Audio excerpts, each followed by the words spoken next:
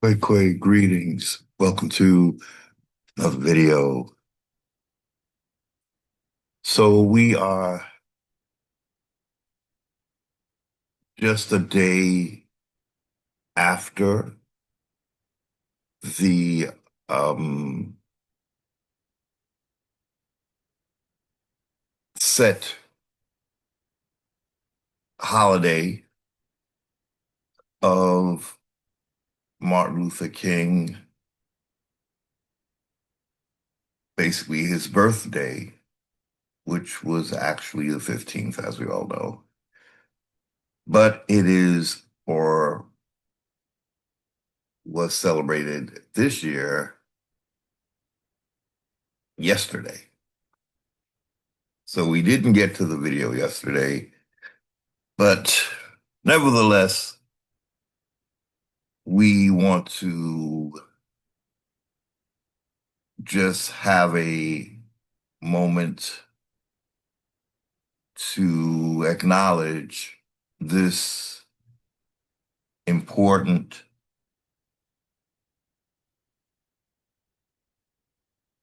character,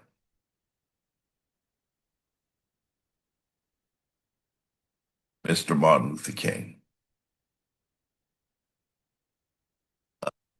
Hoping to have a sort of a picture of him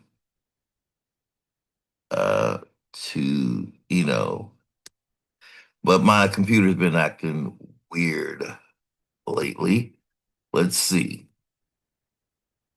Can we do this? It looks like we can.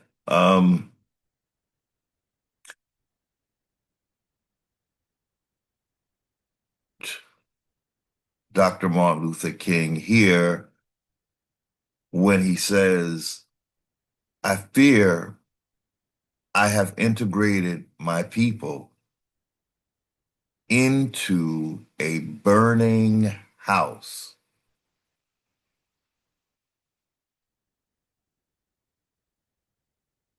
I realized that a part of my message seems to coincide with Mr. King's message,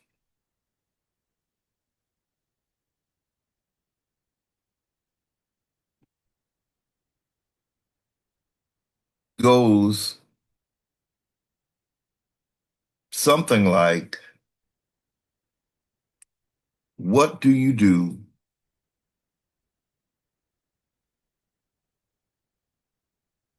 in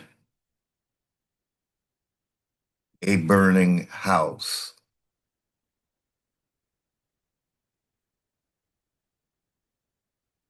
I guess there's one of two things. You stay in it,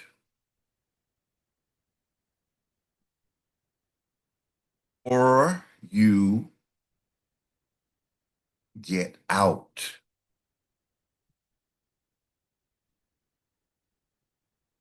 And so, on the heels of this wonderful man's celebration day or day of remembrance,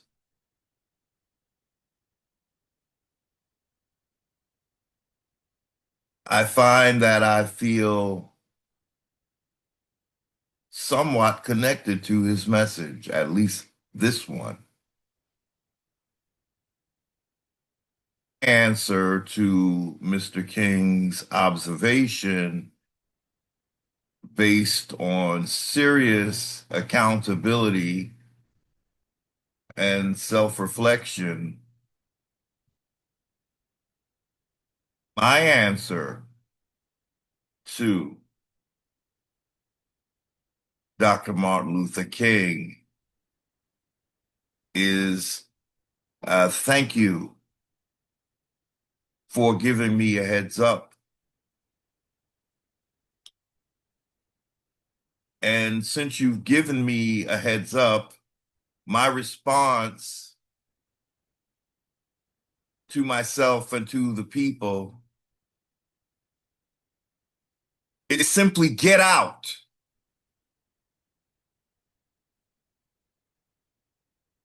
This man tried to tell us what we are in. He did his best to show the beast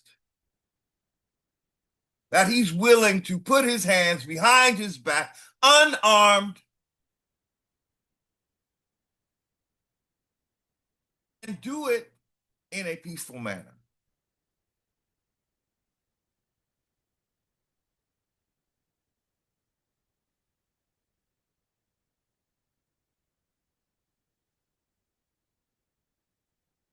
They're still going to do it in a peaceful manner.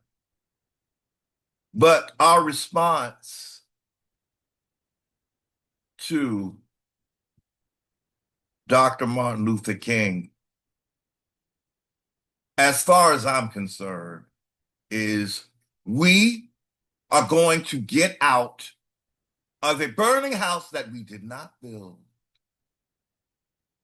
We did not build. Just because it's on our land, it doesn't mean we built it. I don't quite understand what would make an American Indian think that he has anything to do with a system that was built to oppress him.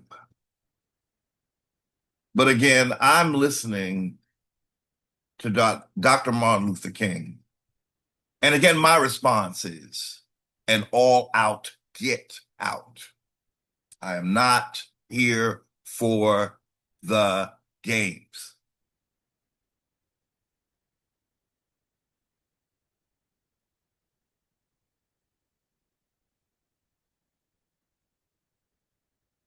If Dr. Martin Luther King could not,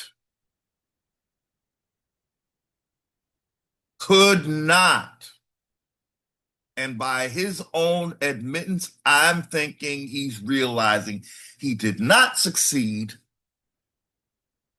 in integrating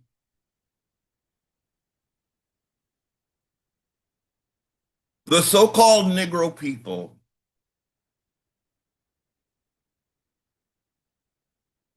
in as much as he did. He found out that the house was on fire. Do you hear that, Congress? The house.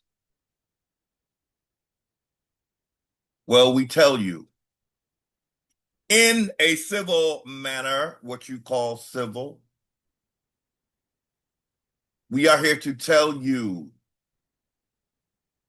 we're not supposed to be in your house. We're not represented in your house. And you know this. But you saw to it that that part of an agreement that was forced upon American Indians, because I still am not convinced that this constitutes, I am still not convinced that this Constitution constitutes a meeting of minds. I don't see it. I also would have to be aware that there was a lot of duress during this quote unquote agreement and the creation of this agreement. As far as I'm concerned, American Indians did not have a choice. They were thrown a bone to make it look good for the world. Meanwhile, a house was built, a two-party house. And American Indians were relegated to the basement in a house that plopped itself on American Indians' land. We are peaceful American Indians. We don't even advocate what's going on in Minnesota, where we have a Somalian woman calling up a ruckus that she apparently would never do in her homeland. You're in my, because this actually is my house. This thing called America is my house. And you're causing a ruckus in my house, young lady?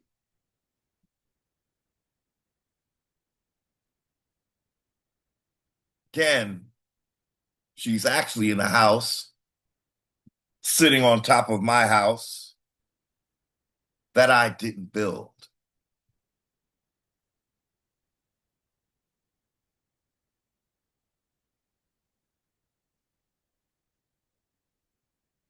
It is cute to see her, shall we say, in action, but unfortunately, her actions are misplaced. What she should do is go home and create the environment that she is trying to create here. However misguided, she needs to create that environment in her hometown, in her birthright.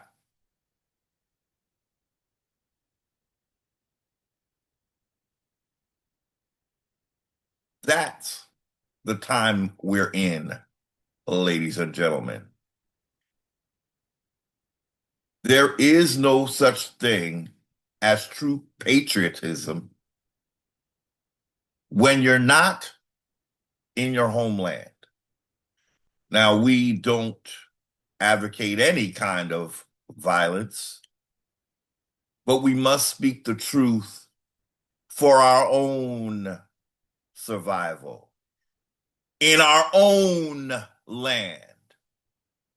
It's the most peaceful thing an American Indian can do, because if I'm forced to leave my home for whatever unfounded, unrighteous reason, and somehow had to be put on someone else's land, wouldn't that cause an uprising? All this displacement? So what I'm advocating is, let me not disrupt you. Help me to not disrupt you by displacing me from my home.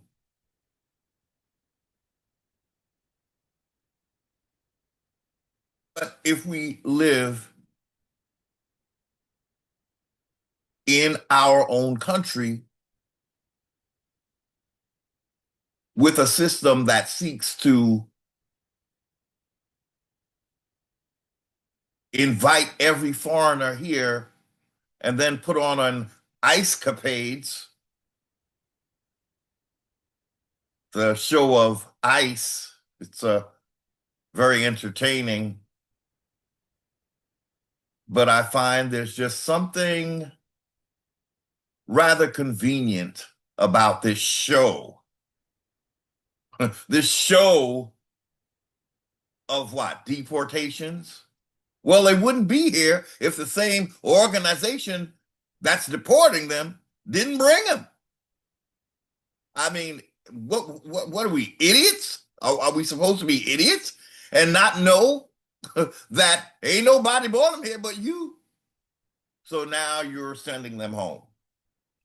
You get to play with people, let alone the American Indians. You bring them here and you force them to go back home.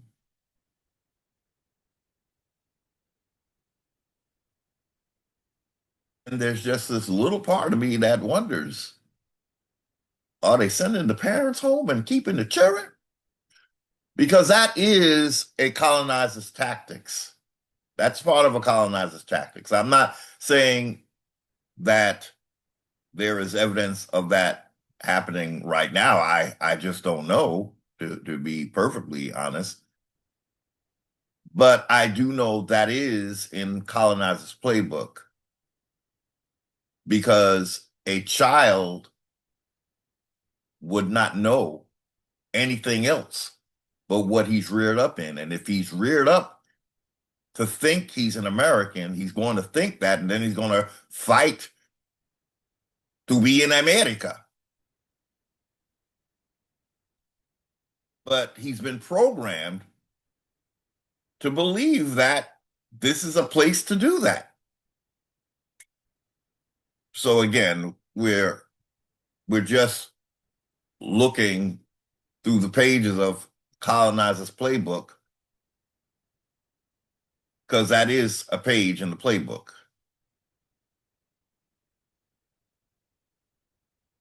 Get the children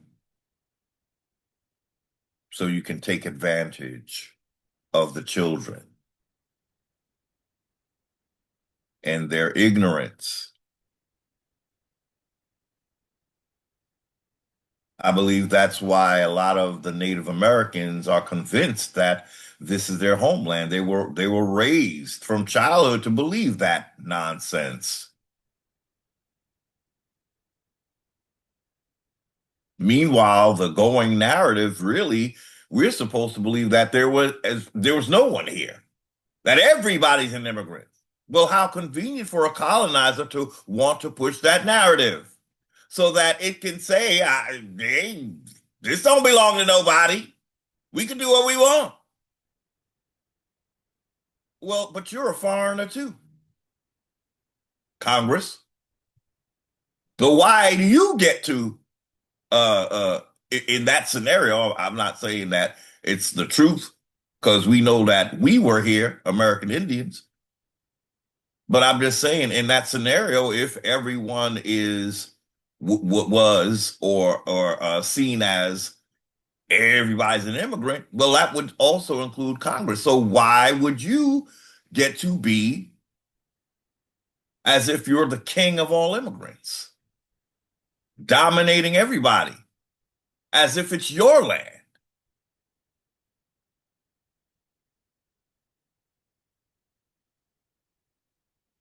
We are peaceful American Indians. We don't advocate uprisings like we have in, was it Minnesota again? Nah.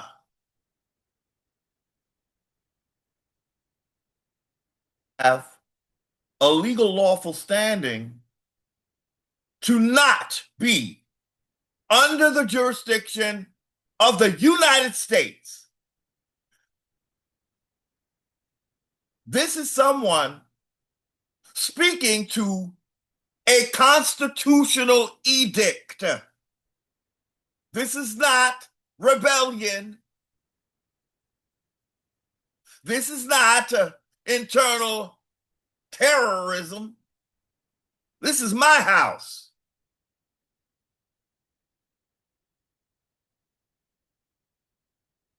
I have to deal with a system hell bent on making me a foreigner in my own house. Why? The doctrine of discovery has been repudiated.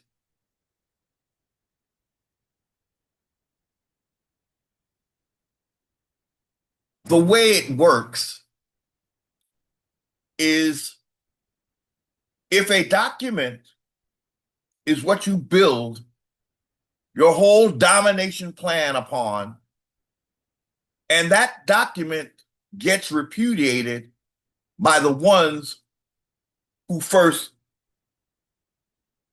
created it,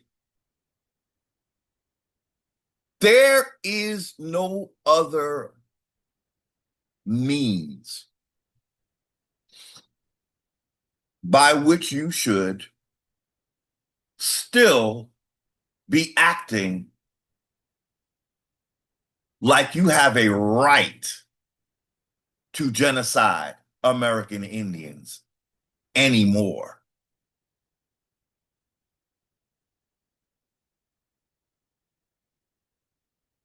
Dr. Martin Luther King said, I fear I have integrated my people into a burning house. What do you do when you find that you're in a burning house? Is it rocket science when someone tells you to get out and you're standing there talking about, but this is my legal system. I designed this legal system.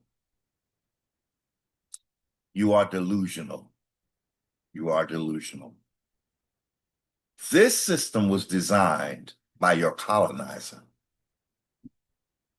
Before he arrived, there was not a one thing called a state on this land mass. If Indians think that their only means to live on this land is through a state, I am very sorry to inform you, your mind has been colonized. You don't need a state to be here. An immigrant does. If you keep referring to yourself as an American, you need to know what you stand upon. An immigrant stands and must stand in a state because the state is as foreign as the immigrant is. What were you standing on, American Indian, before the state arrived? There is your birthright standing. A state is not part of your birthright. A state is something that foreign nobility brought here. Is this rocket science? Do you know what I mean when I say that? What I mean is anything that comes with a state has nothing to do with American Indians. If you've been in a burning house and you've been fighting for generations, you watched 2 or 3 of your grandmothers go on to glory, and you're still here thinking that you're going to make the difference. Martin Luther King couldn't even make a difference. What the hell are you going to do besides burn? When I say get out, I think you need to think about it. Get out means get out of states and put your feet back on your land. A state is a trap for an American Indian.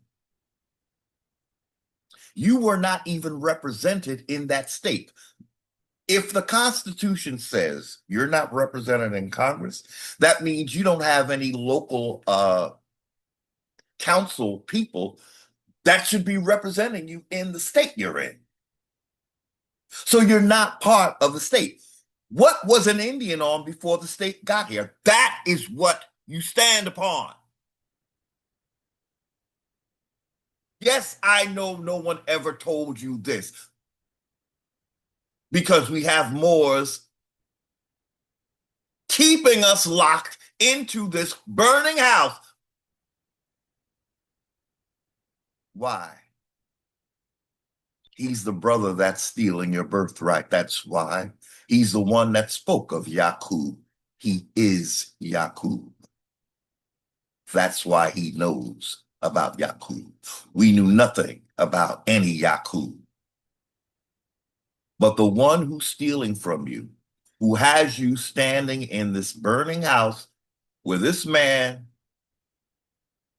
that we're looking at on the screen, is telling us why we need to get out, although he didn't say it.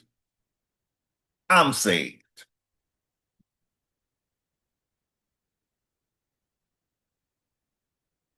We have American Indians who want to stay in the house and try to put out the fire.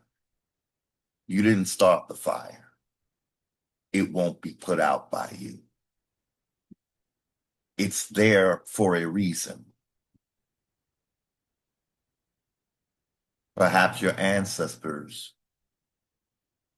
are trying to speak. This man said, it's a burning house. What do we do if we should ever find ourselves in a burning house? Do you stay and try to fix it while it's on fire? Do you get out and start all over again? What do you do? You tell me. I'll tell you what I'm seeing. I'm seeing American Indians try to justify staying in a burning house. They're voting. How soon we forget how many melanated people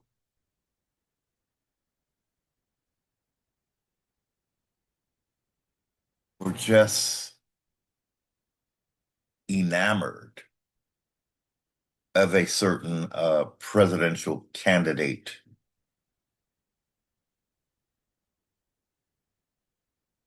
This man on the screen told you what you're in, but you still think some candidate is going to put out the fire for you?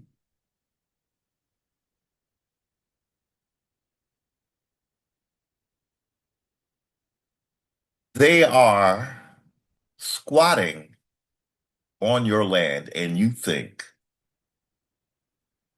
that they're trying to help you. Squatting. What do I mean when I say squatting? Well, typically, if someone desires to make use of your land, they have to compensate you. Are there any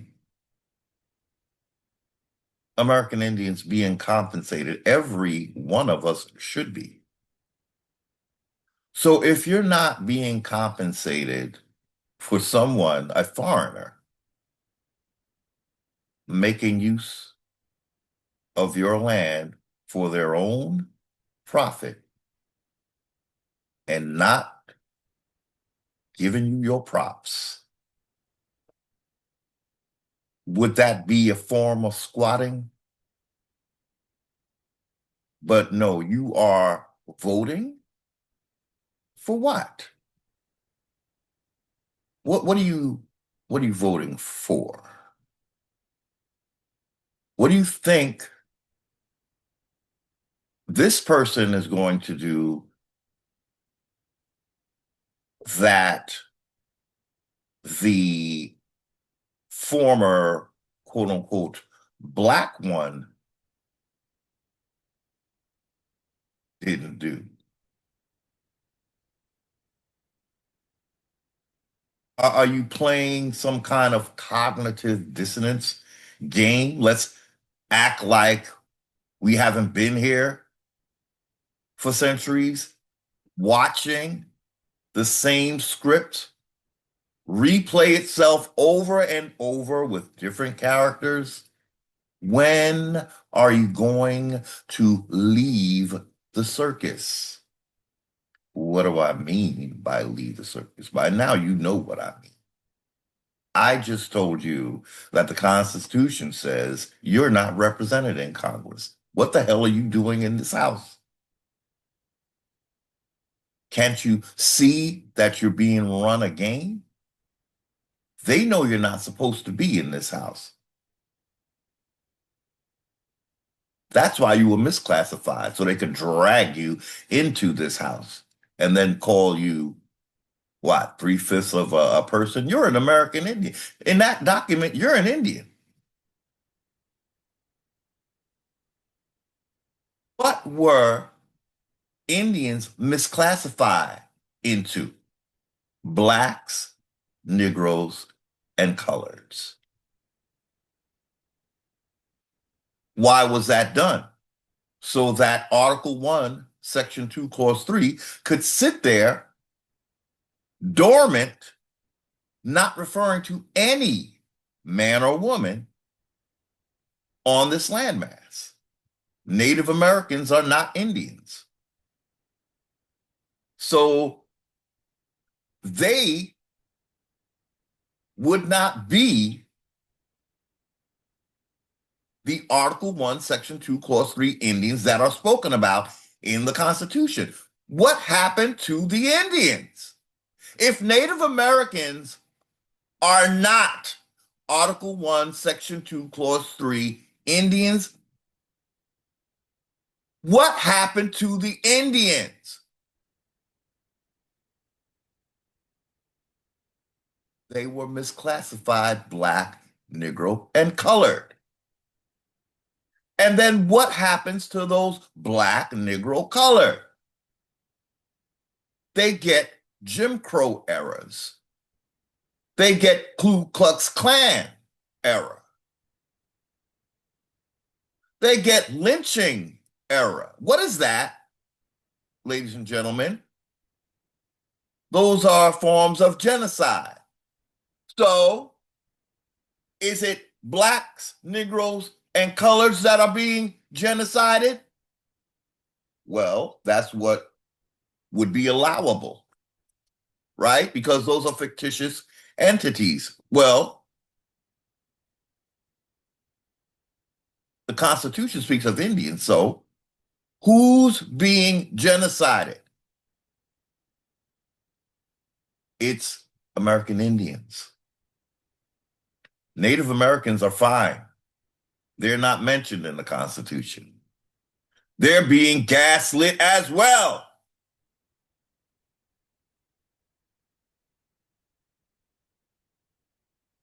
Talk about their ancestors, but your ancestors are from Siberia, Mongolia, Spain,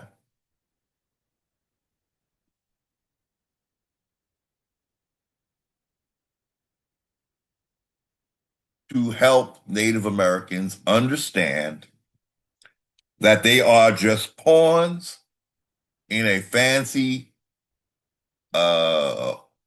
Ponzi scheme. We need to just help them to understand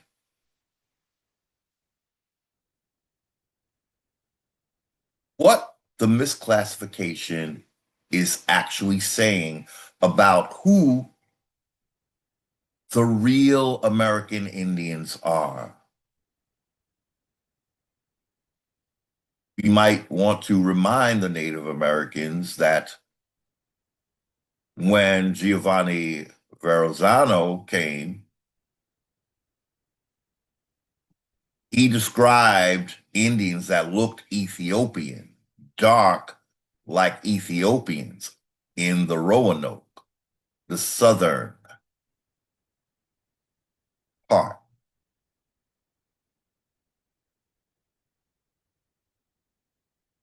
Of the East Woodlands, yet all of those Eastern woodlands look like that. All of the Indians in the whole continent look like that. Dark, not unlike, which means they are like Ethiopians. So that's one of the things I wanted to talk about in today's video. But I think I have honored Mr. King and his observation when I say get out. Get out means get out of the jurisdiction of the United States. Once you're out of the jurisdiction of the United States, you're no longer paying taxes to your oppressor. And your oppressor will no longer be living off of you. If you take credit for your reparations, then you won't be tied to their money and the ups and downs of their interest rates and so on and so forth, their inflation and deflation. We're just going to override all of that with a national voucher system for all Blacks, Negroes, and colors who are actually American Indians. Now, the so-called Blacks who are here from Africa, this would not apply to you.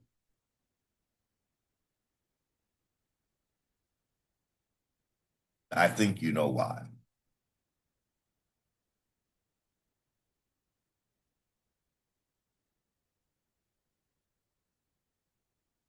Generally speaking, this is only for American Indians.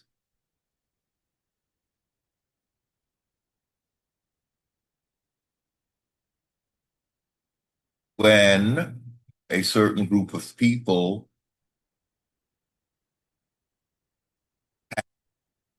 Germany, the reparations paid out to them didn't go to anybody but them, not someone who was not in that situation in Germany.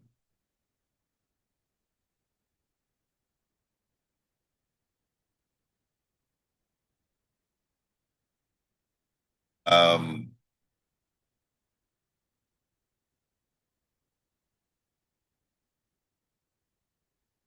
Africa,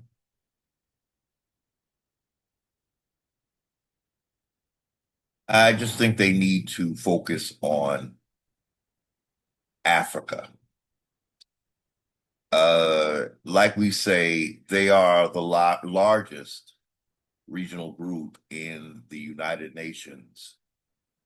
And somewhere in there, I don't understand how they are not getting the assistance when you are quite literally in bed with so many uh, other nations.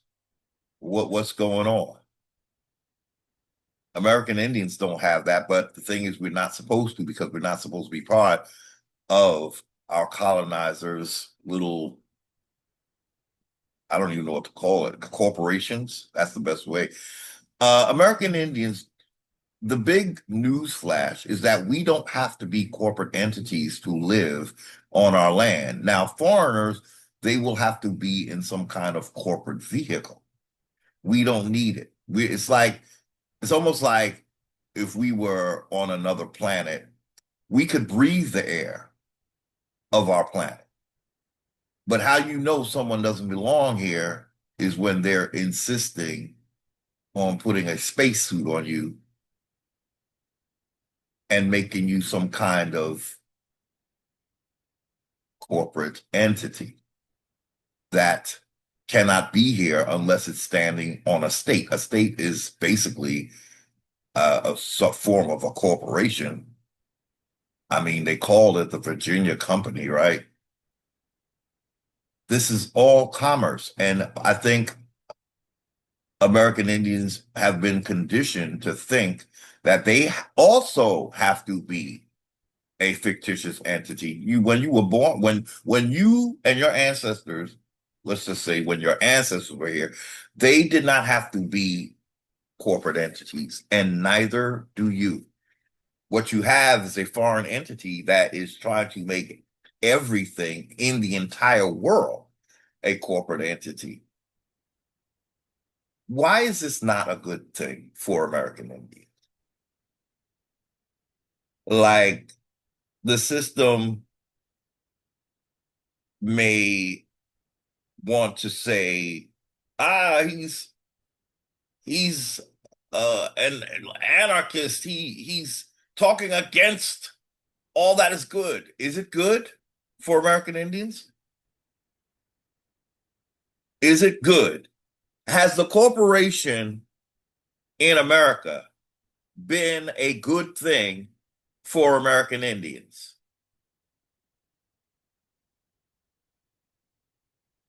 A corporation that has created a hierarchy that conveniently puts the original people of the land at the bottom. Native Americans, are you at the very bottom? Are you considered Black? So, no, you're not at the very bottom. Please don't kid yourself. Don't kid yourself. That's the proof in the pudding of who this land actually belongs to.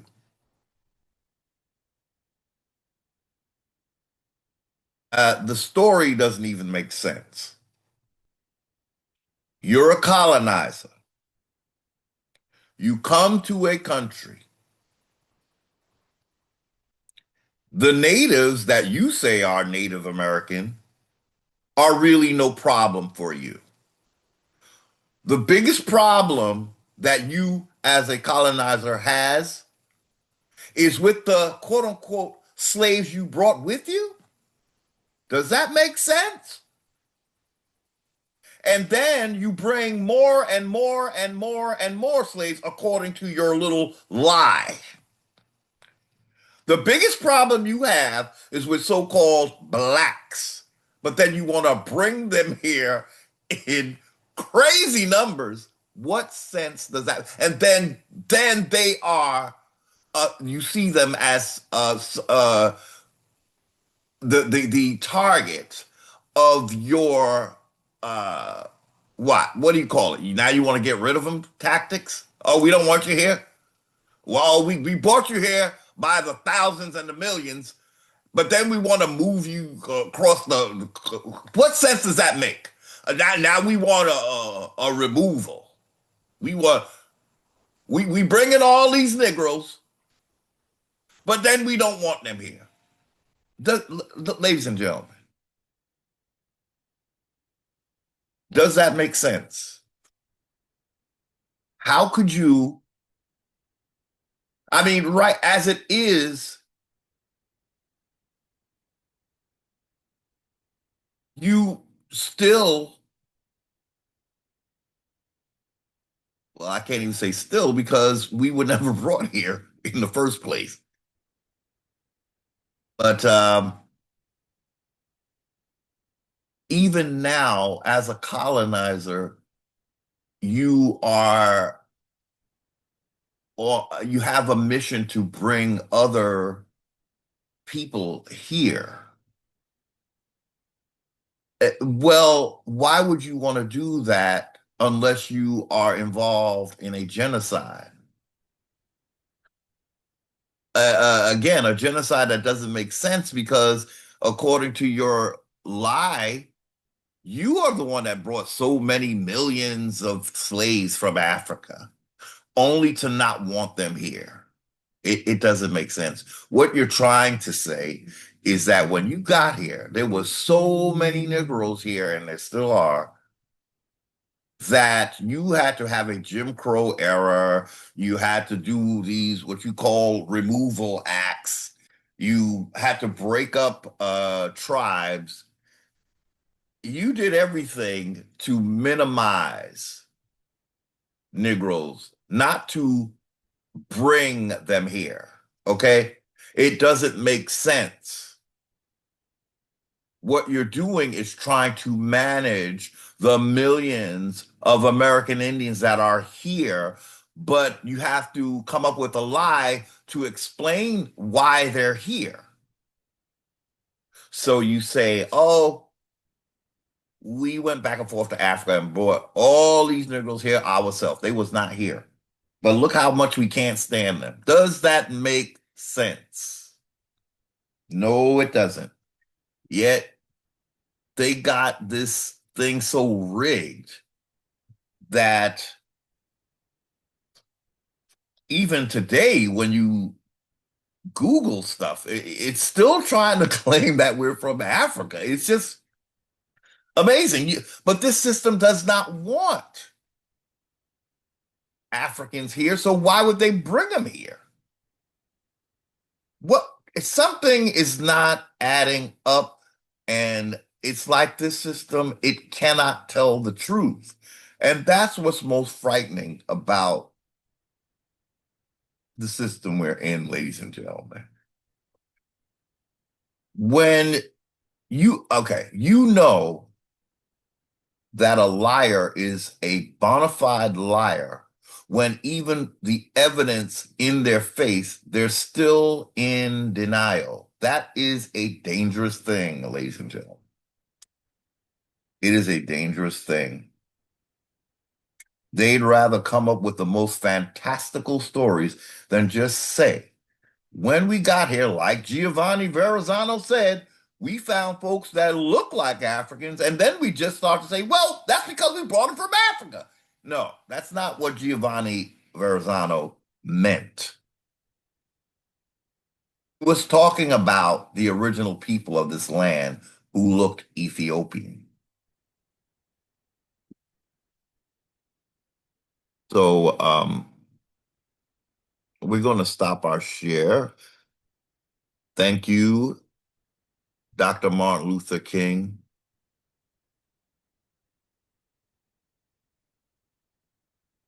Are a man who was able to admit you made a mistake. You said something else. You said we are seeking to collect a check. I think we should put an S on the end of that, if I may say so, Mr. King. And I think you'd be fine with that. But I want to do you one better, Mr. King, and I say we need credit, yo. We need credit. I'm going to speak briefly on something because it did appear in my reality recently, and I forgot about it. But when I bring it up, please understand this is not meant to incite anti-Semitism. It is to compare. It is to compare and contrast how American Indians are treated on their land versus how those who call Israel their homeland get treated on our homeland.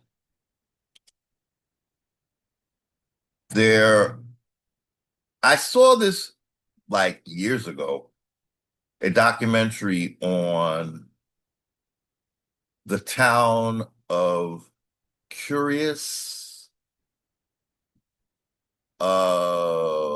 Joel. Curious Joel. Now, I am not looking to incite anti-Semitism, but I want to show how an American Indian will be practically humiliated for being on welfare or collecting an abundance of what they call federal aid or whatever. Now, in this documentary on the people of Curious Yoel, we learned that these are very large families. Now, I don't know that a great number of American Indians have families these days of like 16 or 17 children. My grandmother had 10 children, and this is back in the early like 1900s, basically. Um,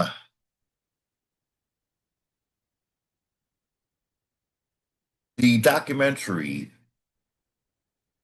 informs us that basically the entire population of Curious Yoel are men who do not work. They go to school. That is a luxury, ladies and gentlemen. For I just want to say it. It's not very often that a family gets to have the breadwinner or the father remain a student when he has even two or three children to take care of. What I'm saying, ladies and gentlemen, is when I tell you that you're entitled to all expenses paid because you're the original people of this land, I needed something where I could give you a picture of what others can get who are not American Indians. Now, this government is, if you ask me, it's basically a government for foreigners. I mean, it's obvious, right? Look what's happening to the American Indians. They got misclassified, right? What was the misclassification for? To put them at the bottom so that when immigrants come, they're on top of you. Um, so again, I'm not saying that this government, which I see as a foreign government, uh, I'm not saying if you want to support foreigners, fine, but you can't do it on the backs of American Indians. You're going to have to foot that bill yourself. Now, the way I see it, once our people were quote unquote emancipated, what were they emancipated into? What were the minors of our people emancipated into? 14th Amendment citizenship. That's what they are emancipated into. And what did that 14th Amendment do, as we always say, right? It made, first and foremost, American Indians who were quote unquote emancipated under the guise of being Negro, black, colored, it made them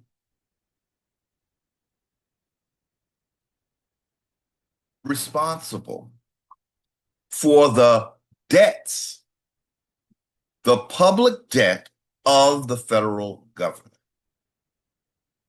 You know where I'm going with this. That means when the government has free giveaways, like for the townsmen of Curious Yoel or any other foreigners, this doesn't, not necessarily, we're not targeting Jews who live in America. We're talking about this type of thing being available to any. This might be one of the more profound ones, but it certainly is not limited to these people of Curious Yoel. I would. I mean, we just had the illegals come in and get what they got, right? So it's not just the people of the town of Curious Yoel. But again, it helped me to be able to justify why American Indians who have been marginalized to the tune of 200 years and more when you include South America and the Caribbean. I'm sorry. It's just, it's all Americans, ladies and gentlemen. And I know North America is conditioned to think that, oh, it's just only us. No, it's all Americans. South America is a part of America. I know this might come as a surprise to many North American Indians. It's just the reality. Ain't nobody trying to take anything from other American Indians, especially if we are American Indians as well. We're trying to alert you that it's bigger than you think. So we want to give more validation to why American Indians would require reparations in the form of all expenses paid. Very similar to the town of Curious Yoel, very similar to what illegal immigrants got at the drop of a dime, while the same federal government insists that they don't have the funding.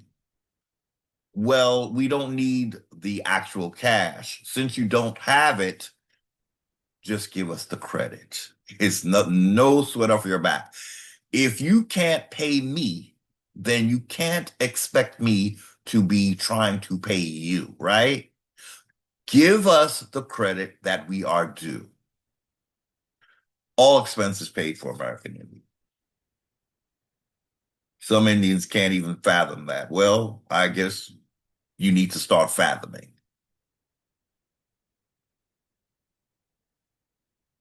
It's not just about getting out of a burning house, ladies and gentlemen. It's about stop providing the fuel that keeps the house burning. Meaning, we have to get past the ties, the strings attached to the money that this house burns on. We don't want to be in a position where we are supplying the fuel for the burning house, meaning we weren't supposed to be taxed in the first place. So we shouldn't have been providing that fuel. In return, we don't want to be in a position where we're still using the reparations you give us to feed back to you. Hence, you still profit off of our reparations because they're going to funnel right back to you. Remember when we told the Africans, you're going to remain poor because what belongs to Caesar will go back to Caesar. That's what fiat dollars do. It supports Caesar. What we need is for Caesar to stop profiting off of us, ladies and gentlemen. We are peaceful American Indians. We advocate only peace. But business is business. And when you've been robbed to the tune of over 200 years, something has to change, ladies and gentlemen. You've got to understand that the fiat supports your oppression. It's going to funnel right back into the system, ladies and gentlemen. You need to override that. That's what credit would do. It's something you don't owe. It's something that's very easy to provide because ain't nobody spending nothing, right? Ain't nobody have to print out money that they don't want to print out because they saying they don't have the money. They don't have the money. You print the money. What do you mean you don't have the money? Anyway, we don't want it. We really don't want it. What we want is all expenses paid. That's the most efficient way to go about this because then it cuts out the conversation of, I don't think. Yeah, you'll tell us that and then you'll go and spend on something and leave us looking like Moo the Fool, believing that you actually cannot. You don't want to. How can you oppress and supply a means to thrive at the same time? We want to override that, y'all. We just need the credit. That's we can, as the principals, the true owners of the land, you can decide, like any landlord would, how do you want your payment? And you have to be very, very convicted in that. So yeah, that again, I saw the documentary on Curious Yoel years ago, but yeah, I mean, my thing is, this is what American Indians should have got something like this, right? But the point is to keep you in a state of being deprived. Can you imagine getting a free education and free health care? What that would do to American Indians? Yet we're told that we're lazy if we sought that. Nah, you got to work like everybody else. Well, everybody else is not working. And it's really high time that this system start to not only deal much better with the American Indians that they disenfranchise, but start to deal with how a country that, or a corporation, I should say, that speaks of religious equality or something to that nature. All, we don't go by religion, separation of church and state and that kind of thing. Well, then why are you showering one certain religion with these kind of, it's like, we're not saying necessarily not to do it, but we are saying don't do it at our expense because you owe us. You can give whatever you want to give from your pocket, but if you're robbing Peter to pay Paul, it's just not going to work. It's not going to work. So again, there's a couple of things going on here. Why does one sect of a religion, why is it seen that it's okay to provide free services when there's supposed to be some kind of religious equality going on here? I mean, it's just giving hypocrisy. It's giving a hypocritical corporation, y'all. I mean, we won't even go there with the religious exemptions because that showed me as well the hypocrisy. And that was rather a critical situation, as we all know. So if in a critical situation like that, you see signs of religious inequality, we have serious, serious issues, y'all. As far as we're concerned, this corporation was supposed to be about what? Liberty and justice for all. Then why are some being treated differently? Now, again, American Indians don't have anything to do with this. We should have never been part of it, but we deserve, as the what you call landlords, we need to be compensated, not stolen from.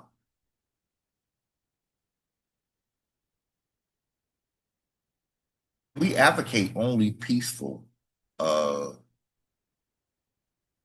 undertakings. So, could you imagine if, like, several families of color were getting free education, free health care, and rent vouchers? They didn't have to pay rent. They don't have to pay for food. They don't have to pay for education, y'all. Well, what does that mean? That means you get this wonderful education so you could land like top positions due to the caste system. They're going to be top positions. These people are not going to school to become what? barristers at the local happy coffee joint. Uh, we're talking lawyers, y'all. Now, we don't want to act like we're biased, but these tend to be uh legal positions. Uh, you know, that would be, primary, I would say. And legal in a system that Indians are not supposed to be in. We're not supposed to be part of this legal system, American Indians. But I'm saying people, I would say people like the men of Curious Yoel, I'm sure they're going for more legal type of careers. It's not medical, right? I mean, I would say that that's, you know, the general idea here. So they're not going to have any debts, y'all. They're just going to get a great education, get a fabulous job. And that's a real advantage that American Indians are never afforded. But I tell you, we are the ones that would be paying for this as United States citizens. United States citizens, again, per Section 4 of the 14th Amendment, they cannot question the public debt. That means when a bill is put on your table, if you are an emancipated, quote unquote, slave, you are the first that they come into to collect, y'all. You are paying the public debt, American Indians. You are. And I will always say that because I was just shocked when it finally dawned on me that that was the whole point of the 14th Amendment. It was to turn us into not slaves necessarily, but debt slaves, which is, I don't know which is worse, y'all. They're both crap, but I'm just saying, having to pay someone else's uh, luxuries and necessities while you get nothing, and this is your land, and we're supposed to just ignore all of this and then say that this is our system. Why would you want to take credit for a system that has gone so horribly awry and so not in your favor? When do Americans realize that there's no way you design a system like this? And if it was a system that could give way to this kind of shenanigans, then I wouldn't want to take credit for it, y'all. We didn't create this system. Again, when Powhatan was around, there was no Virginia. Powhatan got defeated, y'all, and then Virginia pops up. And again, American Indians don't know how to do the math on that. You think you created something when your paramount chief did not? How did you?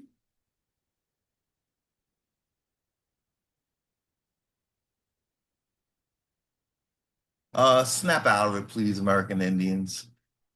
If you continue to try to deal with a burning house, you're going to get burned. So let's move on. We did have other things to talk about. Next thing you know, I'm gonna be snoring in your ear, right? You're like, oh, there you done. So the whole time. Okay. So what are we looking at next? Please have it up. Oh boy. I don't think I have it up, though. So what do I have to do? I have to I have to pause and I shall return.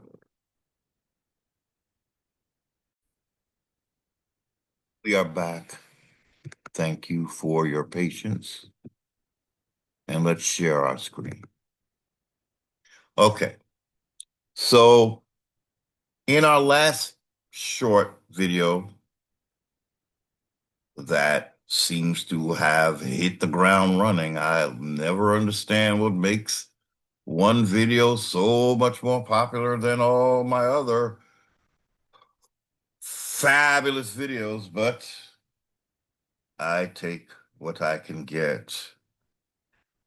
In that last video, we looked at a congressional record and we want to revisit it because we're going to talk a little bit more about it.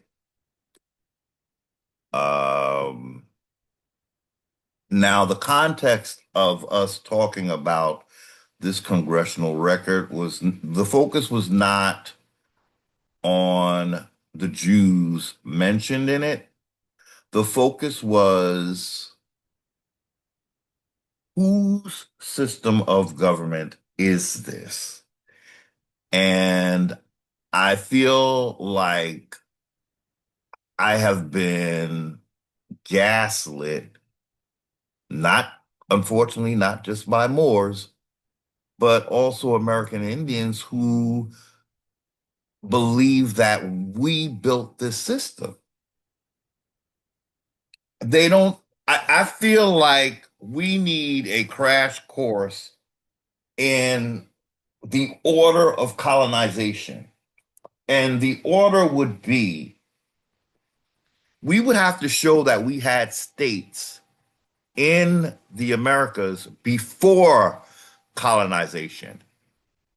And any light research will show that no, we didn't have states before the United States appeared during colonization. But somehow there's this like alternate version of American Indian history that says, oh no, we had states too. Please don't tell me that Virginia was an American Indian creation. Please don't tell me that. What American Indians need to do is figure out what lane they wish to be in. Because I promise you, one lane is actually American Indians, and the other lane is a foreigner's lane. And I think Indians are trying to be somewhere in the middle. And I'm here to tell you that's not going to work.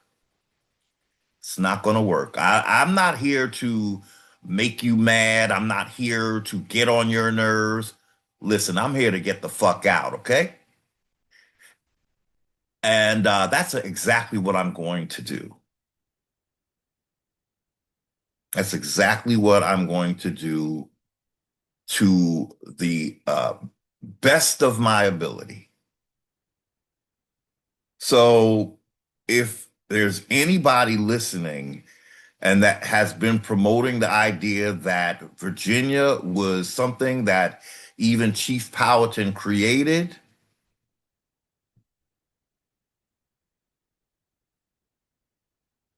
Virginia is the first state, right? I've never heard of any other state before Virginia. And for all the Indians that say we had states, they would have to show me that.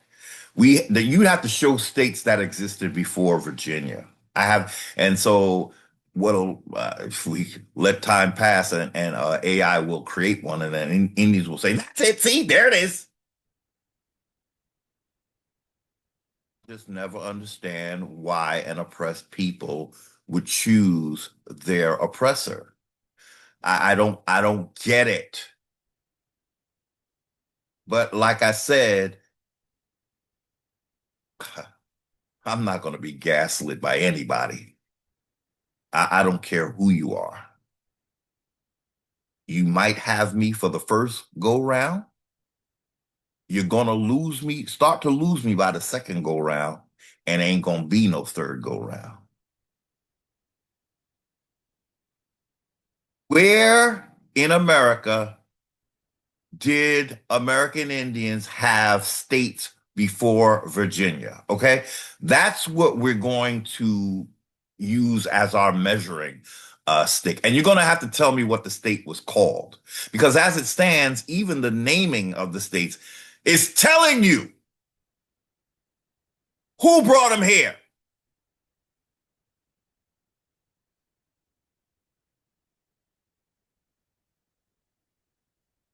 Carolina is named after King Charles. What American Indian would want to name any of their land by a foreigner's nobility? Somebody please explain this to me. What did you have? Little towns in the state? That don't count. And it still wouldn't be yours because it's sitting on a state. Once the state arrived, everything in it belonged to the colonizer who brought it here. I didn't come here for the games.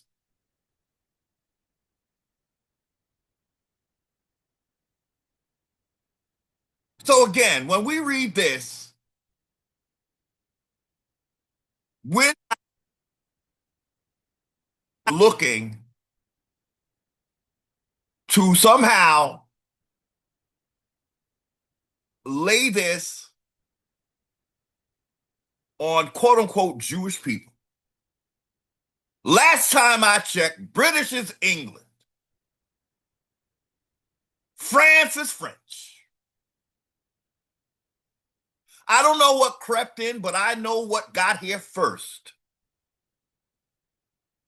And it came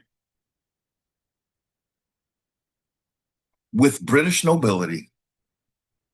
Once more, it was black British nobility. These folks were freaking black.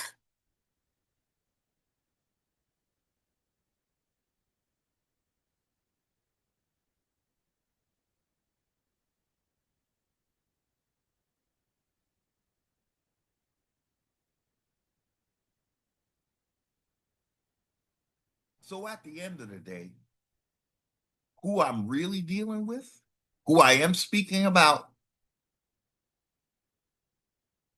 are black Europeans who often call themselves Moors.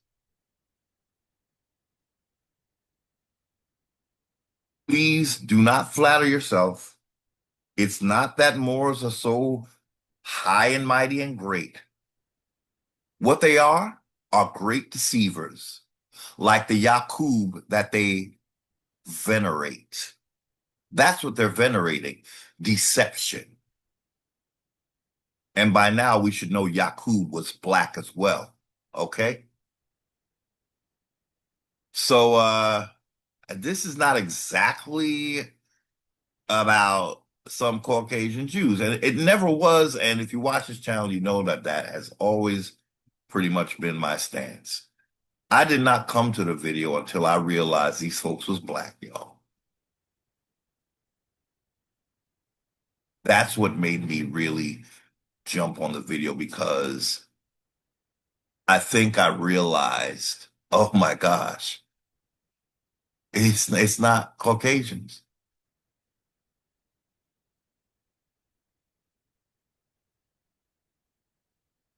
And some American Indians will be, they don't like this, y'all. Again, because they have not figured out their lane. You're not a Moor. I'm sorry, American Indians. If this hurts your feelings, it's just the part of you that have been infected by Moorishness. You can heal. A Moor might not can't. Well, can heal in North Africa, but American Indian can heal right here and be fine.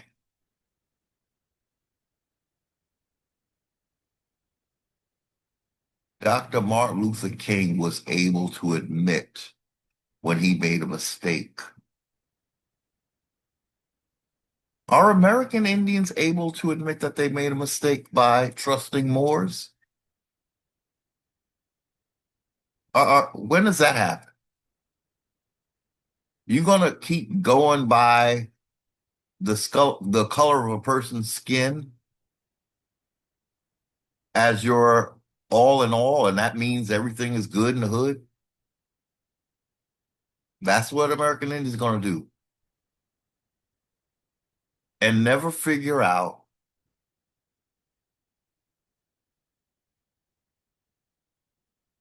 that the worst enemy you could possibly have is the one who insists that they're your brother and that because they look like you can trust me.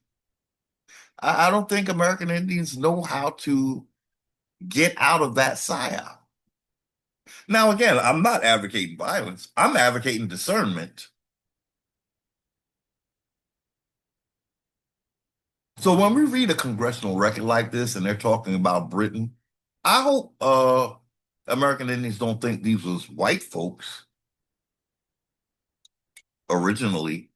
When he says, when we read that this uh, uh, corporation can be returned to Britain, we got to remember what color Britain was when this thing got here.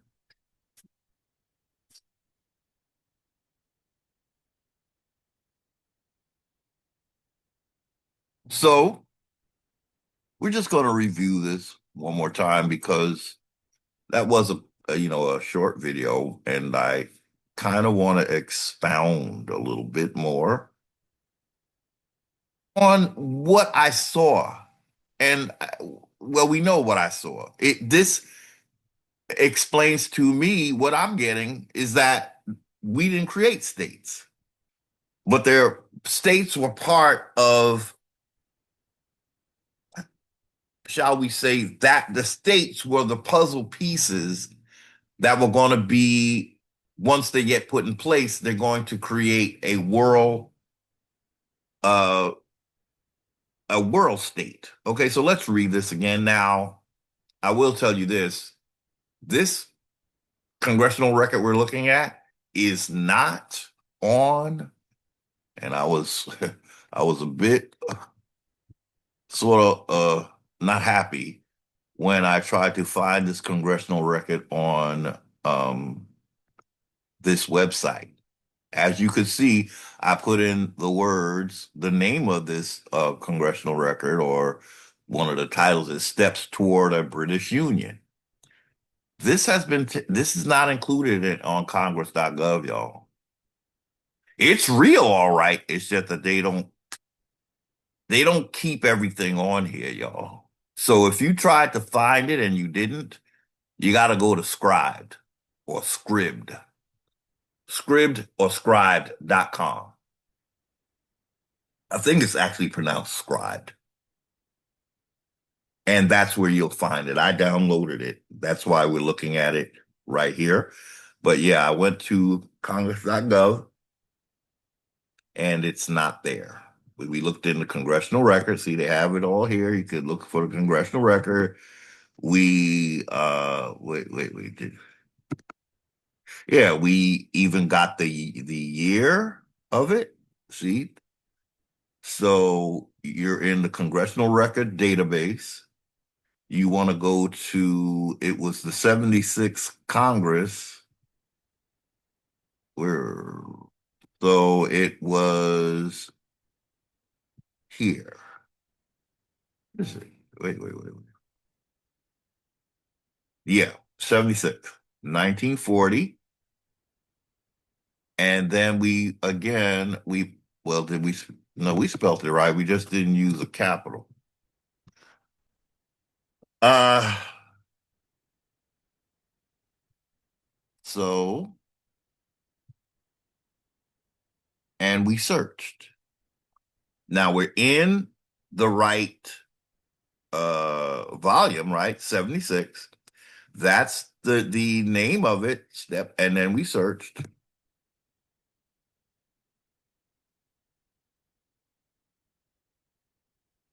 No results found. Okay. Sorry about that, ladies and gentlemen. This is what comes up. Like there is a 76 Congress third edition, but it doesn't have that part. It's not the full volume. So see, then I did a word stop. So this is the one that I found on this website. Okay.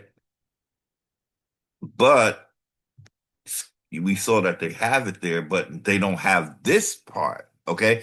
the page that has the title that we're looking for. So what could we do? We could I don't have to do all of this, but just to show you that it's there, the volume is there. Where do we go now? Covered.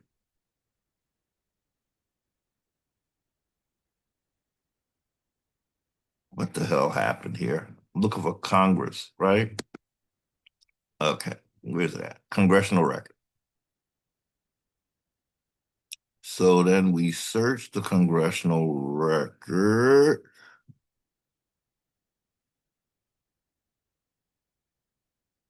Why does it look different?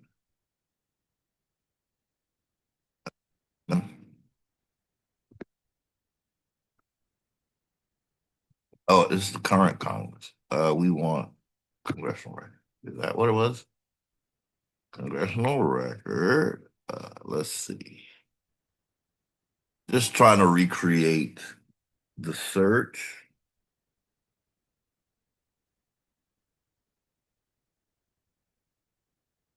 For some reason, this is something different. Let's go here. Okay. How about we edit this search? Okay. Let's close this one and go back here. Okay, so say now we take the title out of here because it's not in there, and we just pull up that volume 76. Let's see, can we do that? Uh, do I have to put something? Let's put um hmm, Thorkelson because he was the speaker. Now he is okay. He'll come up in this volume, but it's not.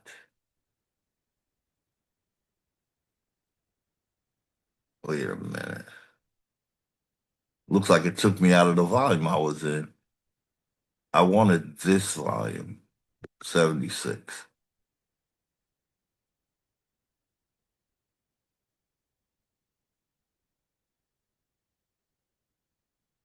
Something is not making sense, y'all. Because I should be in this volume.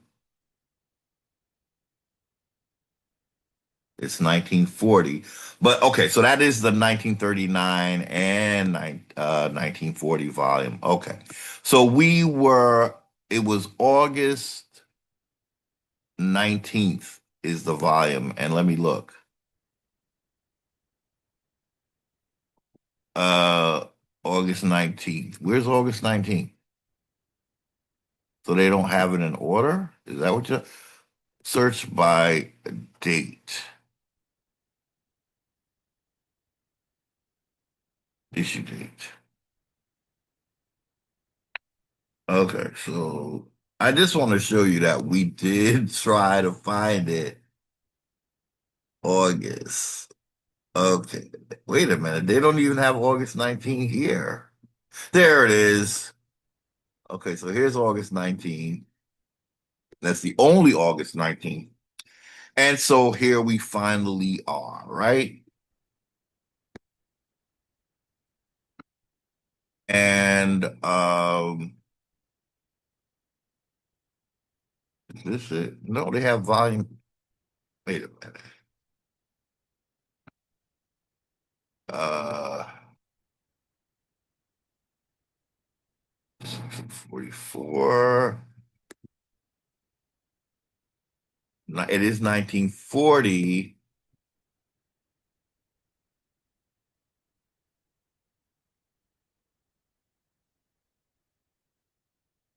Okay. Look, we don't have to do this, guys. I just wanted to show you that we did try to grab this. So, okay. That's the whole issue that they have available, which we're looking at on screen, which I just showed you already. But as you can see, when we search for Thorkelson, well, let's search for steps. because that's one of the words. Steps. STEP. Steps. Okay.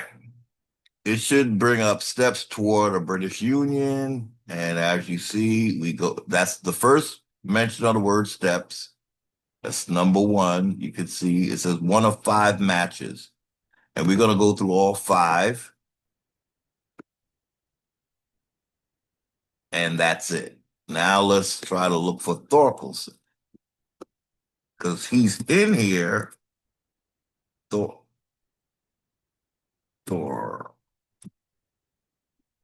You see, there he is. So Thorkelson.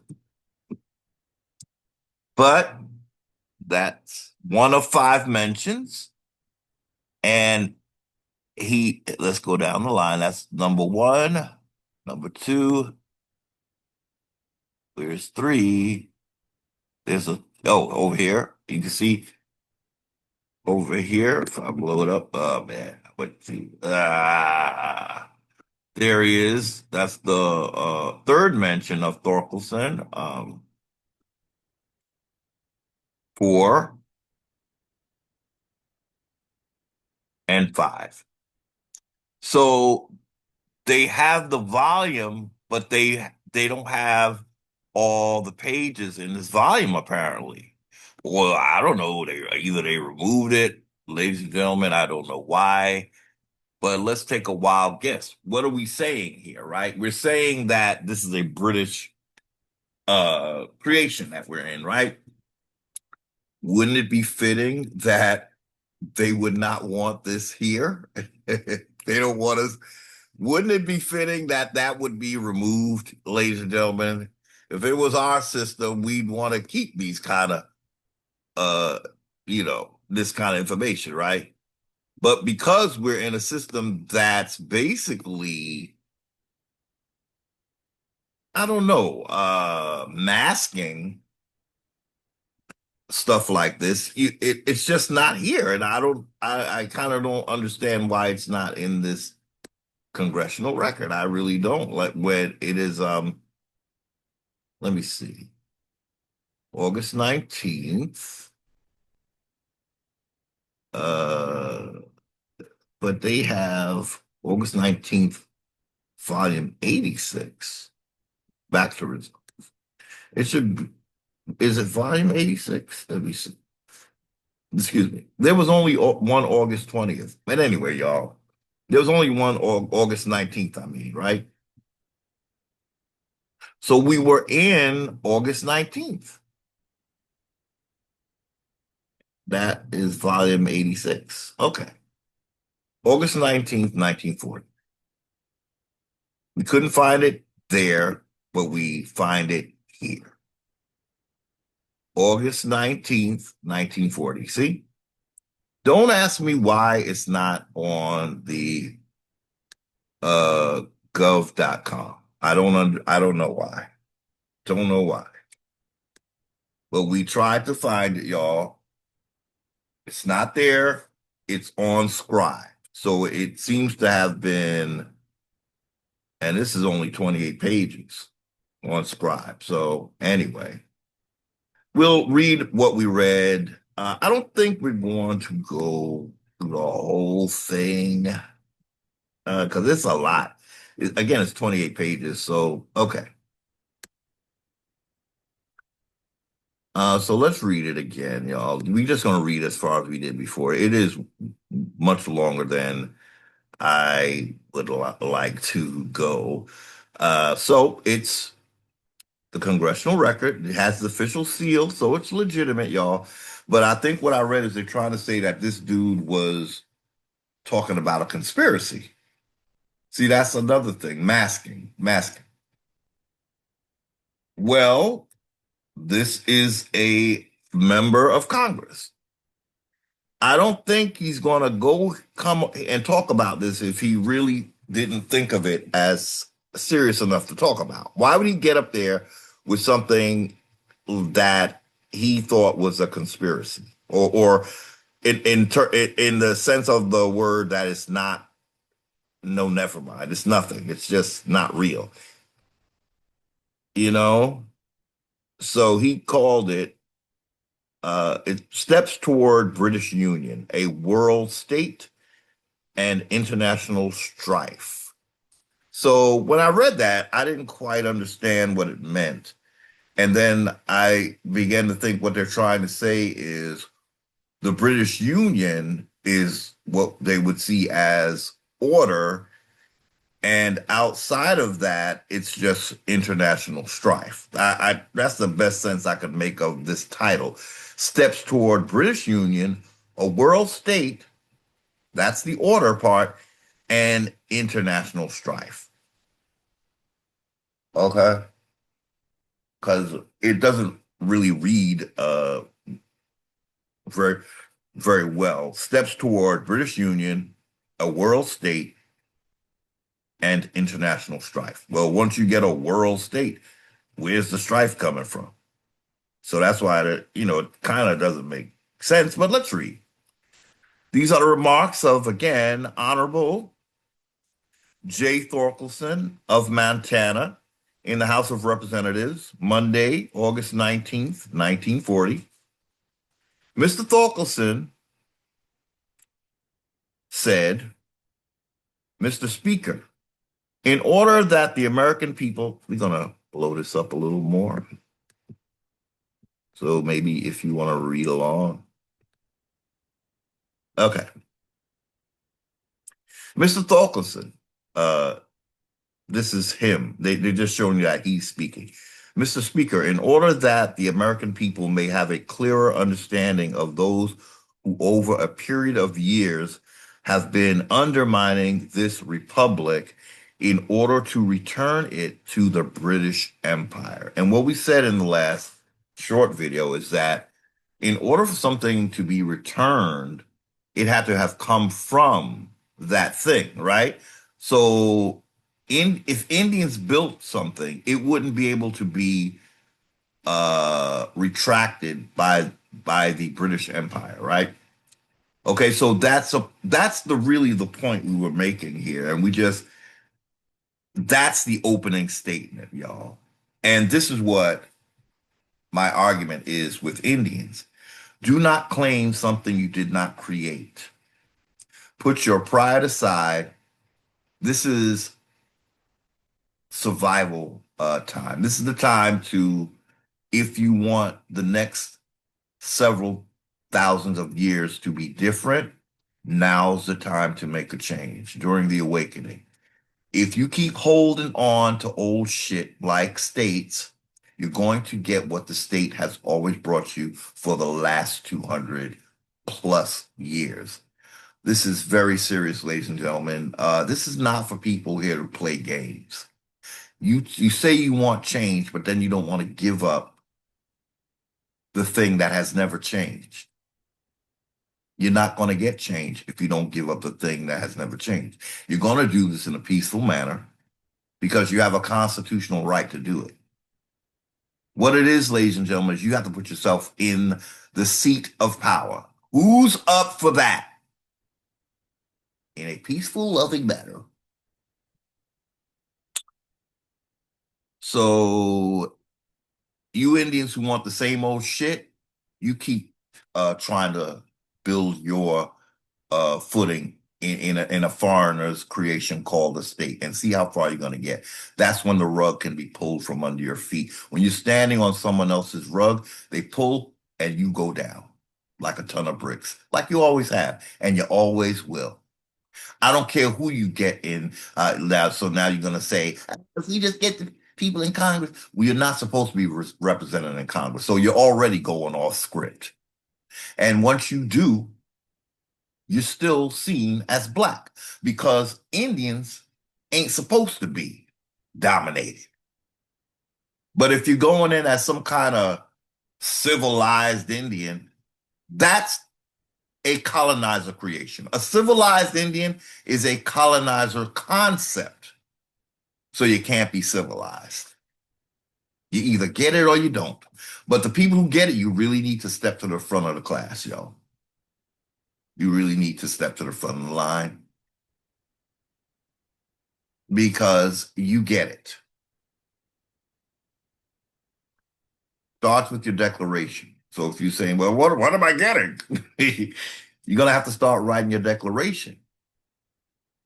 And I give you mine as an example. It's the first video that starts playing, and you just have to curtail it to make it personal, make it yours, tell your story, what Indians you came from, and why you are choosing now to be in Article 1, Section 2, Clause 3 standing, which means you have to create your own system, which means the foreigner has to get out of the way, because as a real sovereign, you're going to have your land.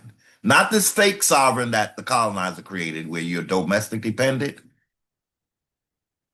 If I'm not dependent on my own land, what the hell else can I depend on?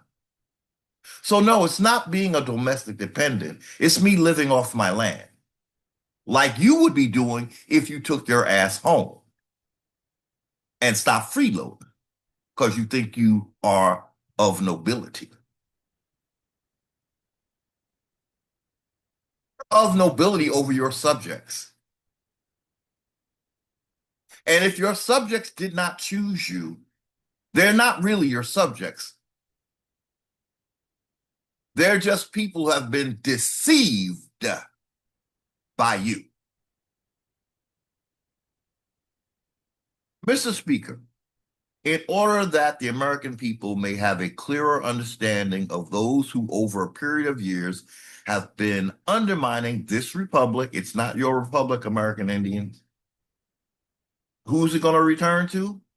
The British Empire. Where did the republic come from? The British Empire.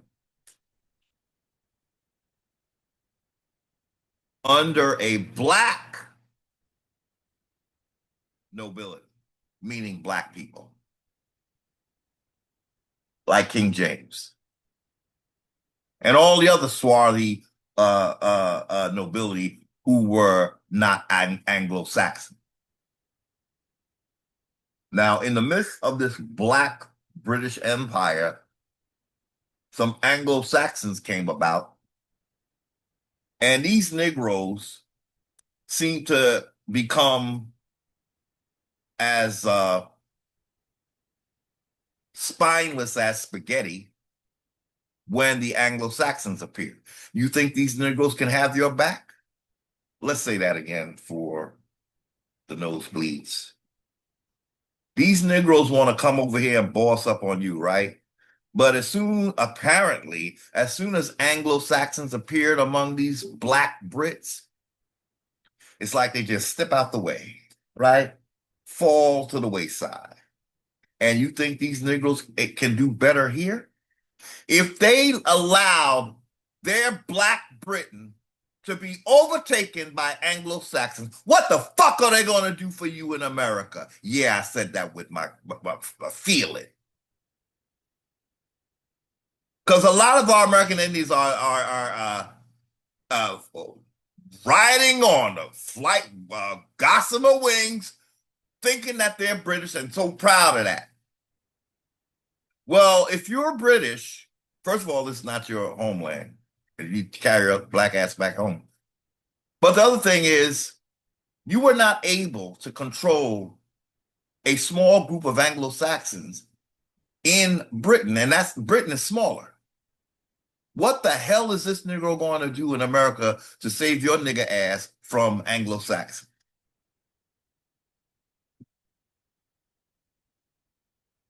Not a damn thing, because he didn't do nothing in his home. In fact, that's what he wanted to happen in his home. And that's what he's going to have happen in your home, American Indian. We are peaceful, civil, ever-loving American Indians. We come in peace. But we really need to get American Indians to get real and understand that something that a people could not accomplish in their homeland, they're not going to accomplish in your land. In fact, they're just bringing a model. And what is the model of the Moor? What is the track record of the Negro Moor? Here it is. I appear on some landmass. Somehow white people show up and then I disappear. This is what the Moor brings pretty much everywhere he fucking goes. And yet American Indians think they can trust this and you're going to get a good shake out of the deal. This is a Negro. Everywhere he go, he get defeated by white people. And you think he going to come to America and do much better? Think again. Think again. First of all, the Negro is a white magnet, obviously. Obviously, everywhere he go, white people spring up. And then the country kicks his ass out, but he has accomplished what he came to do, which was to turn the shit white, okay? Did white people do this? No, the fuck they didn't. Sorry.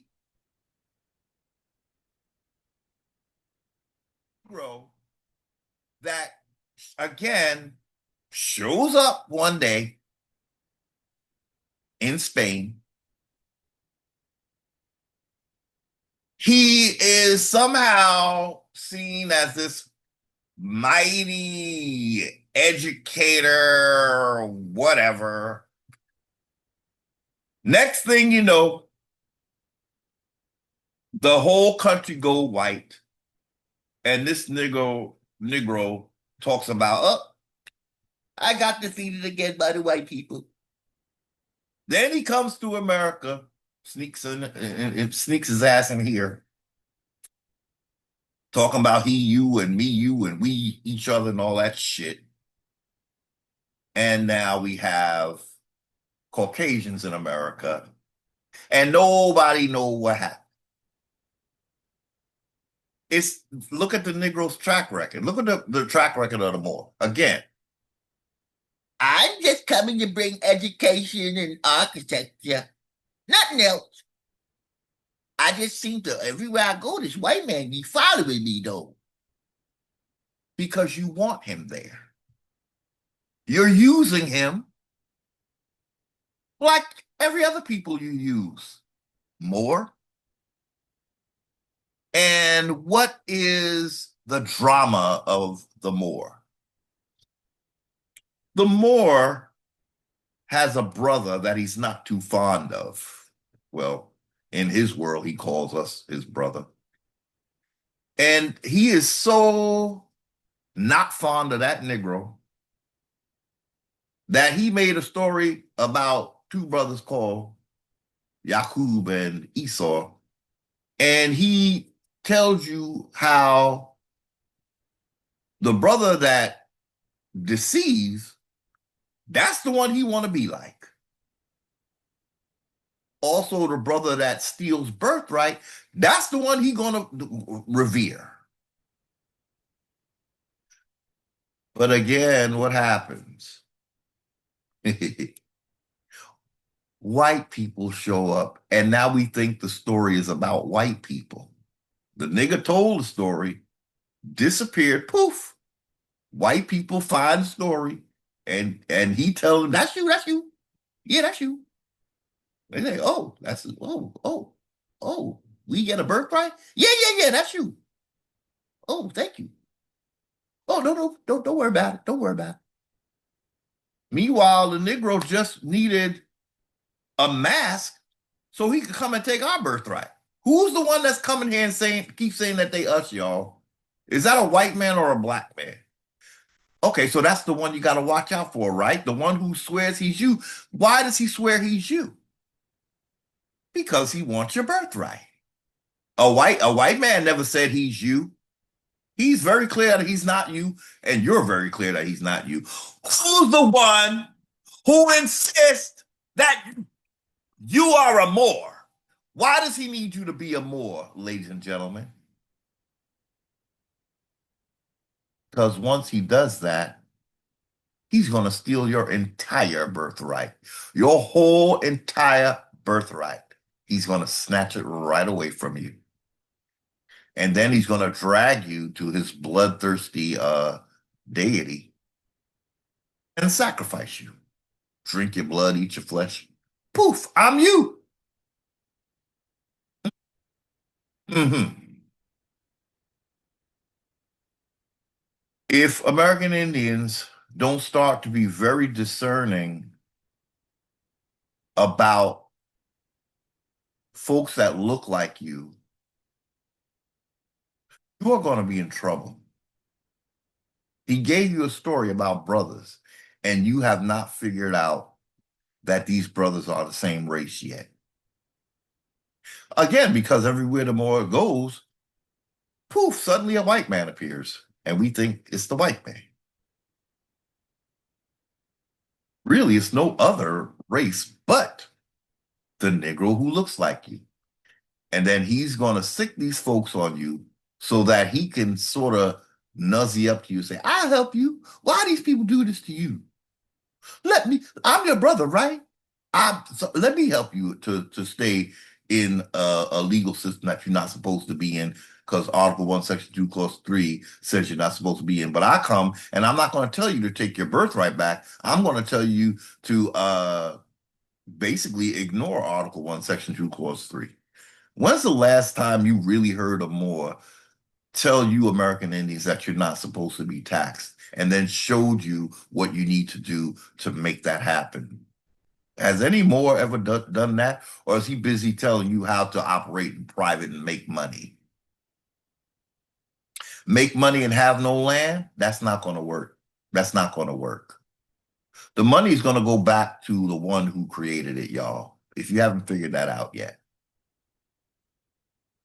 Going to raise up the prices. Them dollars going to fly out your hand so fast you ain't going to know what hit you. What do you need, American Indians, for real wealth? You need your land back.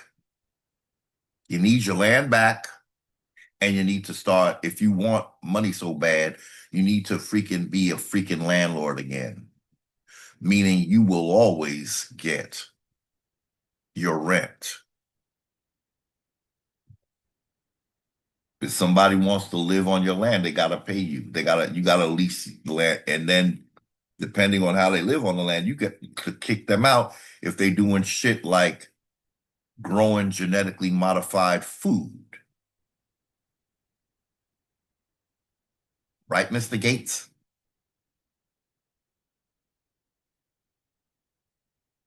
That is not a ecological,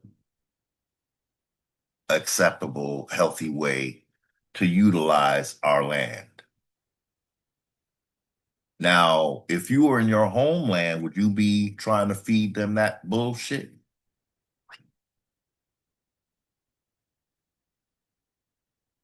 So then why are you doing it here? Because, ladies and gentlemen, there's an ongoing genocide of misclassified American Indians.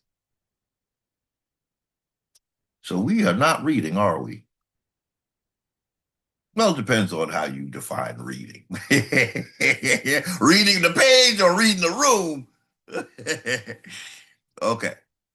So so we're just reviewing this, ladies and gentlemen. We're gonna go on.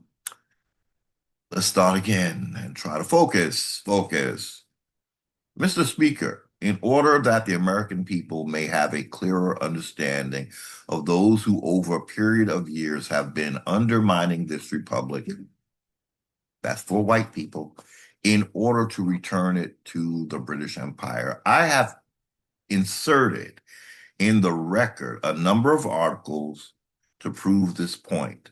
These articles are entitled Steps Toward British Union, a World State and International Strife. This is part one, and in this I include a hope expressed by Mr. Andrew Carnegie in his book entitled Triumphant Democracy. I did look that book up and it's on Amazon. Wait. What's going on? What's going on? Okay. Okay. So what does he have to say about this book?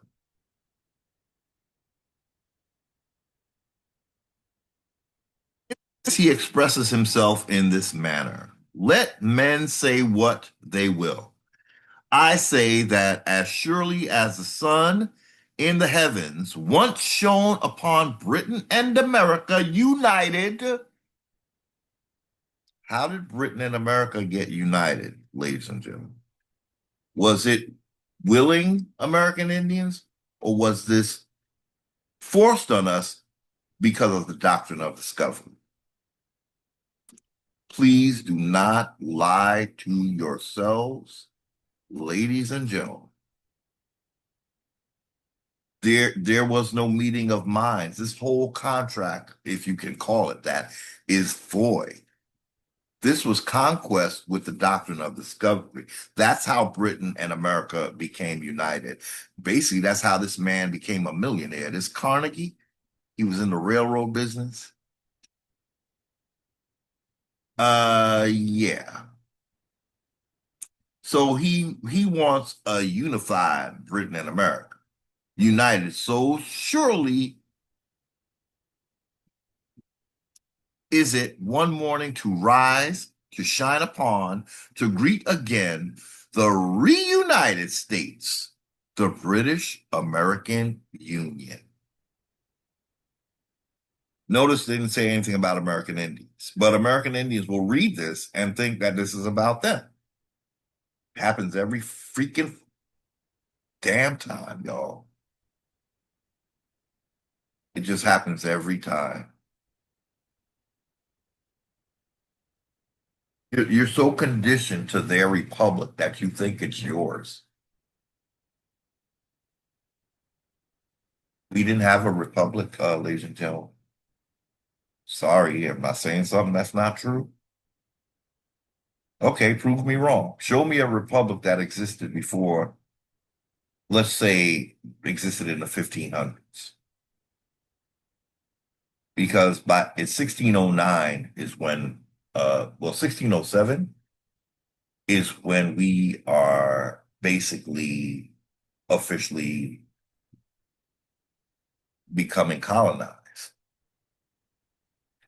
And American Indians refuse to live prior to the 1600s. So what that means is they only see themselves existing when colonizer came here, which is a huge freaking mistake.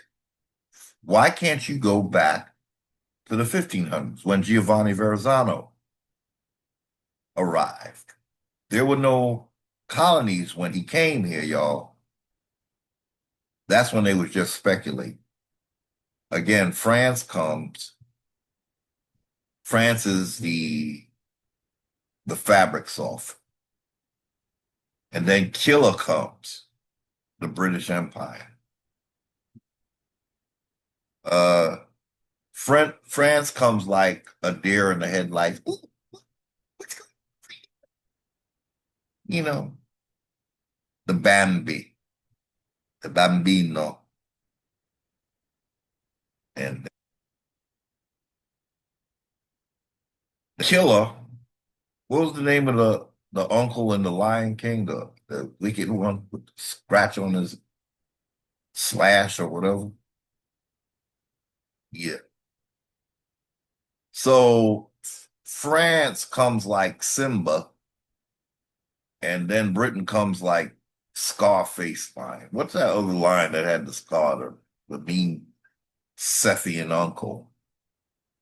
That's basically the story of Heru. That story in The Lion King is roughly the story of Heru, where you have the uncle who wants to take the position of king and steal the birthright from Simba or kill the father. Same difference. Anyway, France comes and the one thing we can say about France is they didn't really, from what I understand, they didn't try to have colonies. Britain is bringing Britain is dumping foreigners here, and that's an act of genocide. Again, we're talking about Black Britain, for those who shaking in their boots or something, whatever. But say, oh, what are you talking about? It? Nah, unfortunately, it was other Negroes, sorry, who hailed from Africa. At least that's what they told us. They're trying to change that story now. Um, so these Negro kings of Britain, before Britain turned white, the Negroes was saying that we one and the same, and our American Indians are all flattered by that. Don't realize that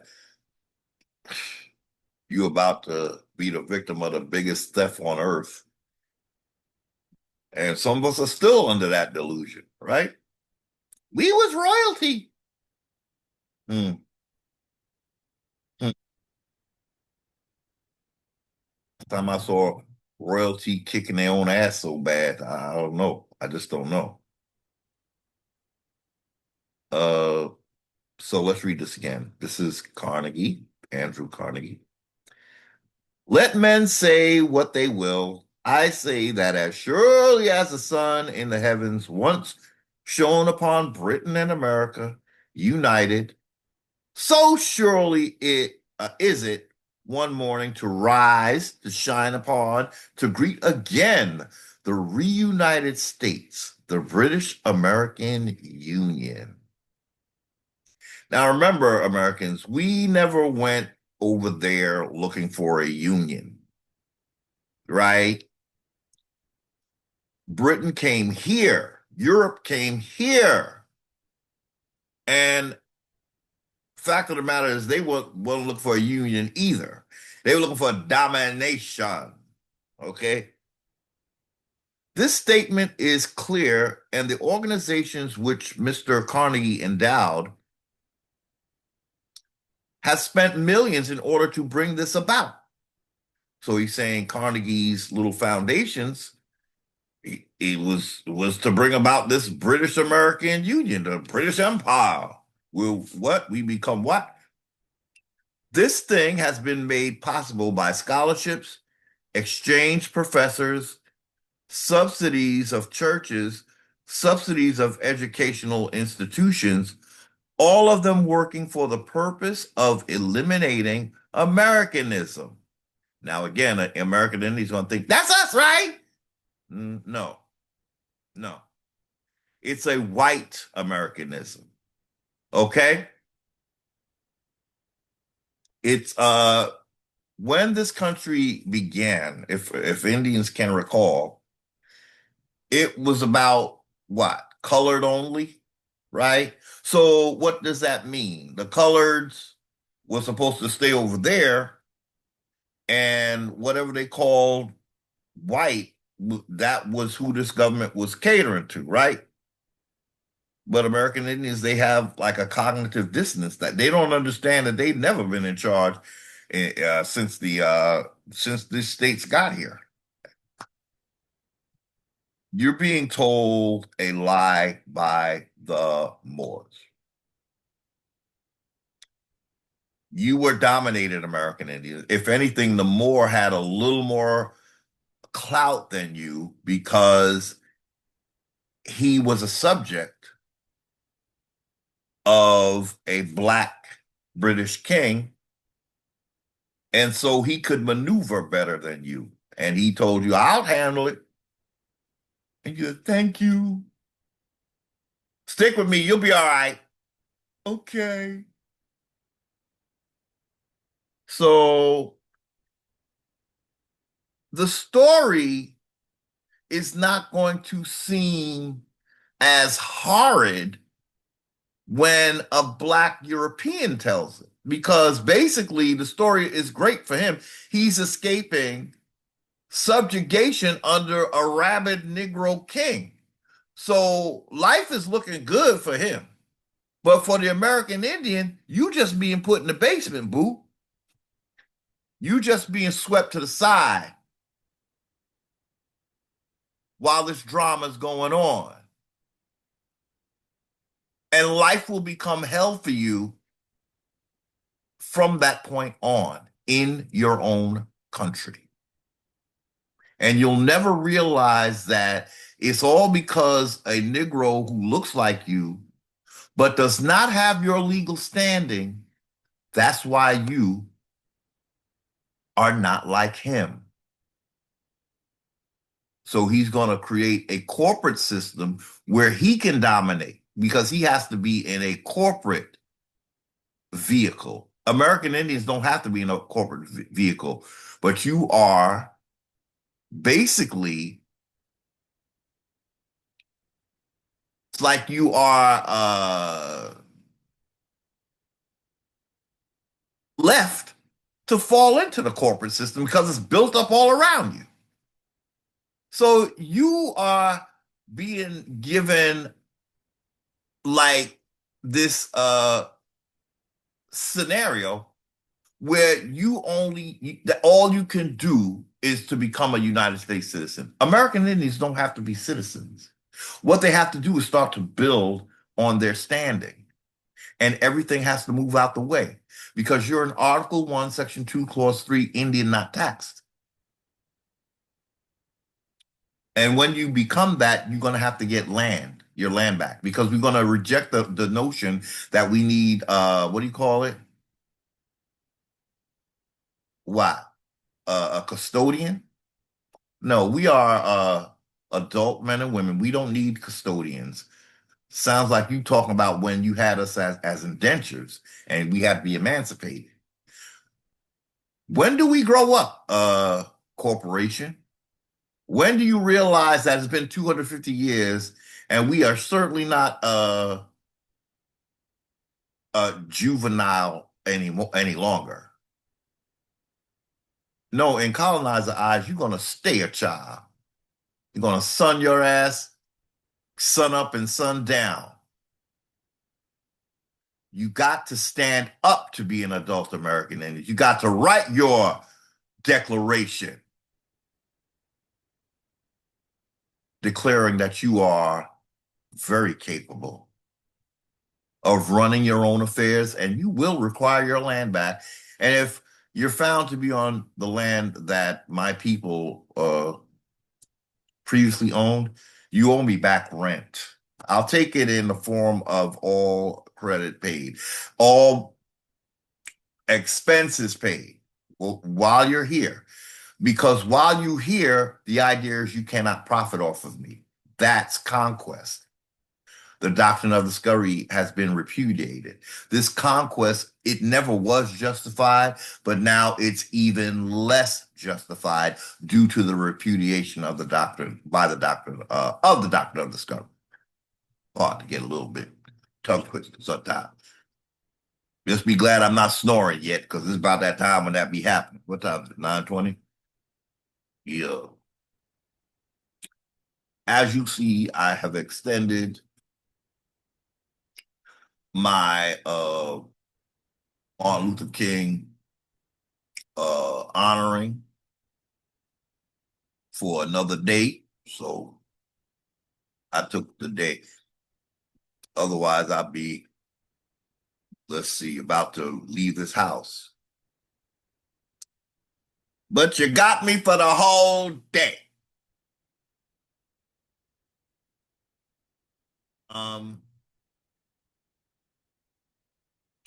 Let's continue.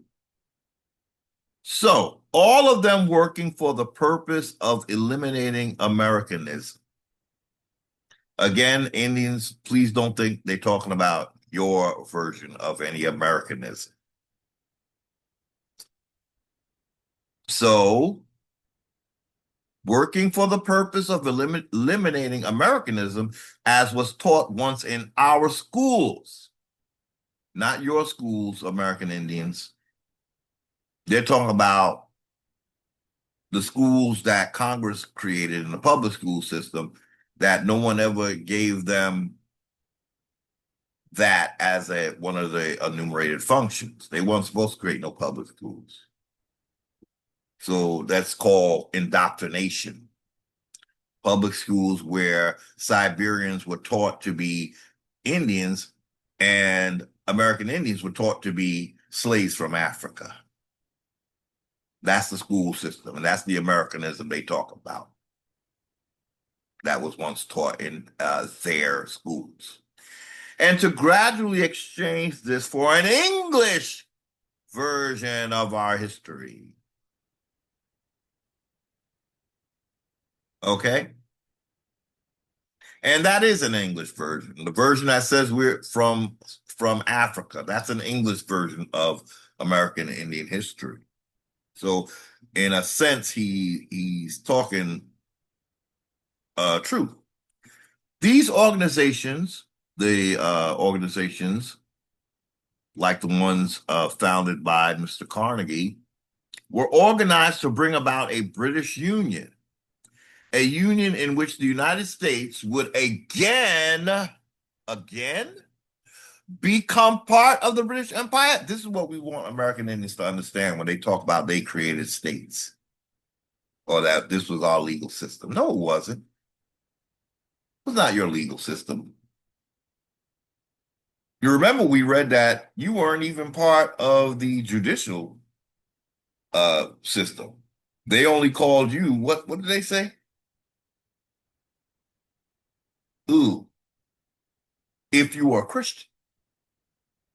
So that's how not yours this system was. You had to be a quote unquote civilized Indian, and even then they only called on you in certain cases. You were not seen as part of their legal system. I think they called you, they said when it was something that when they was dealing when it was land issue. And we know what the land issue was. We want to take your land and we're gonna. End of the land issue. We just called you into court to tell you that we coming to take your land tomorrow. Could you please get out? Bang, bang, court dismissed. That's how Indians took part in the legal system, ladies and gentlemen. But the Moors tell them, oh, no, you were judges, you had a Congress, and blah, blah, blah, blah, blah. If this happened during, I'll put you this way. If some Negropeans had something like a Congress in the southern states, if it was after 1607, it was not theirs. Okay, let's just cut to the chase. Stop deluding yourselves, American Indians. It was play. If you were, it was play. It wasn't your system. You were probably strategically placed there, and it wasn't you, it was a Moor in a some kind of high-ranking, high yellow, or passing for white or some shit, and say, that was you, American Indian. Uh-oh. I am recording and I don't even have my mic on. I pulled my mic out by mistake. Somehow I must have pulled my mic out by mistake, y'all. Sorry. I hope you could hear me. It should still be recording, right? Okay. I'm gonna say you heard me. So these organizations, we're gonna read again, were organized to bring about a British Union, a union in which the United States would again become part of the British Empire. However, this has been upset to some extent by the attempt of the internationalists to establish their own government as an international or world union. Now, I read a little blurb on this congressional record. And again, like I said before, they're trying to say that this man was a conspiracy theorist. Again, what would it profit a congressman to stand before Congress and make himself look like a total idiot? I guess you could say, well, we've seen that happen before. Yeah, but this is not one of those instances, y'all. This man had a genuine concern because what he thought America was supposed to be a place where monarchies are not involved. That's what he thought. But see, he's one of those that got cooled out by the Kool-Aid too, like American Indians did. And so when he came to Congress to say this, I think the ones who are in the know was like, oh, this man was homie don't know what he all up in the Kool-Aid, don't know the flavor. He don't understand that this is this is what's supposed to be. He scared about it. He think that this was supposed to be a free country for real, for real. So he probably got up there and they were just rolling their eyes like, oh, Bob, we're not going to put this on the website, are we? Hell no. Okay, let him talk. And because they didn't have websites back then, y'all. I'm just saying that's ultimately what happened, right? Isn't it what happened? We tried to find this on the website, ain't there, right? It's just very interesting that something like this would be taken off because to me, that proves what this man is saying. You know what I'm saying, ladies and gentlemen? Like, say now, if we were to go on gov.com, United States gov.com, and this was there, I would say, yeah, Congress is, can we? Yeah, that was it was nonsense. Blah blah blah blah blah. What he said was nonsense. There they did it. But the fact that this is not on the website, it kind of speaks to me that why would they not put it up? Is it because what this guy is saying is really actually happening? Wouldn't uh British forces might not want this to be on the website, available on the website? Uh, American Indians did not create this legal system, y'all. And then when you do do some research to find out that it's based on old English law, um, that should help you understand that this thing is not based on anything American Indians had.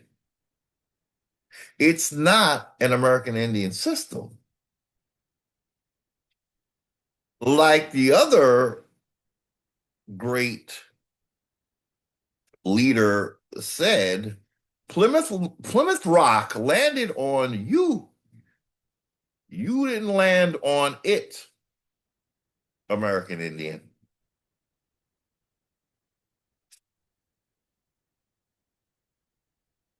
If you want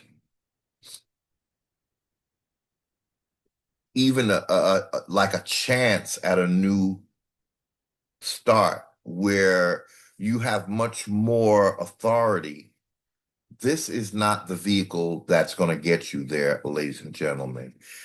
As we've seen, many good intentioned leaders have come and gone, and your state of affairs, American Indians, has not changed. First of all, you're still called black, you're still called Negro, you're still called colored.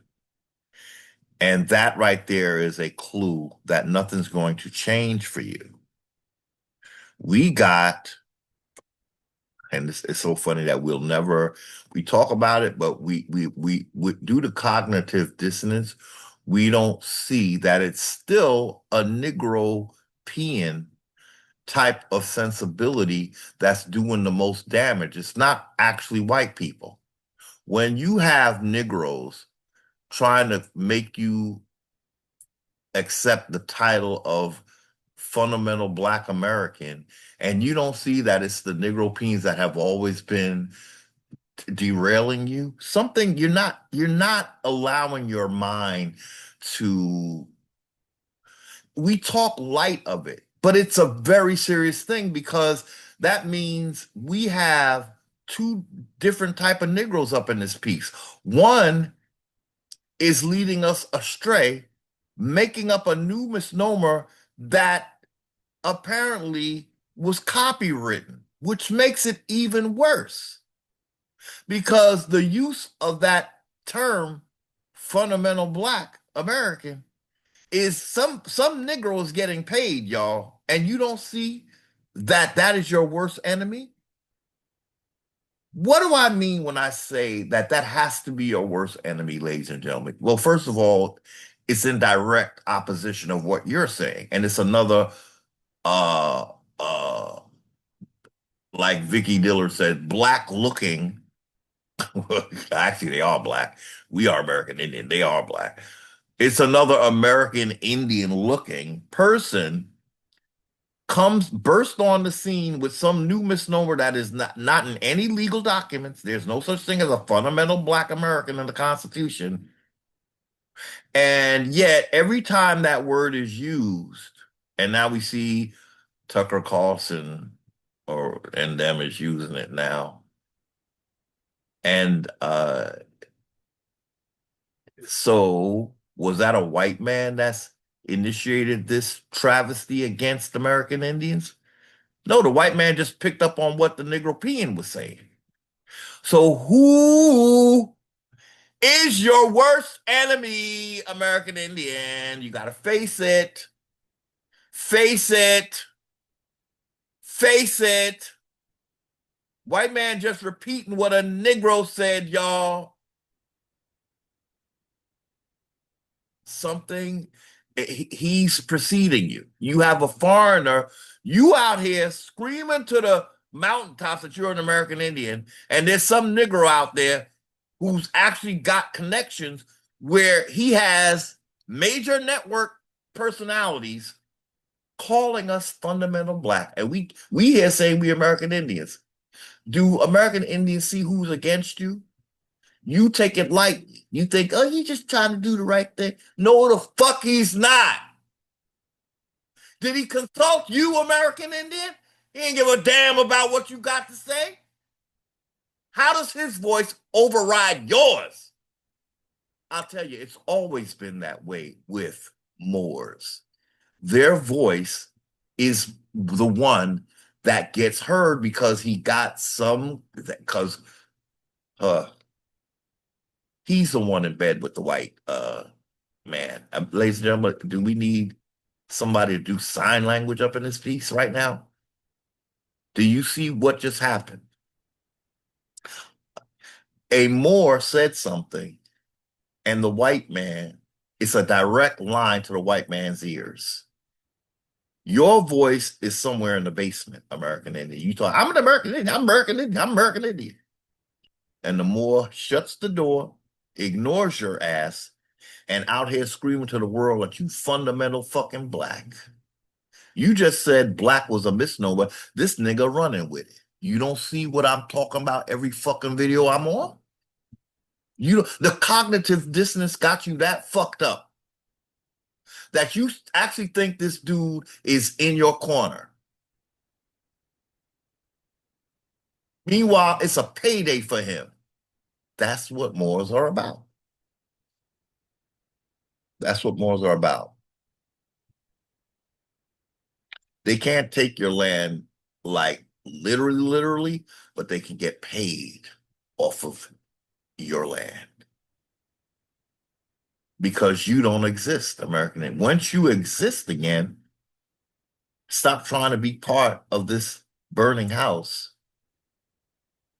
Stand on your own 2 feet so they can at least call you an adult again, since they consider you to be like a juvenile in their legal system.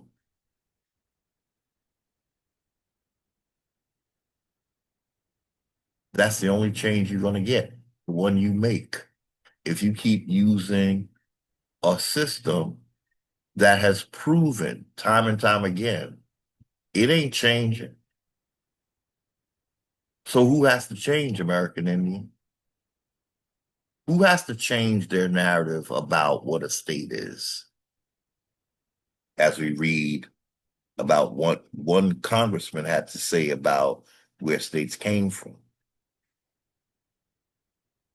These organizations were organized to bring about a British Union, a union in which the states, United States, would again become part of the British Empire. However, this has been upset to some extent by the attempt of internationalists to establish their own government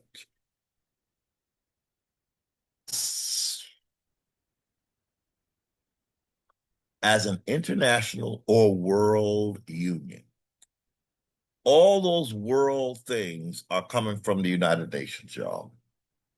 So the United Nations is the one world government lying in wait. Okay?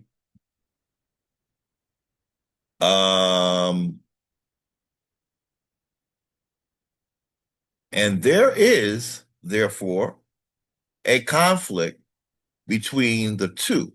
For England wants a British Union with America as a colony, and the international money changers want a Jewish-controlled union in order to establish their own world government. It is therefore best for us to stay out of both of these. That's what I see. He sound like me when I'm trying to talk to American Indians. Get out. Republican, Democrat, get out. He said it is therefore best for us to stay out of both of these in order to save what is left of this republic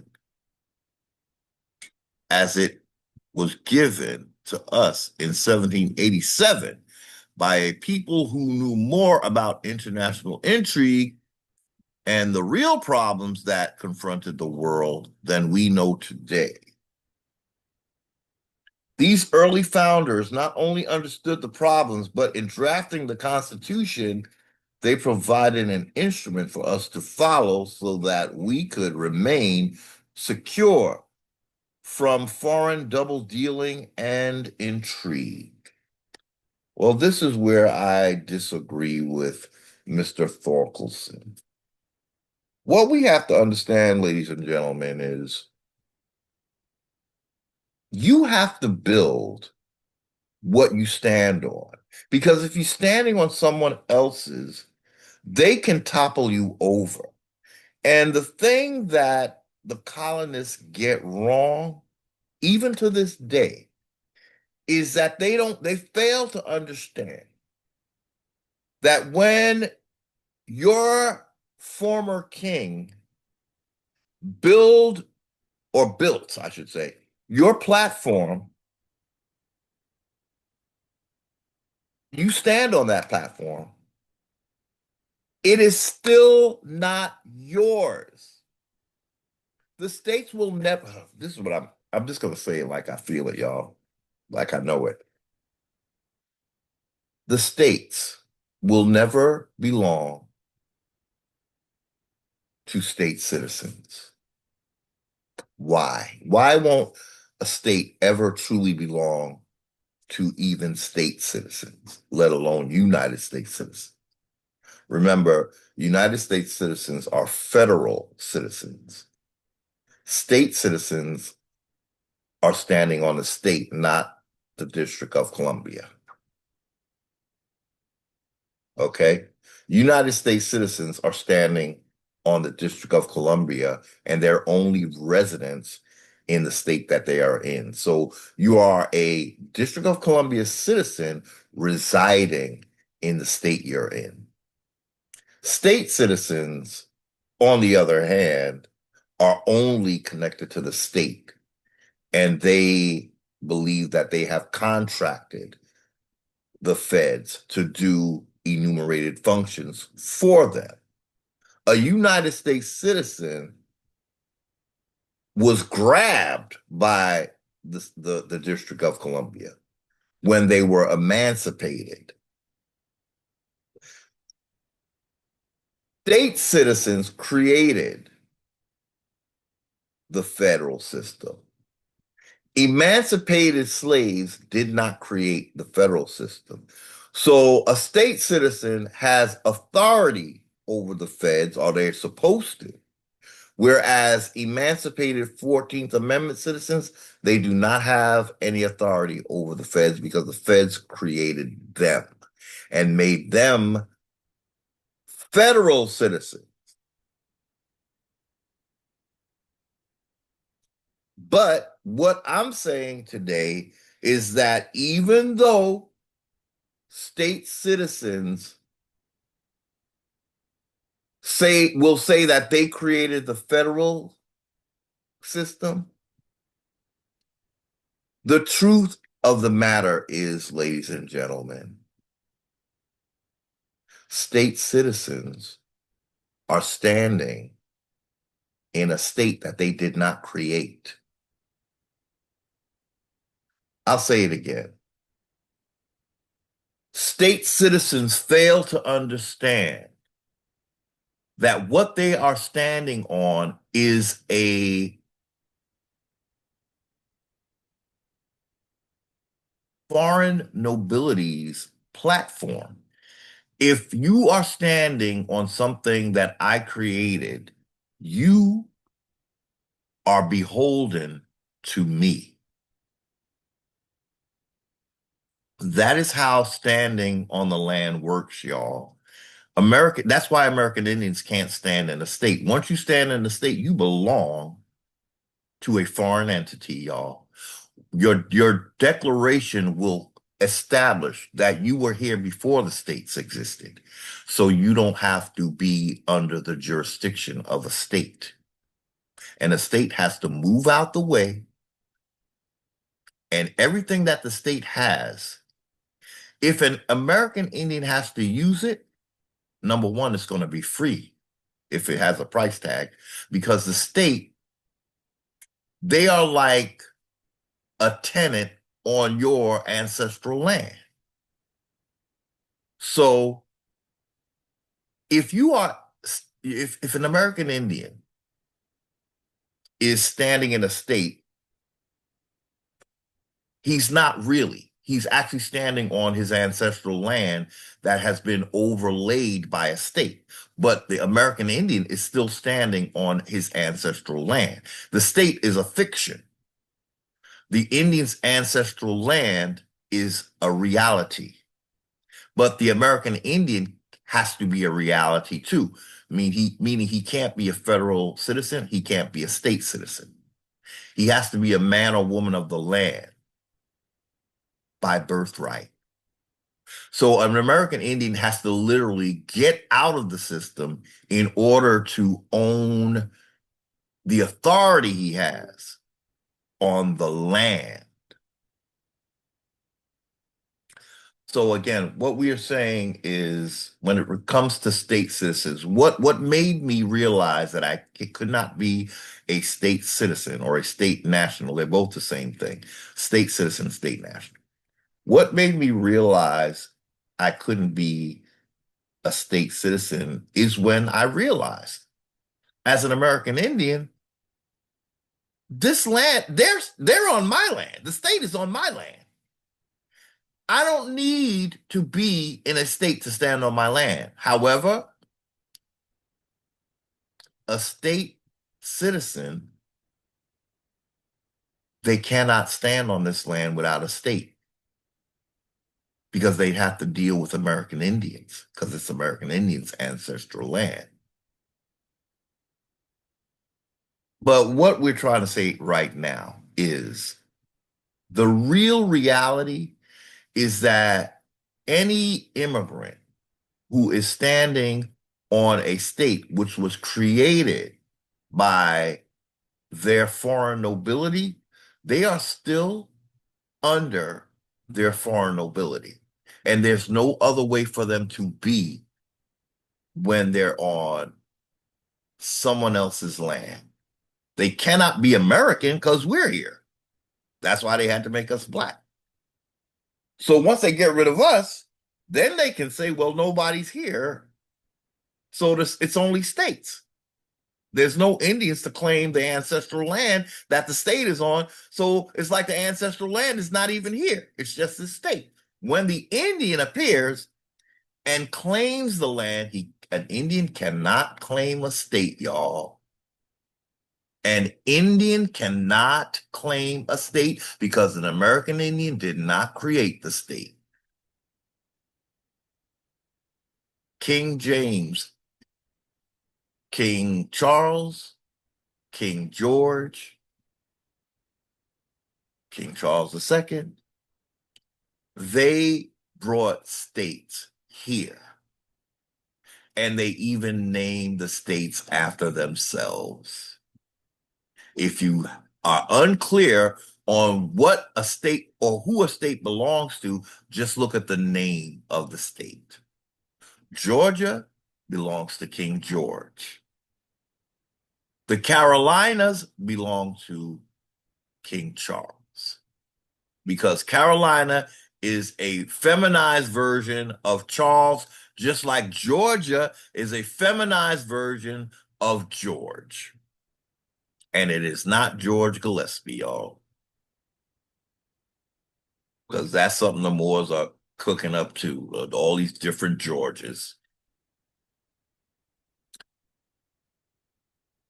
So even the namesake of the state is telling you that it's foreign, but American Indians still think that they had something to do with these states. No, you didn't. No, you didn't. The states were trying to keep you over in the colored section. If you created a state, there would be no colored section. If you created a state, there would be no Ku Klux Klan. If you created the state, there would not be no black codes. But the Moors have really convinced American Indians that they created these states. That's why we're oppressed, because we're standing on something that we didn't create, thinking that we did, and that thing is whooping the shit out of us for over 200 years, and we still don't know.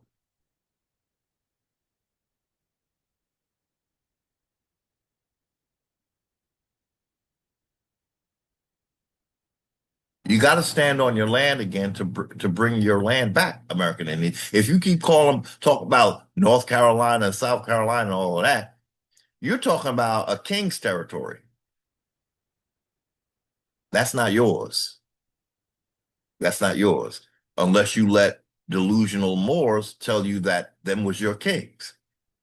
And if them was your kings, then you a whole European, because that's where they came from.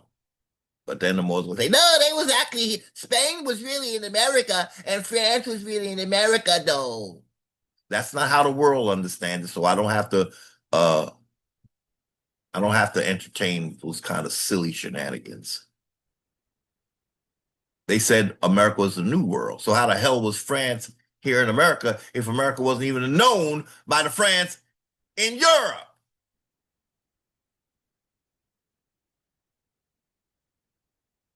Gotta stop letting these Moors lie to you, ladies and gentlemen. So, if you want to read more of this, I think he's just, let's see. Let's go back to the top. Let's see what he got to say. Maybe we'll read this one page.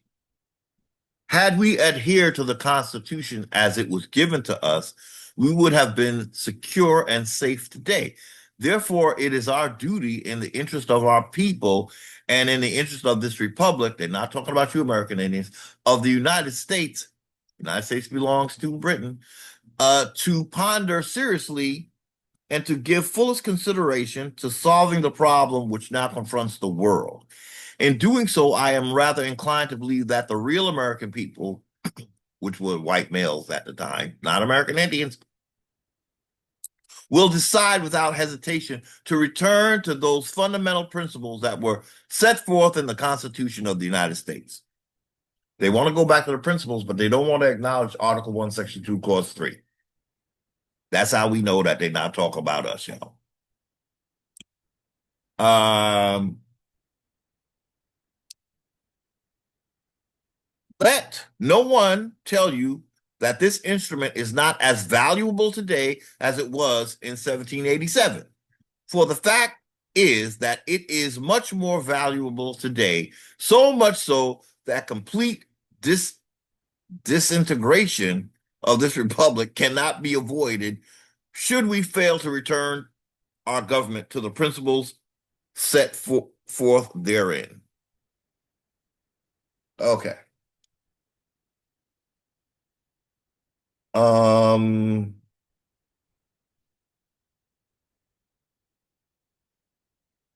what I believe happened, ladies and gentlemen, is that the whole thing is a psyop, meaning a king basically starts sending people here in colonies.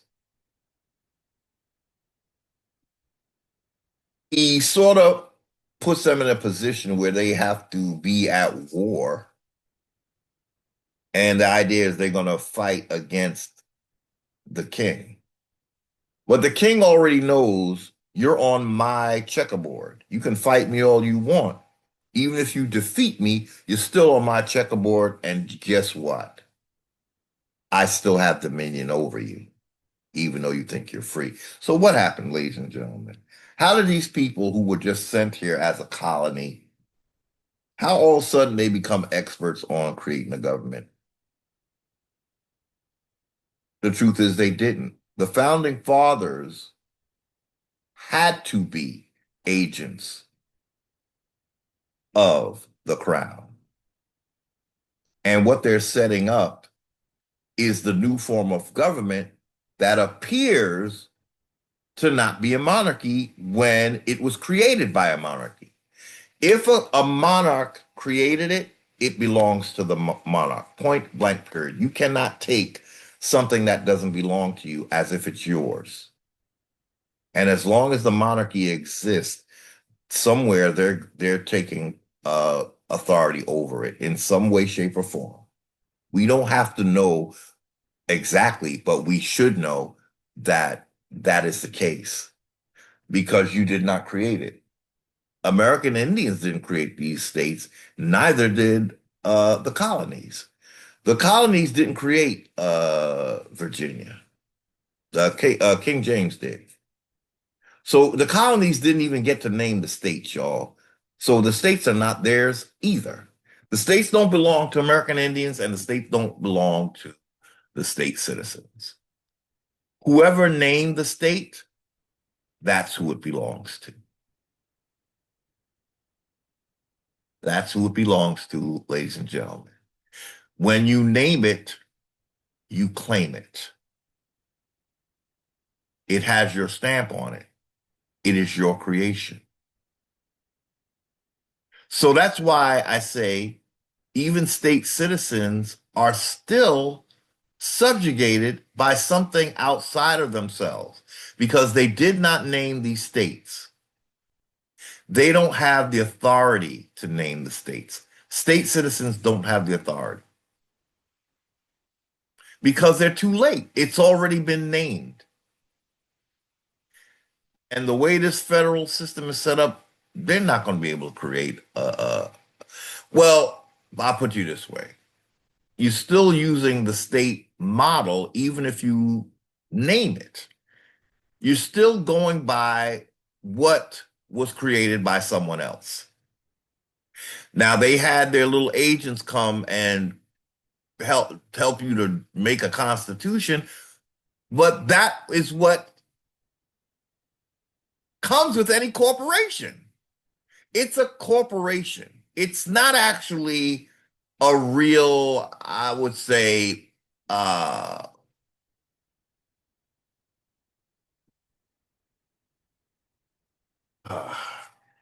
it's a fiction. That's the best way to say it. It's a fiction. Only American Indians can make it nonfiction. But if the American Indians keep catering to states, they're fictionalizing themselves. That's why American Indians have to recreate everything. and you have to do it as living things. Foreigners have to become dead entities, fictitious entities, actually. We become the dead entities. They just become fictitious. How about that? So a state is already spoken for. The again, the colonies did not name the states, and the states, that's because the states don't belong to them. They're living on King George's estate. They're living on King Charles' estate. And that's why you're paying taxes. Really, you're paying to these, the has to be the descendants of these kings, because that's their estate. That's their, you know, for Indians, it's just our land. We don't do estates. Estates are like something that's left after somebody dies and shit. American Indians don't die because we are always going to be. If you're the people of the land, you're never going to die off unless somebody genocide your ass. So you don't need an estate. You need a living, something that would be called more like a living,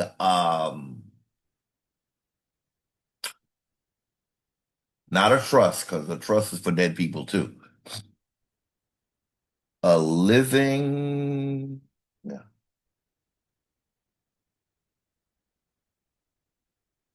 Let's say, I want to almost call it custodianship, even though I hate that word, so association with the Moors, but they're wicked custodians. But I'm not even sure if that's the correct word. But we're gonna have,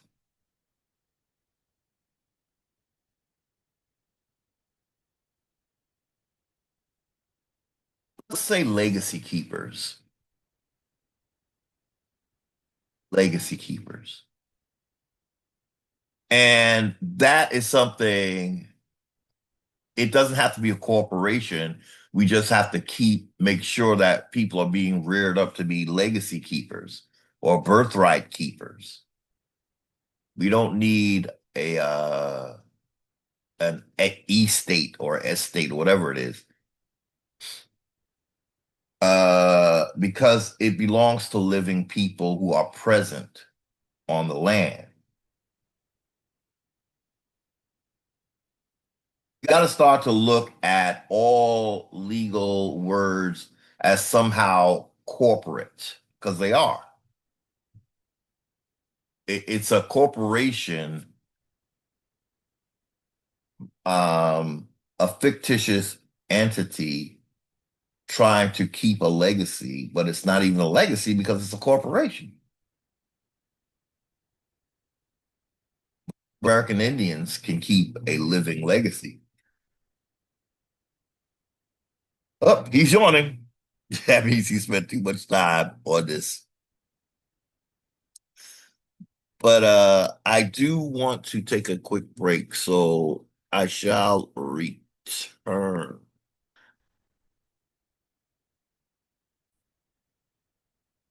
We're back, and that was a bit of a lengthy break, but let's see if we can do a little more reading here. Excuse me. Let no one tell you that this instrument is not as valuable today as it was in 1787. For the fact is that it is much more valuable today, so much so that complete disintegration of this republic cannot be avoided. Should we fail to return our government, their government, ladies and gentlemen, Indians read that and they think, ah, that's us. I don't know if I've seen such a dysfunctional relationship as the one that Indians have with this federal state system. It's like we really are an indoctrinated people when we think that our colonizer system is something that is for our benefit. But again, it could be just as uh, feasible that the same way they indoctrinated Siberians and Mongolians from youth, same way we were indoctrinated from youth. So generations of Indians and Mongolians are being taught something, and that's all they know. And then they cling to it, never quite understanding that something is not adding up. The Mongolians, they are reared to think that somehow their immigrating to America makes them American. And American Indians are thinking that somehow when you get taken over by an invader, the government that pops up afterwards is something you created.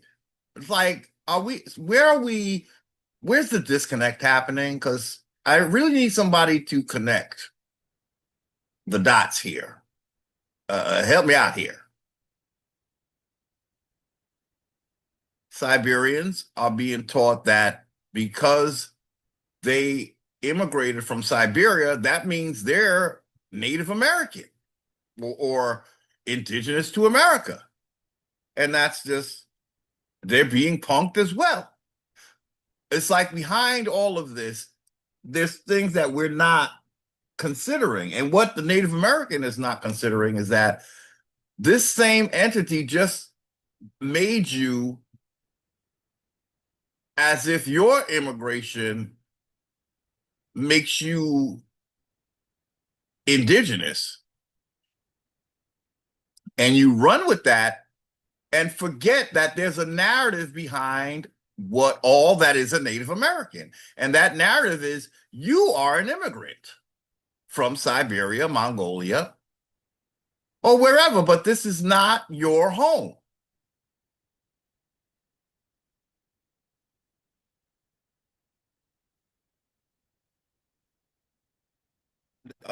American Indians, again, they are basically given the Moorish story and they think that's their story. So then they talk about having origins in Mali, which makes them just as foreign as Native Americans. And then they seem to get upset when you tell them to reject that.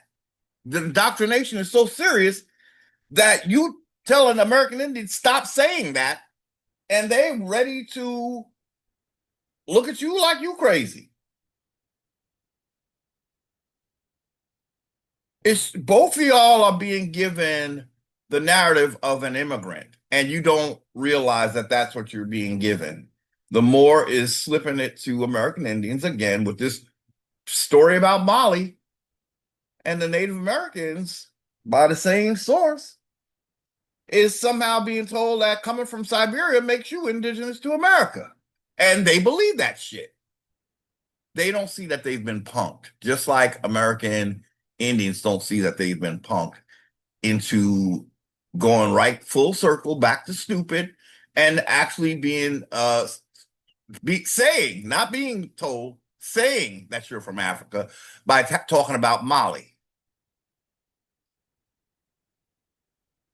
That's the civilized tribes that are being told that they're from Mali or their forefathers in Mali and all that whatnot. And that they built this government. Well, actually, it's the Moors in their family that did.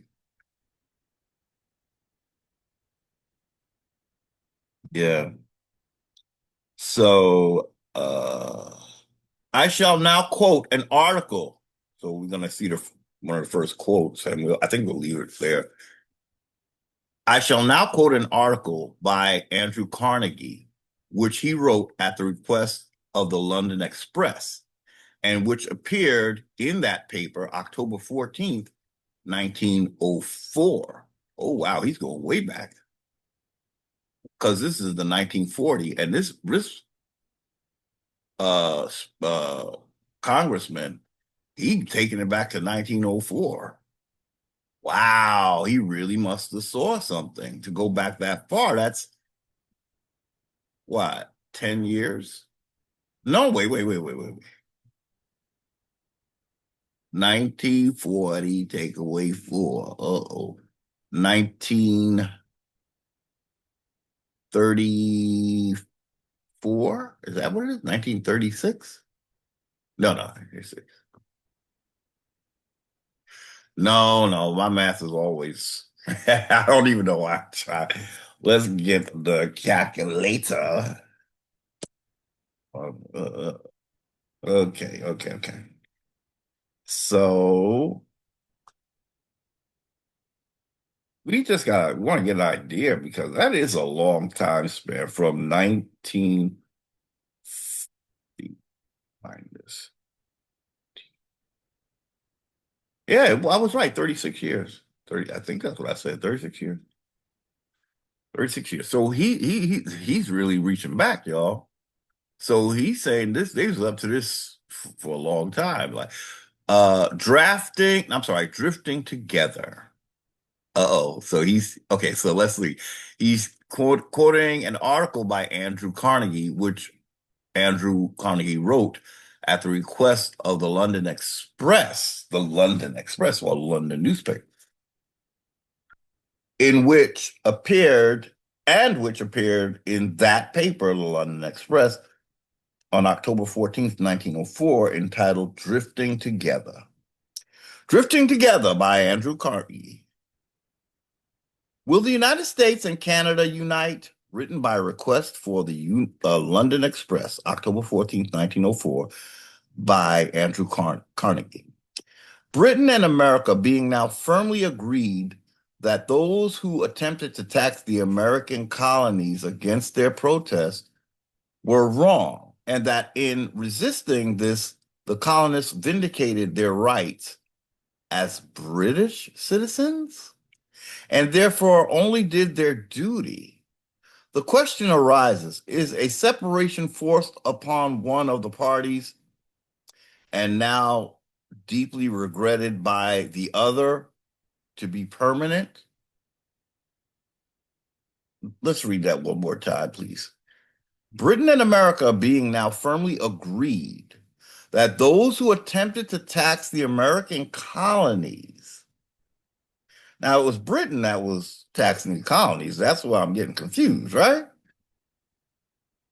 So Britain agrees that what they were doing was wrong. Is that, I guess that's what they're saying? We're wrong. Okay. Those who are those who attempted to tax the American colonies but the British, right? Were wrong. Okay. And that in resisting this, the colonists vindicated their rights as British citizens? I didn't know he was taking it to that level. I didn't think they were called British citizens, but okay. And therefore only did their duty. The question arises, is a separation forced upon one of the parties, now deeply regretted by the other, to be permanent? Oh, so he wants a union. I cannot think so, and crave permission to present some considerations in support of my belief that the future is certain. I'm sorry. The future is certain to bring reunion of the separated parts, which will probably come about in this way. Those born north and south of the imaginary line between Canada and the United States, being all Americans, must soon merge. It were as great folly to remain divided as for England and Scotland to have done so. Wasn't there talk about that though? I thought that recently talk about America uniting with Canada and Mexico. I thought I heard that somewhere. Uh anyway, It is not to be believed that Americans and Canadians will not be warned by Europe with its divisions armed not against foreign foes, but against each other. Duty of Canadians and Americans to prevent this and to secure their continent internal secure to their continent internal peace under one government. He's trying to unite toward that one world order. As it was the duty of Englishmen and Scotsmen to unite under precisely similar conditions.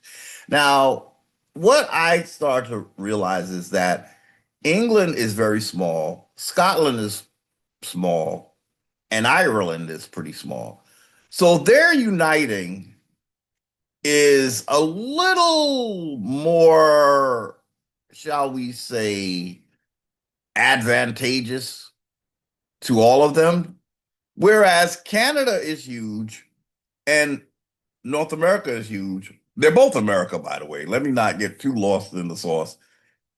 But I'm just saying he's acting like they're similar, but they're really not because Canada is large and North America is large. So, I mean, yes, it's possible that merging could make them stronger. But first, they gotta figure out whose land this is and if they should be doing that over here when it belongs all to Americans. Okay. Uh, England has 7 times the population of Scotland. The Republic has 14 times that of Canada. Born Canadians and Americans are a common type, indistinguishable one from the other. Nothing is surer in the near future than that they must unite. It were criminal for them to stand apart. Okay. Canada's destiny.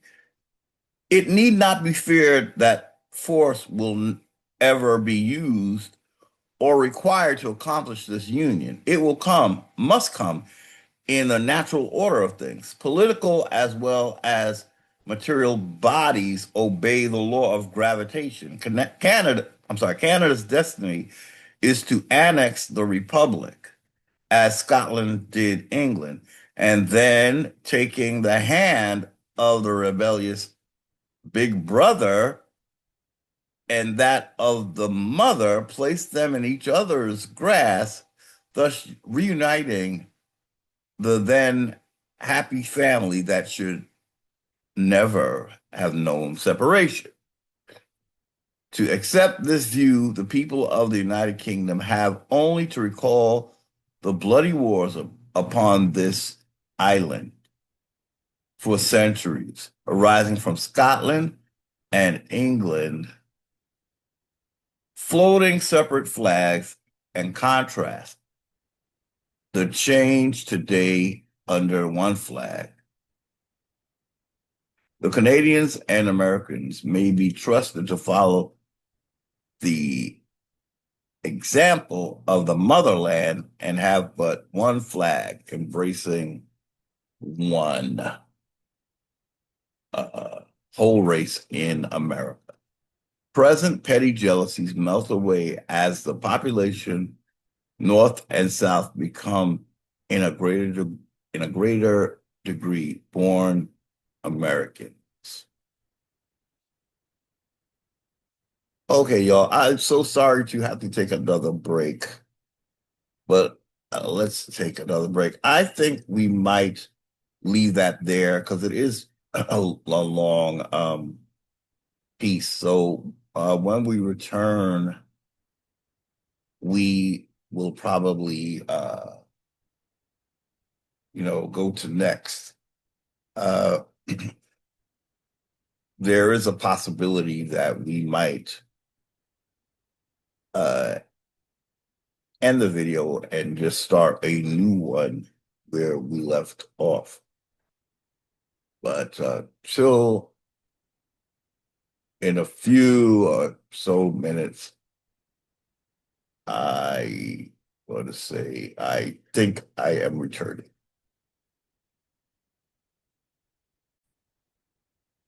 Press. We are back, and we took a rather lengthy break, ladies and gentlemen.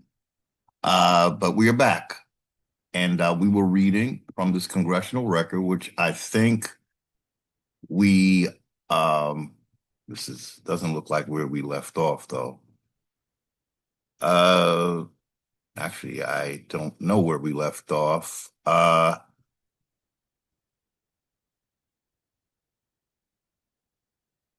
Okay.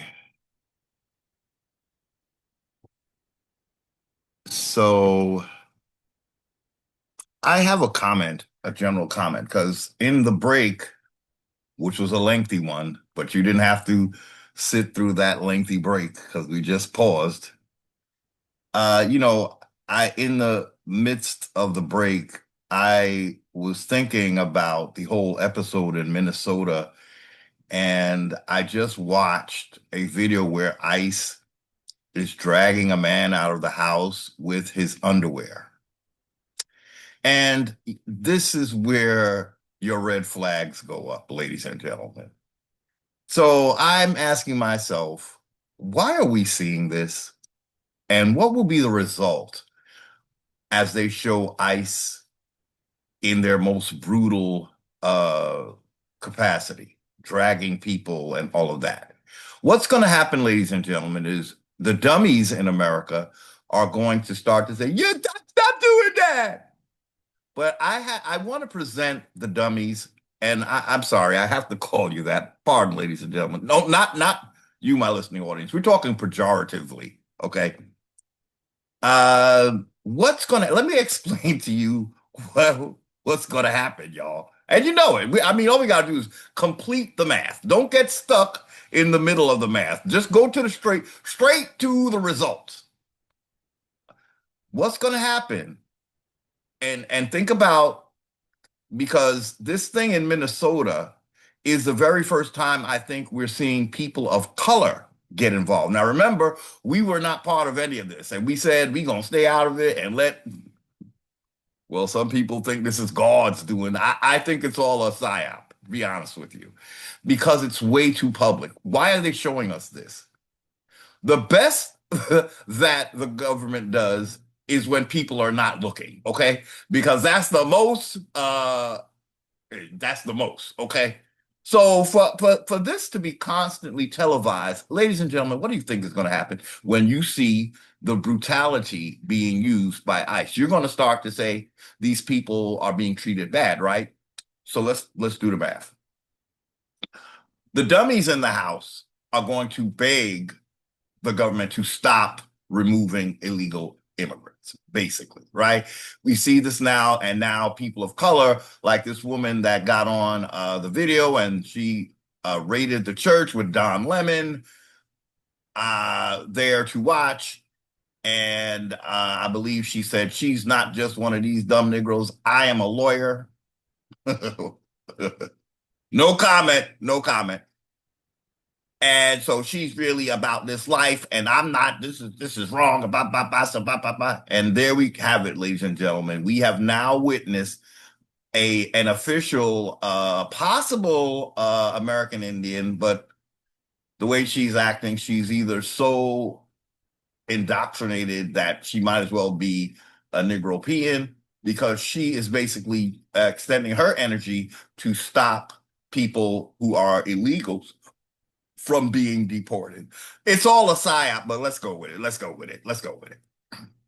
So what's going to happen? Once again, the dumber of us in the House are going to beg for illegals to stay here. And I have a question that I think will make people pause. Who is going to pay for the illegals to be here? Now, you hear in America, food prices is going up and up, right? And you are now going to start begging the government to stop removing illegals. Let them stay, damn it. They have rights too. Well, are you going to pay for those quote unquote rights? Because they need more than rights. They need food. They need shelter. Then they're going to have to start getting a job that probably going to also misplace the dummies from work.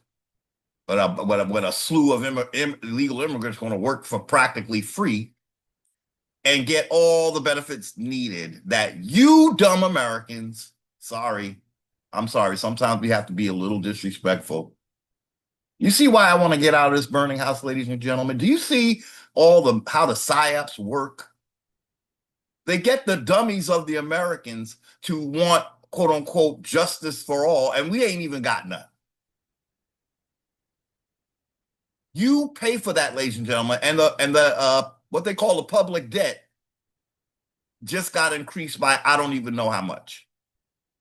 And we talking about, see, this is what I mean when I'm saying it's not just about the people of Curious Yoel.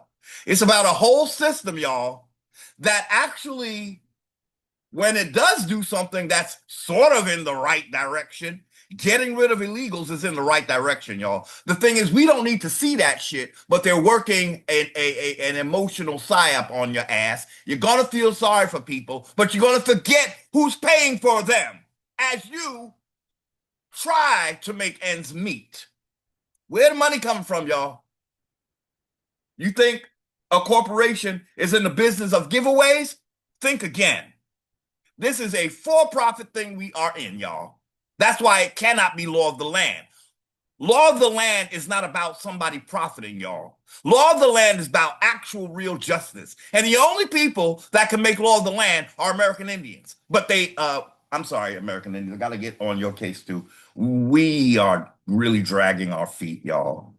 And I talk about it all the time because you start to tell who's doing, as we said in the last video, the real work, and who's just sitting back, turning on a YouTube to record a video and smoke blunts and laugh and giggle and just go back and forth with nonsense. Okay, we know we're the American Indians. Now what?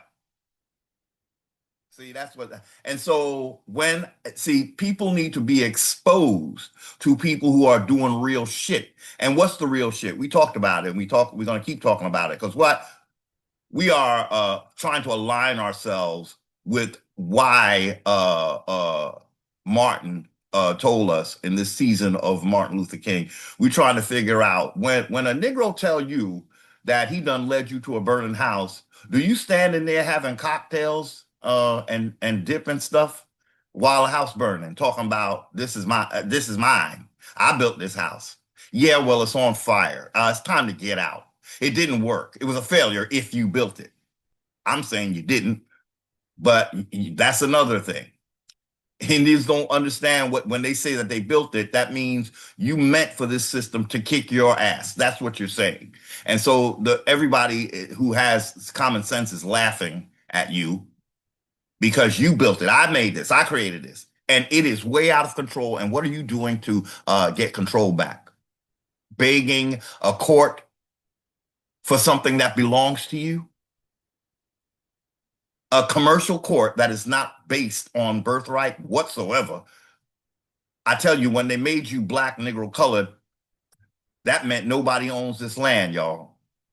So we running up in court begging for something that belongs to us, and they giving us the damn run around goose chase, and we don't see what time it is. You're supposed to step outside of this system and tell them why this is your land, because you were here before they got here. And then we have the Moors now trying to lock us into the 1700s.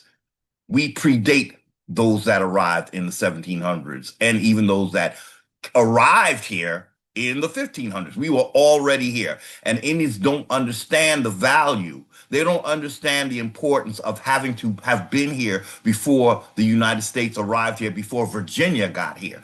American Indians do not understand this legal system whatsoever, because if they did, they would understand that you have to predate something to show that you were here before. And then you got to get to writing and tell them that that's who you are.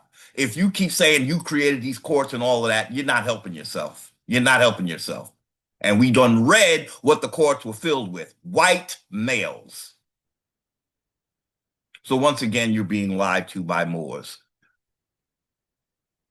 They are covering, I can only deduce that they are somehow covering their white offspring's ass, telling us that we were in those seats when this government was for white men only. There's no way we could have been in any of those congressional seats. There's just no fucking way. And I talked about the pictures you see where it looks like there's quote unquote black men in Congress or some shit like that. And you got to wonder, at a time when we lived in Jim Crow and coloreds only, when the hell did black men get together and have a fucking Congress? How's that fucking possible, yo? I mean, the Moors look just like us, right? And that's the problem. So American Indians need to sit down and figure out their own lane. Because something happened in the South, right? That's causing, it was that we saying it was the Confederates, right? How can that be possible when we live in a colored only atmosphere? How is it possible? How is it possible to have had American Indians, who, what we know, it had to, if it was just Moors taking pictures and then say, look, you was in Congress, see? But Negro, you look like me, so you were a victim of this as well, but that's exactly what you wanted. So you're giving us some kind of alternate history that's not consistent with the times we were in. I'm talking about Jim Crow and shit like that.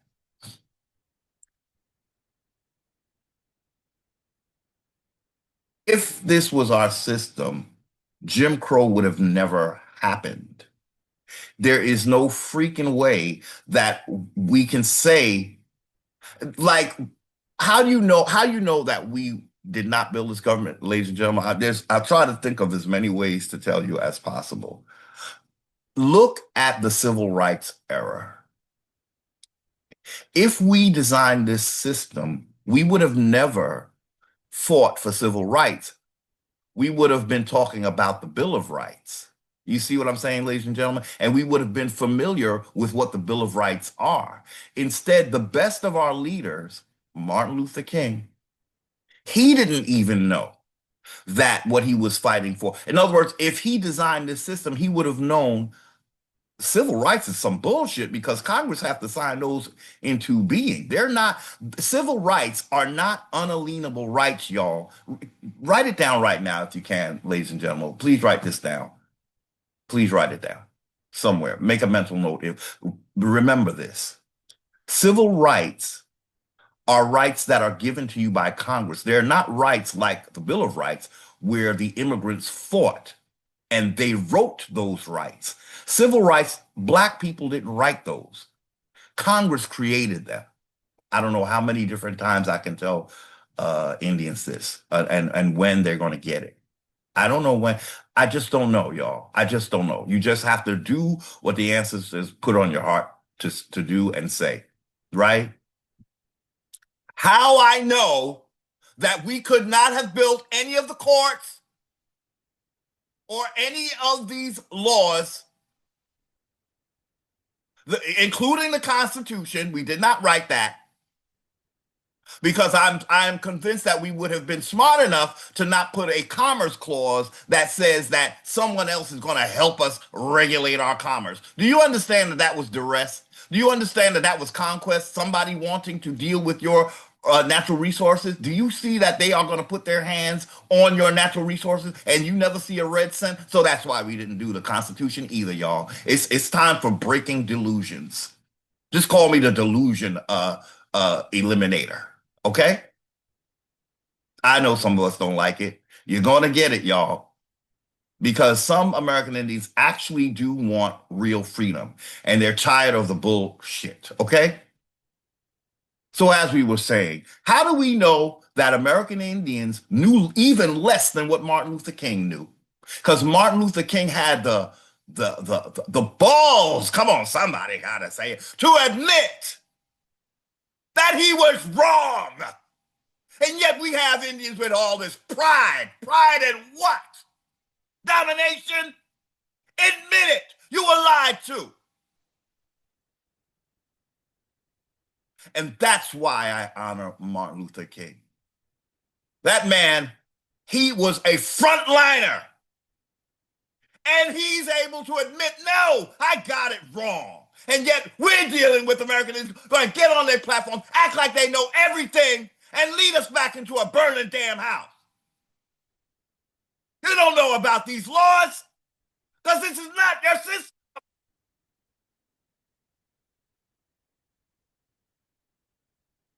The king didn't know, and I'm betting my money that American Indians knew less. If he knew, he wouldn't have led us into a burning house. Do you understand what is being said?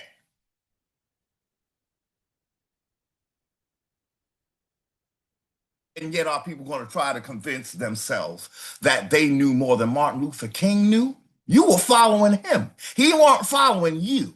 And he said he led you into a burning house. Somebody get a damn clue.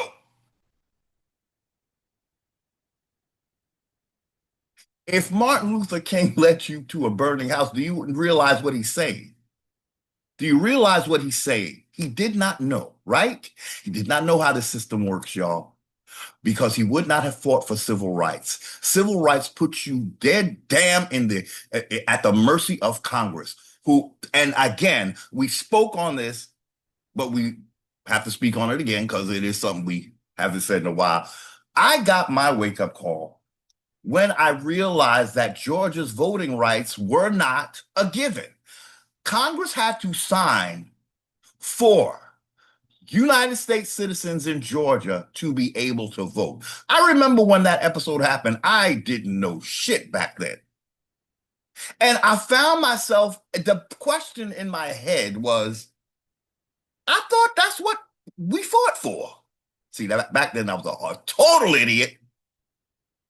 I'm like, well, they're supposed to be able to vote. No, they're not. No, they're not. Any rights that you got through civil rights are what they call alienable, meaning Congress giveth and Congress can taketh away on a whim. That's why I believe it's part of the reason why Martin understood that he misled us. He was the one that was the leader of civil rights, right? He was a quote unquote civil rights leader. So if he led us to a burning house, did it have something to do with civil rights? Because that's what he was the quote unquote leader of, right? Civil rights. And that's what he was pushing for, civil rights. If he knew, which he didn't, then I would believe that we had something to do with this system. But as it stands, even Martin Luther King did not know how the system works, y'all. He would have, I am telling you, no one would fight for civil rights when they have a Bill of Rights.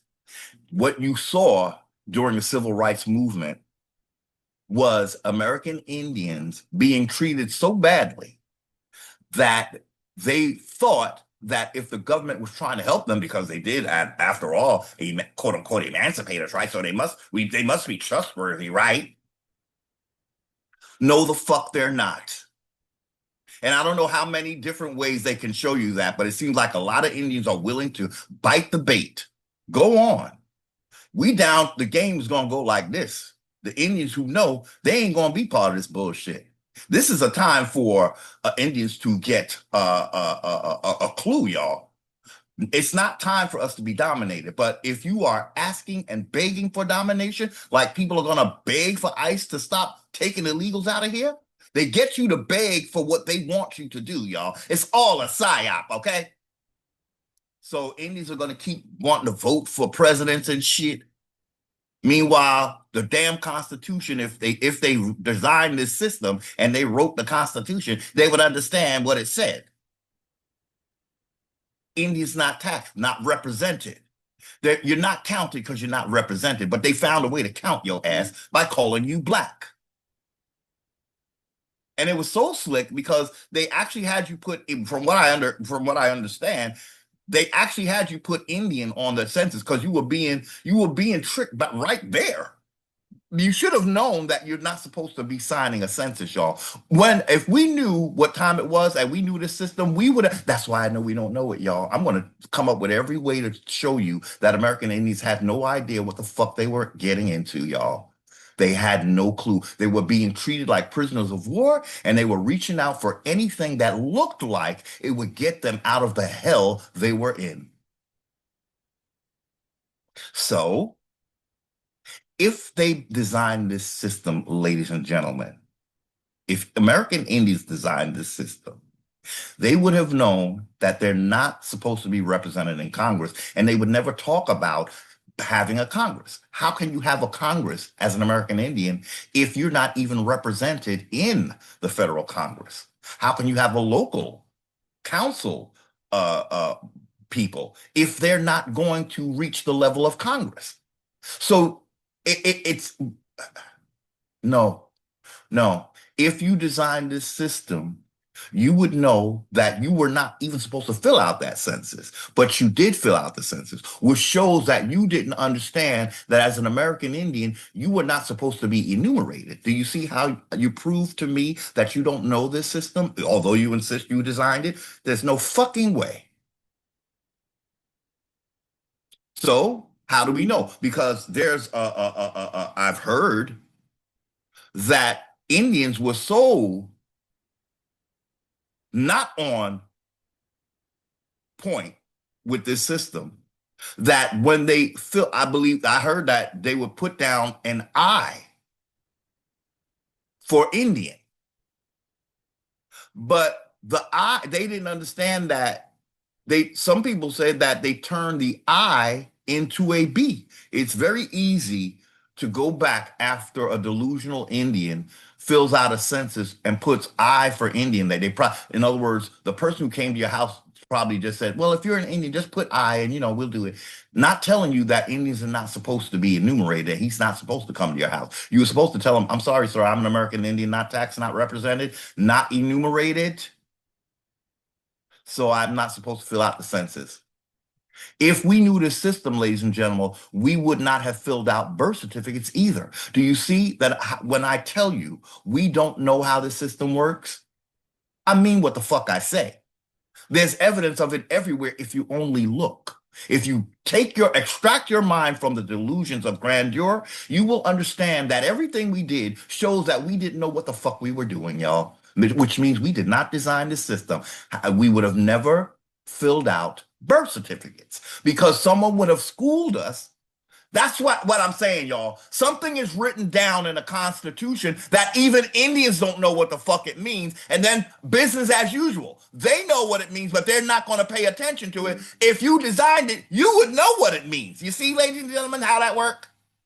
You would be able to say when you were in that hospital or your mother was in that hospital pushing you out, and then some agent of the federal came and told her this is a birth certificate. Everybody has to fill one out. She would have said, as an American Indian who knew the system that she created and her people created, she would say, wait a minute, I'm not supposed to be part of this federal system. So no, I can't fill out no damn birth certificate. What you gonna do with that? Make my child a straw man with that? Making him a stock option and shit? Oh no, I'm not filling that out. Do you know how many unbeknowing American Indian women filled out a fucking birth certificate and had no clue what the fuck it was? And you trying to tell me that we know this system, we designed it, we did. Yeah, well, when you made the birth certificate, did you know what the fuck you were doing? Because you shouldn't have made that if you designed this system. Not for American Indians, you shouldn't have. But we was the ones who was filling their shit out. And I know, because that's what my mother didn't know what it was. And like every other American Indian woman didn't know what it was. They snuck that in on you, right? If you knew the Constitution, if you knew the laws that you allegedly designed, you would have known that this was off.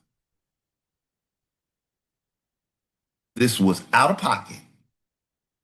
You would not have filled out a birth certificate.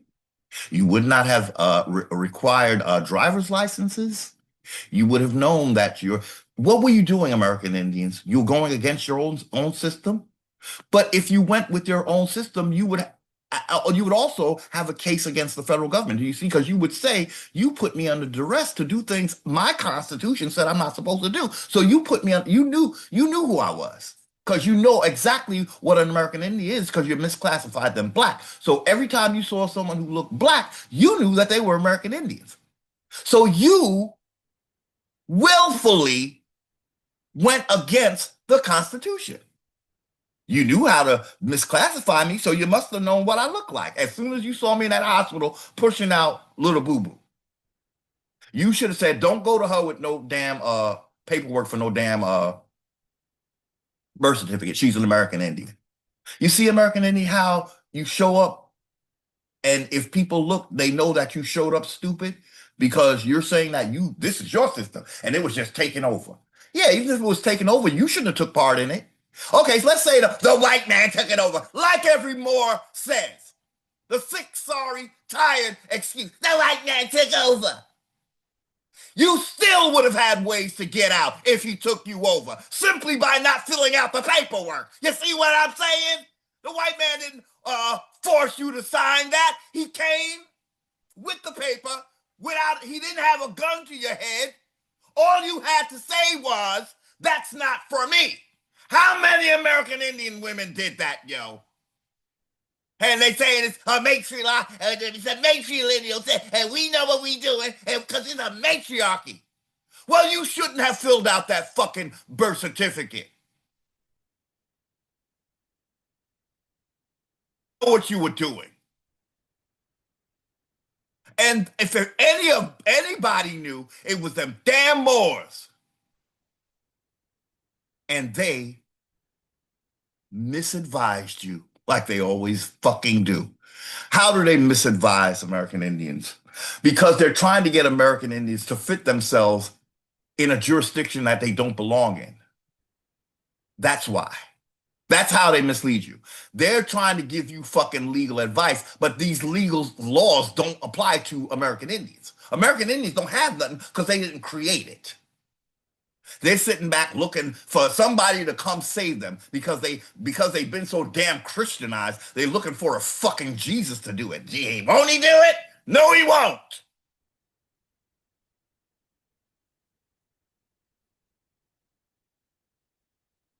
If you don't have a clue, ain't nobody going to do shit for you but mislead you. So I guess we don't feel like reading this, do we? You get the idea.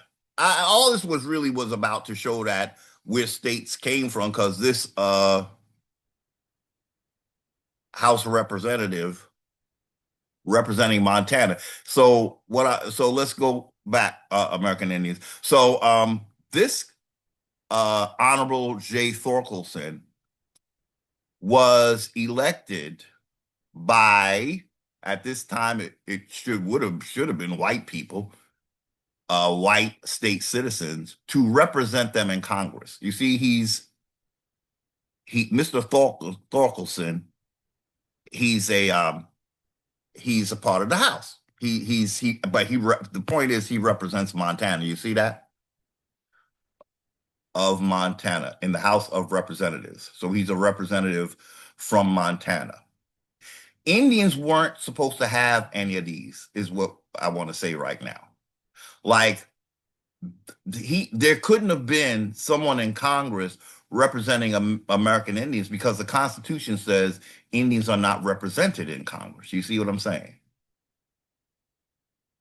So another piece of evidence that we have no clue about this legal system except what Moors are parlaying to you when they should be saying this system doesn't apply to you. It applies to me because I'm a foreigner. That's why a Moor loves to say he is you, because he's going to make you the level of foreigner that he is. And he's a total foreigner. The funny thing is, the Moors actually are acting like foreigners, although they swear that we're the same people. They know they can't take the birthright. Why can't they take our birthright, ladies and gentlemen, unless we hand it to them on a fucking silver platter? Like basically the civilized tribes did, the real ones, the Negro ones, shall we say. Why can't the Moor just take your birthright? It's really simple. And we said this before as well, because his history begins in North Africa, and that's something he can only fool American Indians. The rest of the world understands that if you're a Moor or you're Moorish and you're claiming that like you're an Islamic Moor, and you're always talking about Morocco, most people understand that that means you originated in North Africa. But American Indians, all they see is that this dude looked like me, and I'm going to make him my brother because he told me he's my brother. Right, brother? Right, my stupid nigga. I mean, yeah, my brother, yeah.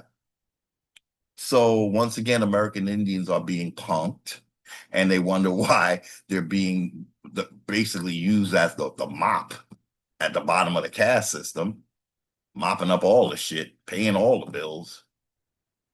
Uh, the Moor cannot take your birthright because he's already solidified his quote unquote square that he refuses to stand on.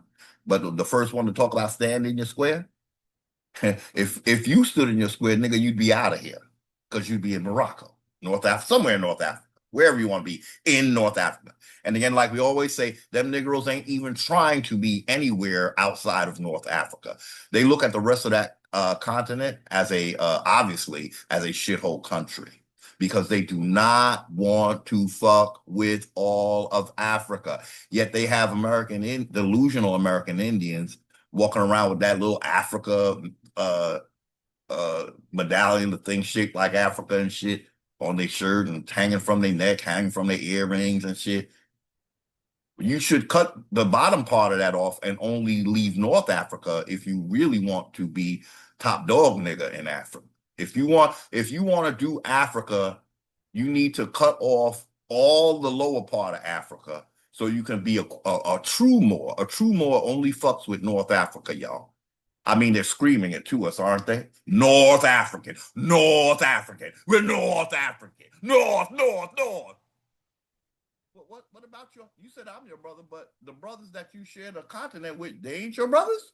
You don't want that got nothing to do with them? You don't claim all of Africa, Moo? And we could call them Moo because they like that more. It's the first 4 words and more. I'm a Moo. Yeah, Moo the fool. Yes. Mm-hmm. You're a fool because you don't practice what the fuck you preach, because your ass would be in Morocco doing all too much, okay? That's why you Moo the fool to us American Indians, trying to trick us so you could take our birthright. That's what you're doing, Jacob. You're the true Jacob. I don't know about the white ones, but I know you the original one. So you called yourself Yakub. You're the birthright taker. You're the original birthright stealer, and you trained white people to do what you do. Them is your children. Somebody got to talk about it. Them is your children, right? When you was in Spain, what was you doing with them? What was you doing with them? And then they kicked your ass out, allegedly. No, you built a civilization and gave it to them, and then you hot foot out of there, because what your goal really was to come over here, right? Then you come here looking all pitiful and shit. They kicked me out. That bad white man kicked me out. Well, didn't you quote unquote civilize him? Why would he do that to you, though? Of all Negroes, why would he kick out a Moor, the one who civilized him and built all them castles in Spain and made Spain all what it is today and all it could be, made Spain great again? Why the hell would he kick your Negro ass out? I don't know, because I'm black. Hmm. You need to go home and clean your house and stay in your fucking house. That's what you need to do, my nigga. Yeah. Yeah. Everywhere you go, a white man shows up and then you disappear, as we said earlier. You go somewhere, you quote unquote build it up, you quote unquote civilize, and then the people you civilize, you call the devil. Make it make sense, somebody. So you civilizing the devil? Why would you do that though? I told you every chance we get, we're gonna read the riot act, baby. I had enough of this document, y'all. Because he's just showing, and unfortunately, you again, like I told you, you'd have to go to scribed, or if some people pronounce it scribed, to get this because they done washed it off of they took this shit off of Congress.com or whatever that is, Congress.gov, whatever it is. Do we want to, is there anything? Because he's basically, I guess he's looking, the Carnegie is basically looking for things to become more like a one world sort of. So he starts with Canada, apparently. He wants America to unite with Canada, and then somewhere in there he's talking about when British and America were united, so he wants to unite Britain and America. Now, when you go to Amazon and try to find this verbiage, it's like he didn't write none of this. Somehow they know. I found this book on Amazon and I was trying to see. No, wait a minute. What was I doing? I was in Chat GPT. Um, and I was asking it about this book, and I wanted to hear what Chat GPT had to say. GPT is like, I don't know nothing about no union with Britain. He just wanted, what did he say? He wanted every place to be like America, or something. That Chat GPT is not going there, y'all. GPT, I can't even say the shit. I want to say GBT for some reason. It's Chat GPT, right? And GPT has no clue about how this representative is parlaying this. A Chat GPT is saying, no, Carnegie was a great man and he wanted freedom for all, and he had this foundation. Now he's saying these foundations were funding. What did he say? With the purpose, the churches, the subsidies, the scholarships, for the purpose of eliminating Americanism. Now, this is the way he saw it, y'all, because he doesn't see Americanism as being something that has to. I think what we can say is that this speaker, Thorkelson, he didn't see America as how the world should necessarily be. You see, people come here and then they want to, the global, what they call a globalist, they want to somehow make America, the whole world like America. If the world wanted to be like America, they would be like America. But what is America? As we said earlier, it's a centralized government dominating all the states that would be more like countries. What real if this thing were to be, which I'm not saying it should be, but I'm just saying if it were to be really legit, it would be more like Africa or Europe in that the states would be separate. Okay. So is this American so-called template the one that we want for the whole world? Because what's going to happen is that means all of Europe is going to have one central federal-like system dominating all of Europe, and then Africa is going to have one federal-like system dominating all of those countries, and it might as well be you might as well have a monarchy, because if you have one little group, really like a federal group that's dominating the whole entire continent, who is that benefiting, ladies and gentlemen? Is it benefiting the federal group or the different people of these different countries? Especially when it's a corporation that is for profit. So I am of the mind, and I know American Indians, they just don't fathom that we actually had it right. I think American Indians don't like the idea that we had separate tribes and we were all each doing our own thing. But really, that is the way you want it, ladies and gentlemen. So we were actually doing it right. Being a tribal society was the best design you could possibly have, y'all, because you're not being dominated by one mindset or one agenda. You could do what you want. And people will say, but then you be at war with the other people who boo boo boo boo. We're at war right now, ladies and gentlemen. Check yourself. We have been at war ever since we've been colonized. So miss me with that. But different tribes mean we gonna be at war.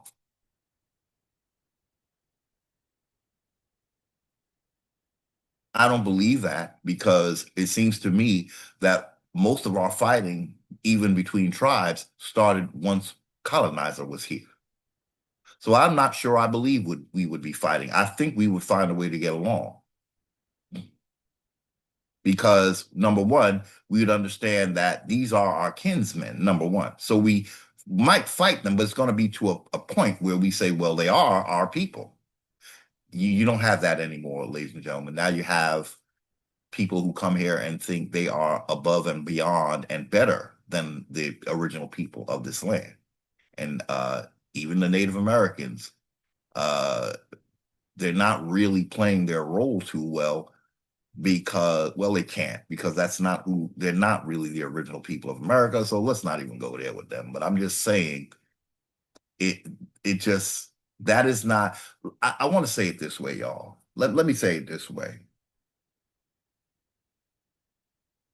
What you see in the Middle East, and I said this before as well, that's how it looks when people have been, shall we say, put in a position where they have to live among people that are considered to be indigenous to that land. So as horrible as it sounds, if American Indians, I'm sorry, if Native Americans were really a valid thing, they would be doing, it would look like what's going on in the Middle East. That's what it would look like because they would constantly be at fighting for their land constantly. So it's interesting, and I hate to make that like that's the way it should be. It shouldn't be because people really have to find their origin because that's the actual that is their homeland. So homelands have to also be how do we say this?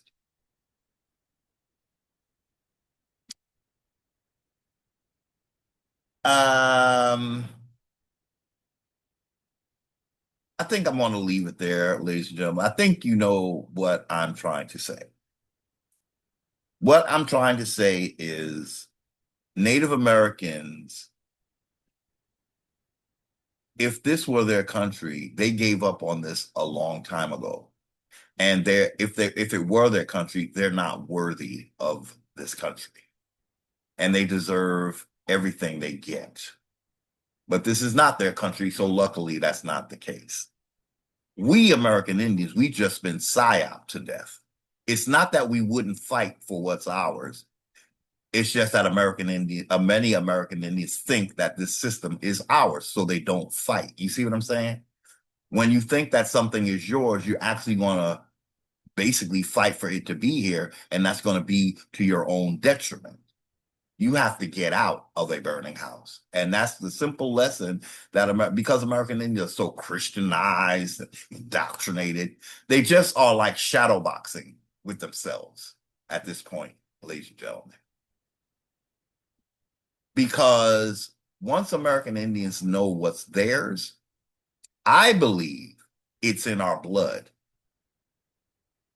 to take what belongs to us. because Lord knows we don't have anything else. And there I go again with that word. See how the psyop is? Even an American Indian who's trying to break out, get out, is still using words of colonization. Lord. The only Lord that I know of is myself as the landlord of what they would call a landlord. And I wouldn't even choose that word to be that. I would just basically say, this is my land. We got to use words that are not in their legal system, y'all, because we don't want to continuously call our colonizer by using his words for what belongs to us. Like one example I said once before is that American Indians don't have quote unquote private property. They have ancestral land. That's what we have. So when you go to put up your sign in the near future, first of all, Canada, the case going on in Canada in the courts is that what they call Aboriginal title, it is a higher title than a private ownership of land. So what I'm trying to say is now even private property in Canada ain't gonna work if that property is actually Aboriginal.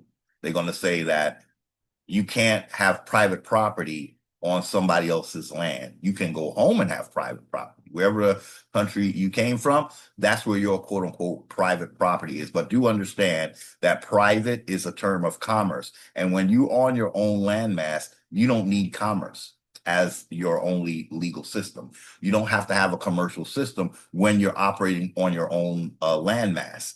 When you're operating on your own landmass, you can have law of the land and you can make it law of the land. There will be no straw men. They will be, for instance, Frenchmen or French women. That's what your documents will call you, Frenchmen. French, well, I guess they would call all of them Frenchmen, right? Your well, I don't know. I think constitutions are also a product of corporations because corporations have constitutions. I think what men and women have are declarations. Like the Declaration of Independence, that is actually a little more legitimate than a constitution. A constitution is corporate, y'all. And what American Indians are, what I think we need to understand is that we don't have to go corporate when it's our land. Corporations they really are for when a country has been seized and their property has been seized. And then it's like being at an auction or some shit. You know, like your land just became like some kind of sell off. And that's why it's a corporation is conducting all of the quote unquote business. A birthright is not necessarily a quote unquote business. You hear me? But when you're in a corporate thing, everything you do is a business transaction. And it doesn't have to be if men and women show up and claim their birthright. So we're going to move on because we're not really moving, are we? But basically, he's quoting Andrew. I'm just going to take him at his word, y'all. He did bring his receipts, but it's just that we don't have time to read all these receipts. Uh,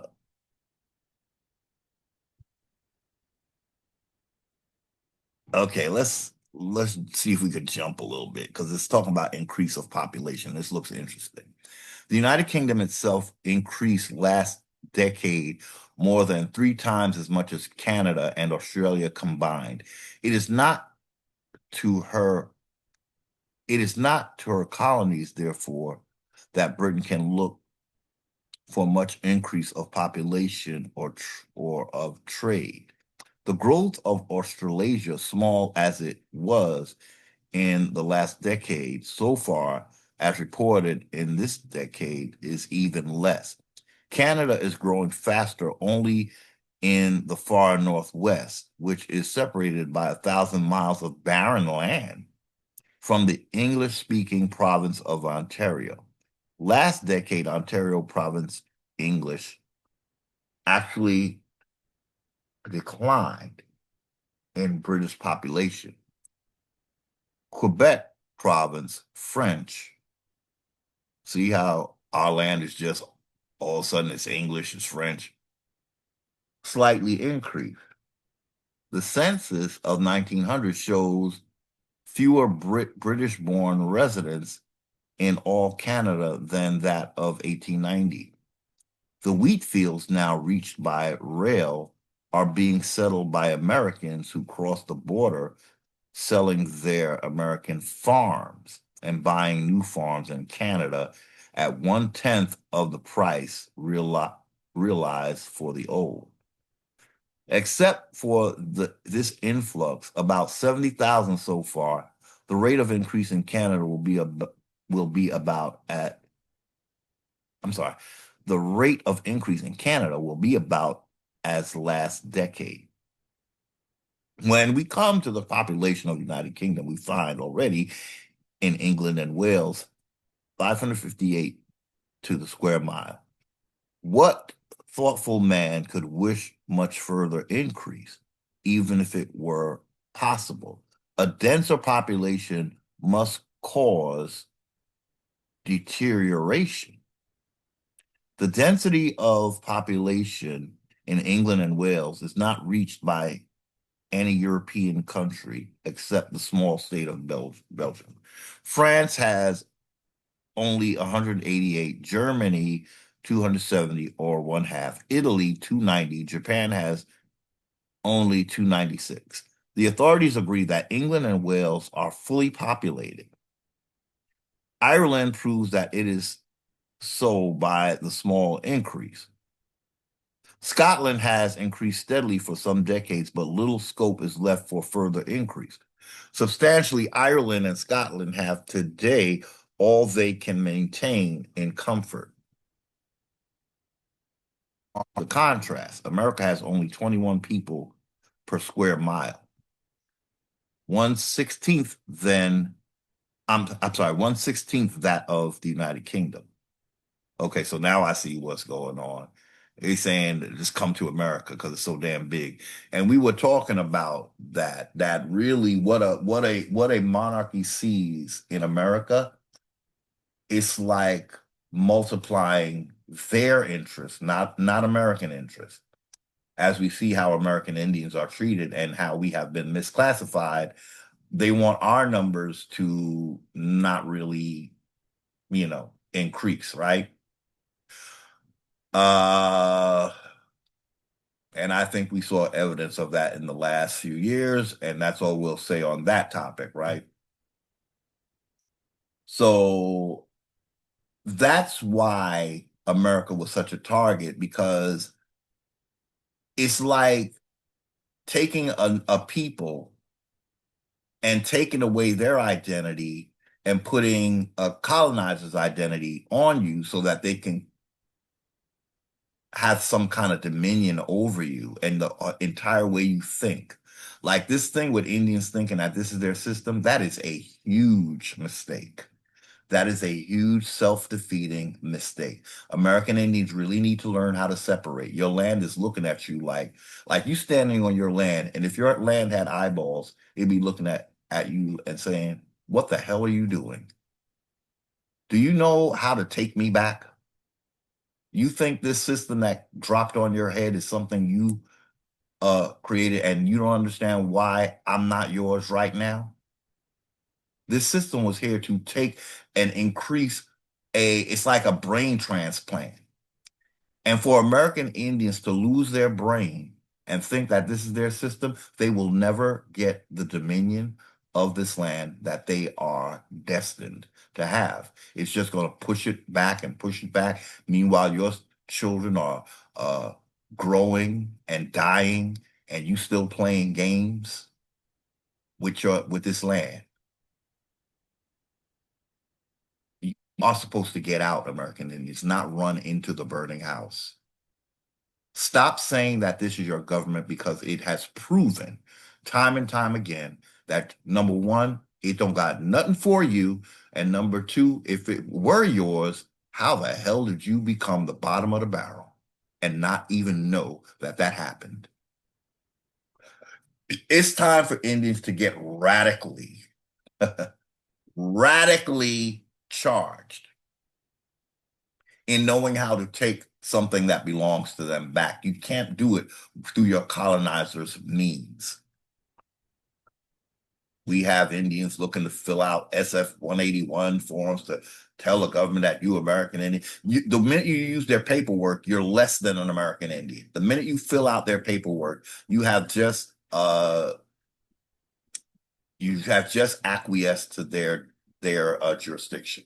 You are supposed to make any forms you need and then go to the government and says, this is ours.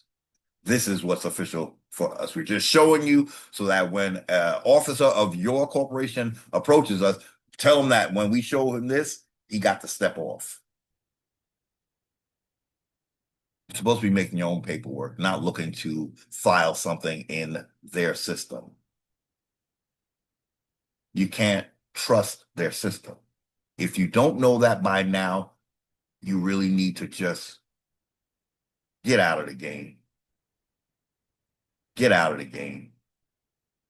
When someone tells you that you have the power to make your own paperwork, if you don't make it, it'll never be made. If you don't fight to have your say through your birthright, you will never have your birthright. If you keep going to other people for paperwork, you got to write your own paperwork, ladies and gentlemen.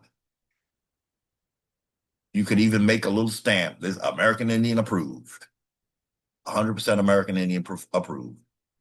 That you don't understand that you have that power. I'm telling you, you do. But because you never use it, you are dominated. The minute you go to someone else for validation, they become in a colonized situation, they become your lord and master because you're going to them, right? So that means you're validating them. If you don't validate your own paperwork, you're never going to win here, ladies and gentlemen. It's not even possible. You have to write down what you are, and what you can do is put them on notice. That's what you do. This is peaceful. We're not trying to fight these folks. We don't need no more of that.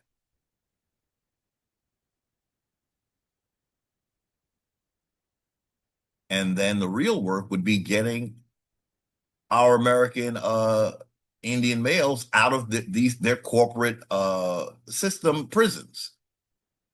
That would be part of that work. But these men will have to be seriously educated, and that shouldn't be hard because they're owed.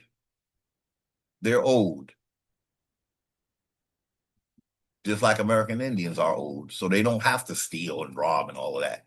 They got all their expenses paid. Like the little town of Curious Yoel. Look it up.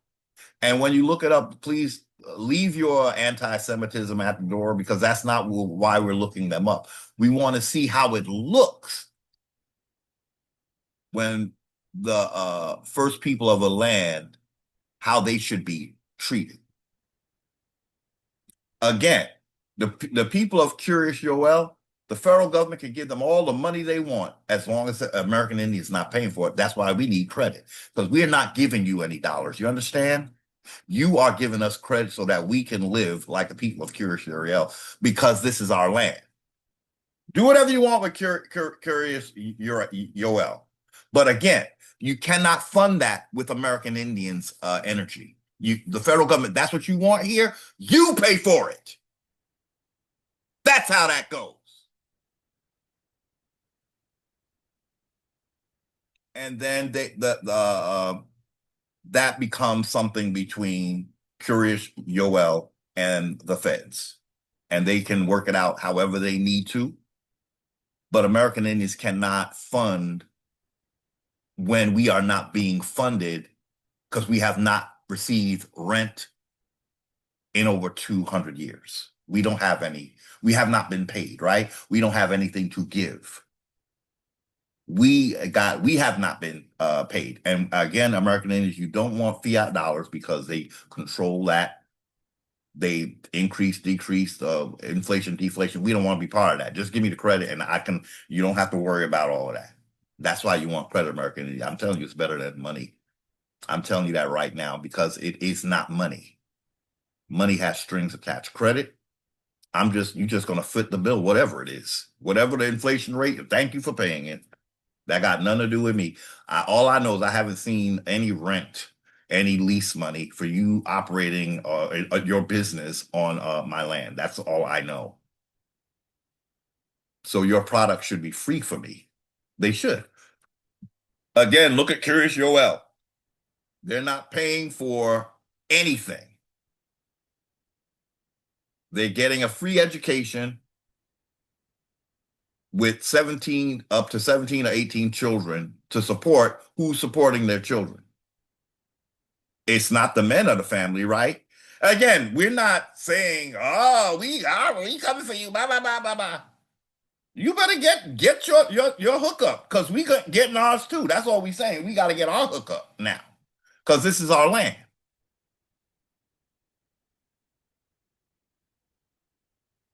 And that's all we saying. We doing this in a peaceful, civil manner, ladies and gentlemen.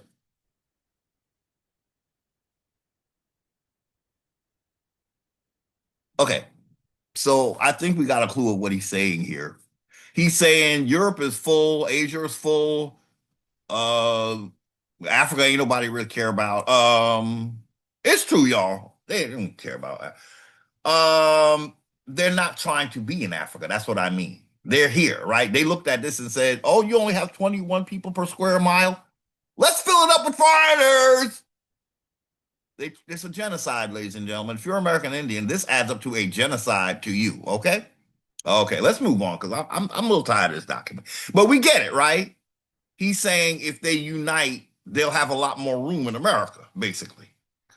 So what happens when America gets full? I wonder who they're going to look to take out American Indians. Okay, well, can we try to do the math on when America gets full up? Who is going to be in the way? Do you need to get cracking American Indians talking about this is your system and get real with yourself and say no, the fuck it ain't? I would. I must hate myself if I created this system, God. And God's like, you sure must. And I'm trying to get you to love yourself, but you just don't want to. So what else can God do with you but take you out? That's half what half y'all want anyway, right? I want to see Jesus. Mm, mm, mm, mm, mm, mm-hmm.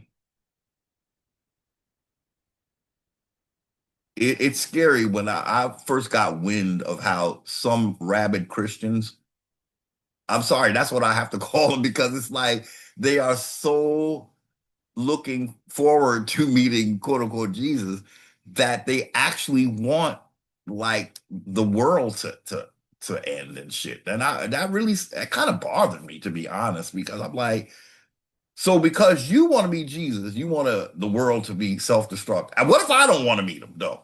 What? Yeah, of course, they got you gotta go to hell.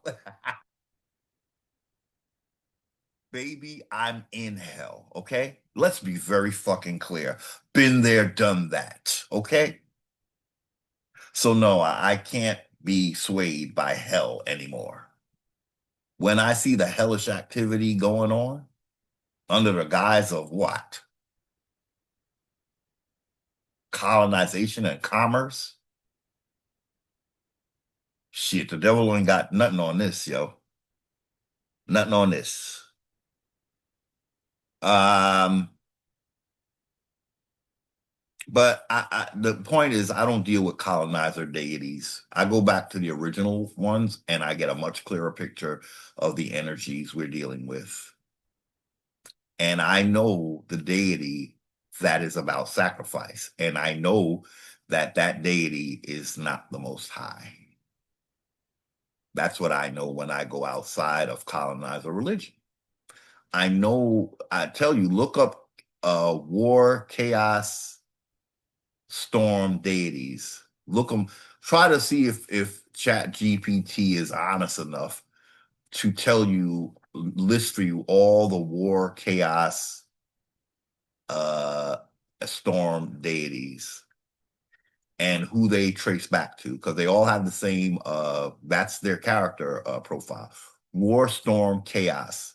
And if you go a little deeper, they're foreigners and deserts. So they're about storm, war, chaos, deserts, and foreigners. And then you get a character profile of the deity that you're serving. And then you go further and you find that the deity was a murderer. And then you realize, you line up the ducks and you say, well, isn't a sacrifice like a murder? Yes, it is. Yes, it is. Now, some people might be willing to be murdered. That's a whole mental thing going on that we don't even want to go into that. But it's still a murder. Something, if blood is being shed, what I was able to realize with the help of the ancestors is that I know of one deity that murdered his brother from ancient times. And we talk about it. Look up Set and look at what he did to his brother. And you'll realize what the Moor is doing to you. The Moor, not the white man, the Moor. Got to go to the CEO, y'all, not to the low-level intern. Who's the CEO? The Moor is. And the Moor's deity is Set. The signs are there, y'all. The signs are there. Trust me. Okay, so I guess this is that moment we start talking about religion, as we seem to normally do. But in the meantime, we're going to move on, ladies and gentlemen, because we have been going at this for a while. We want to go to okay. Now that we pulled it up, now we have to talk about it. I didn't want to go here. Because I asked AI something, and AI playing games, but you see it already, so we're gonna have to go with it. But let's try to finish this conversation. Set. If you go look up the original deities, it was, as we always say, I'm sorry, ladies and gentlemen, we have to be repetitive. We do. You will find Osar, A-U-S-A-R. You will find Aset, A-S-E-T, and you will find Set, S-E-T, and you will find Heru, my namesake, the one, that's the deity that I told you, that's the energy that is the energy of reclaiming birthrights, okay? So in that story, blood was shed. So then you have a deity that initiates bloodshed, and that's what he promotes, bloodshed, because that's what he did. In order to, we said this before, to do as your deity does, and get some kind of reward from him, but it's an ill reward because it's going to belong to somebody else, okay? Because it doesn't belong to him, right? So he murders the rightful firstborn so that he can take his place. So blood was shed, and that will become the ritual to reenact, so you can tap into that deity's energy, the energy of a murderer, who will call the murder a sacrifice.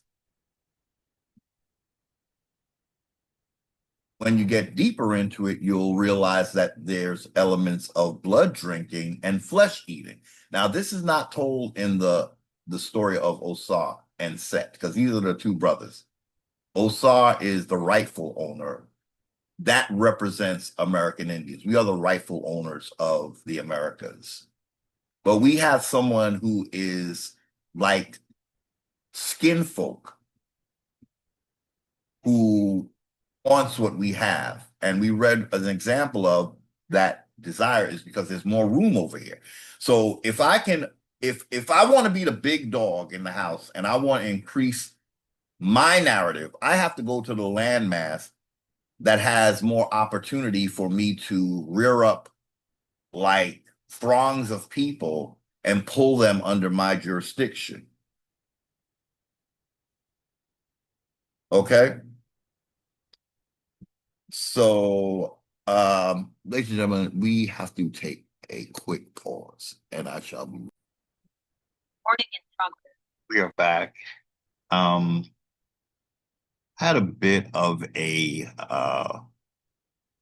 another rather big break, so we have to try to jump back where we were, and I have to find the slide we were looking at.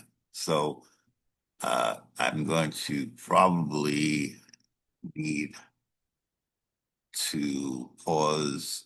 Wait. Maybe not. Let's see. Yeah, have a bit of a broken day where I kind of broke up my recording increments, and so I have to play catch up now. So let's see if we can get back to the slide we were looking at. Okay, so we pulled up a slide, and I believe I have it here. Okay. So are we still sharing?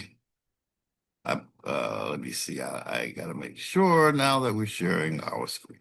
Okay. Uh,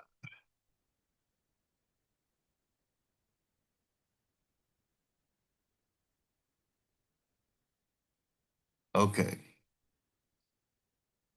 I know we're recording, but gotta make sure. Oh gosh, what is going on here?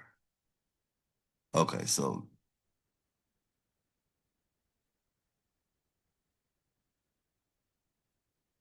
uh, okay. So let me see if I can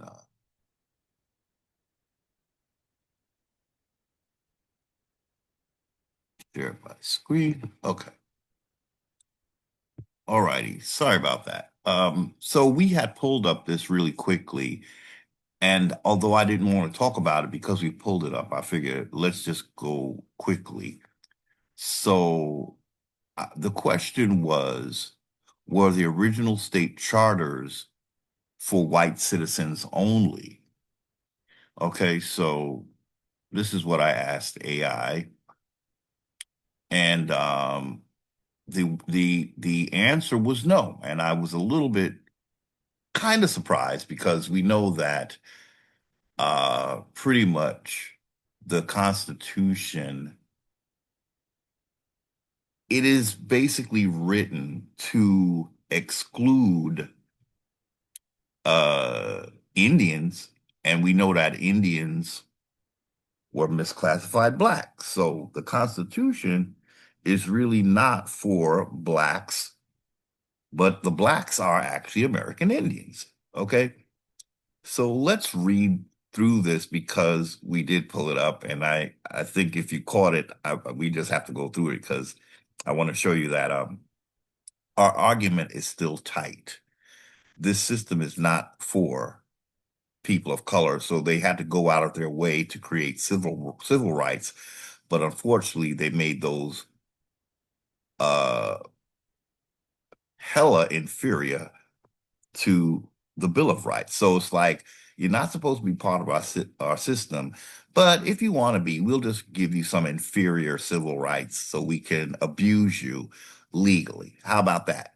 And we not knowing this system at all went running for civil rights. Okay, so that's how, again, we said earlier, that's how we know that we did not design the system and we know nothing about it. Excuse me, because we would not have accepted civil rights. But the bottom line is, again, we were not even supposed to be represented in Congress. We had no representatives in Congress. So the Congress said, well, let me cook up, since you don't have representatives, let me cook up some civil rights for you, and then we'll see what kind of rights we could give you, and then we'll have to sign them in for you because you're not really supposed to be in our system. So we have to approve of you being in it every so often. Unlike white citizens who had unalienable rights, what they call unalienable rights, which is the Bill of Rights. And again, the difference between the Bill of Rights and civil rights is that the immigrants created their Bill of Rights based on the abuses that they were suffering from European kings. Civil rights is like Congress went through the Bill of Rights and decided which of those they're going to give to emancipated, quote unquote, slaves. So, what's the big difference? The big difference is that we did not create civil rights. They were created for us, unlike the Bill of Rights that state white citizens made for basically themselves. So what is the name of the game? American Indians have to make up their own laws. You cannot take handouts because you will get inferior handouts. So let's read this. So the question again, were the original state charters for white citizens only? The answer is no. Original state charters were not for white citizens only in a simple sense, but they were created in a society that excluded non-white people from full citizenship and rights. Did you hear that? Full citizenship. Civil rights are not full citizenship. But again, Indians were not supposed to be part of this system anyhow. But it's like when you beg for them, and Martin Luther King is leading you toward them, and he already said he led us into a burning house, then they'll be like, well, let's give them something. They're begging us for some rights. Let's cook them up. That's not what you want from for your legal system to do. You have to make your own rights. This is how I know we didn't create this system. We didn't create states. We didn't create even the Bill of Rights. Those were immigrants breaking away from their king. Okay? We have nothing to do with this government except to be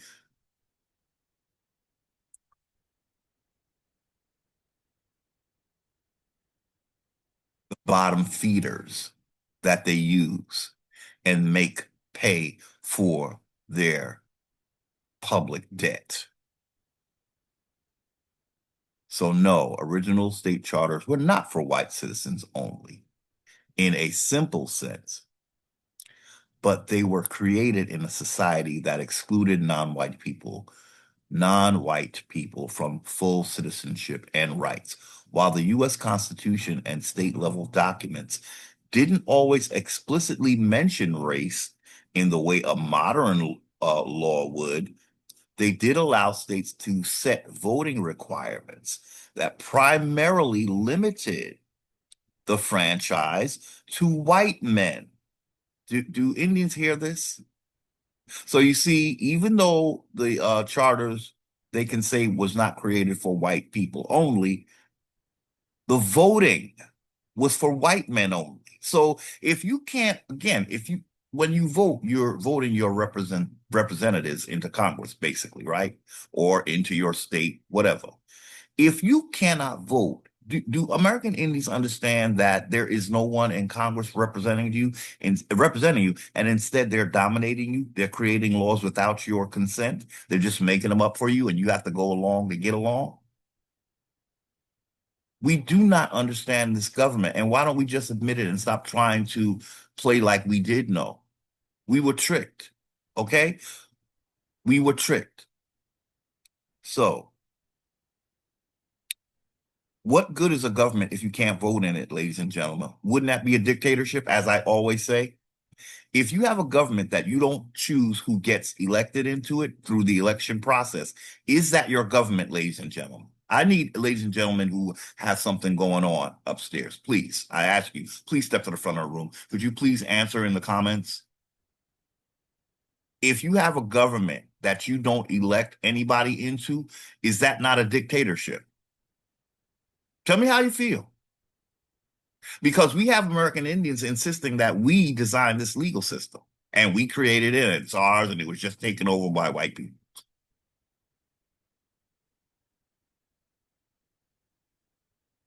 And I'm saying that's not true. We don't have anything to do with this system. Plymouth Rock landed on us, not the other way around.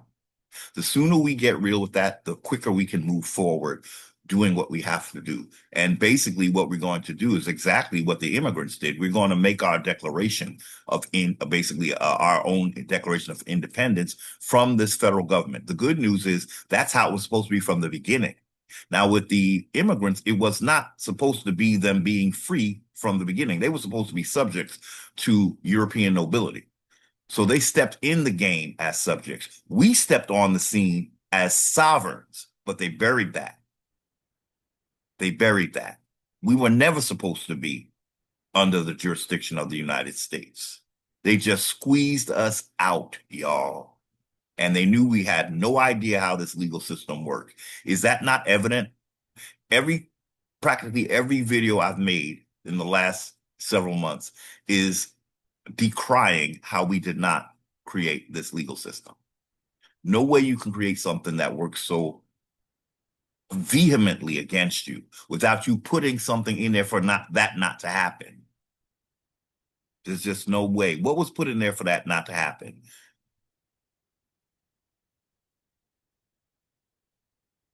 The closest thing we have is Article 1, Section 2, Clause 3, but we did not put it there. It was put there, but we didn't put there because we didn't even know what the hell it meant. That's how I know we didn't create this constitution or this legal system or these states or anything. Plymouth Rock landed on us. We did not land on Plymouth Rock. So the states did not, they did allow states. Okay, let's read that again. While the U.S. Constitution and state-level documents didn't always explicitly mention race in the way a modern law would, they did allow states to set voting requirements that primarily limited the franchise. So voting is a franchise. I mean, I don't know how to use that word, but maybe the state is a franchise. I don't know, but it's saying the Constitution and state level documents didn't always explicitly mention race in the way a modern law would. They did allow, so that's the Constitution and state level documents. The Constitution and state level documents did allow states. When they say state level documents, they could be talking about the state constitution. There's a U.S. Constitution for the federal government, District of Columbia, and then each state had their own constitution. So I think when they say state level documents, they must be talking about the individual state constitutions, not the U.S. Constitution. But because we're so dominated federally, it's practically not even talked about that each state to this day still has their own constitution. Like there's a constitution for Virginia, specifically for Virginia, not a United States Constitution, a Virginia Constitution. There's a constitution for New Jersey. There's a constitution for New York. These are not United States Constitution. It's an individual state constitution for each state. So I'm assuming that's what they're talking about. So these state level documents and the Constitution didn't always explicitly mention race in the way a modern law would. They did allow states to set voting requirements that primarily limited the franchise to white men who owned property. Additionally, the Naturalization Act of 1790 explicitly limited eligibility for citizenship to free white persons. So Congress makes an act. Now, at this time, we can presume that the states voted on this act, not American Indians. The white men that voted, that can vote, they voted for this Naturalization Act of 1790, not American Indians. American Indians do not have representation in Congress. So we were just told that white men can vote. So how did this Naturalization Act pass? It had to be run by a majority of the states for it to become legislation, right?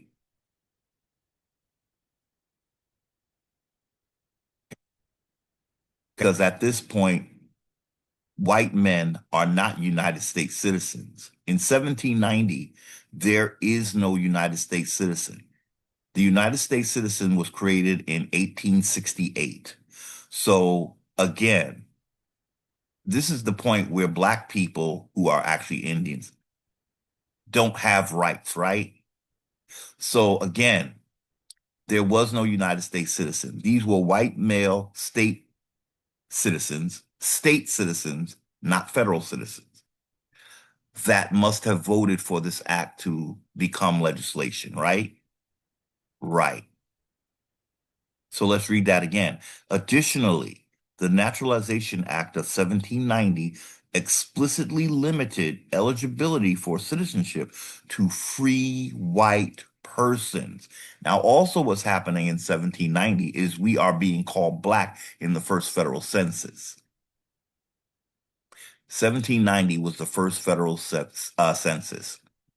And it is said that this is the first federal census, right? And it is in this first federal census where they are misclassifying American Indians. I believe it was colored first. It would be interesting to see what came first. I do believe it was colored because that's where you're getting your colored only in the Jim Crow era. But it doesn't matter. It could have been either of colored, Negro, Black. They're all the same. Okay. So I hope American Indians that are really trying to figure shit out, not the ones who know it all, and what they know is that this government was created by American Indians. Oh no, the hell it wasn't. Not with these kind of laws going on. It's not even possible. We had no idea what they were doing, ladies and gentlemen. I mean, if you can't see that, we have to get you some classes. Saying that you would have to show that we had this prior to 1607 when we were first invaded by England, when the first colony, I would say, when Virginia is developed, it's about 1607. So we would have to have something before 1607 proving that we had a republic. It has to predate 1607, ladies and gentlemen. If it doesn't, it is colonizer created, point blank, period. The U.S. Constitution. The Constitution left many rights, such as voting qualifications, up to individual states. Okay? But again, when the okay, let's try to reason this out. So the U.S. Constitution, they're talking about 1787. Okay, that's the first one. The first U.S. Constitution is 1787. The Constitution left many rights, such as voting qualifications, up to individual states. But again, we have to understand in 1787, there is no civil rights for quote unquote Black people. And this is a white man's game. So you already can't vote at this time, American Indians. So really, them leaving it to the states, it's it's of no consequence really because again,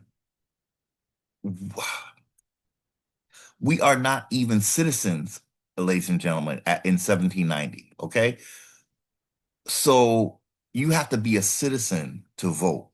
So were we able to vote even if it was left up to the individual states? No, we weren't, because we weren't part of the states yet, y'all. We did not create these damn states. Why would we create states and not be able to vote in them? That's the million-dollar question that I need Indians to answer for me, because many Indians, and I think they're being, I know they're being influenced by Moors, because they wouldn't be saying this. They would know for damn sure that they had no right to vote. This government is voter driven. At the beginning, it was. At the beginning, this government was vote driven. Not I hope, I pray, please give me some laws. You had to vote for that shit. And anybody that looked like they were black could not vote. You could not vote. You could not vote, ladies and gentlemen. That's why the 14th Amendment had to come around, and that was in 1868, like we said. So at this time, you are not voting, ladies and gentlemen, if you are quote unquote black. Okay, so let's go to the next bullet point.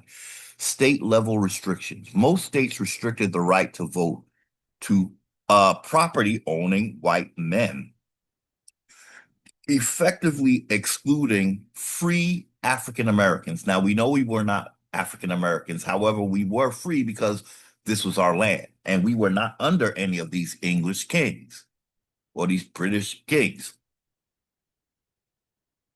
So let's read that again. State level restrictions. At the state level, most states restrict the right to vote to property owning white men. Now they're saying most states. We're gonna have to do a dive and see, because what I'm saying is that if you were quote unquote black, you couldn't vote at all. Okay. So maybe we do have to look, because we have to ask if there was some states that had voting rights for black, quote unquote, black people. Who were these black people? Were they American Indians? They shouldn't have been, because again, the Constitution 1787 says that Indians are not taxed. So if you're not taxed, you're not represented, you shouldn't be voting. You hear what I'm saying, ladies and gentlemen? Do you understand that? Let's say it again. The very first Constitution, the United States Constitution, it said that Indians are excluded from representation in Congress. They're not taxed. That means the state couldn't tax you and the federal couldn't tax you. So if you're not paying into a system, the way this system works is you're not receiving anything from the system. You have to pay taxes to be part of it. But Indians are not taxed at the gate with the United States Constitution. Okay? So this is not making too much sense to me, because we're talking about 1790. Okay. The date put up there 1790. So at this time we have the 1787 Constitution, which is the United States Constitution, which is saying that Indians are not represented in Congress, y'all. So I don't know if they're doing this in a specific time frame, but I did ask if the original charters were for white citizens only.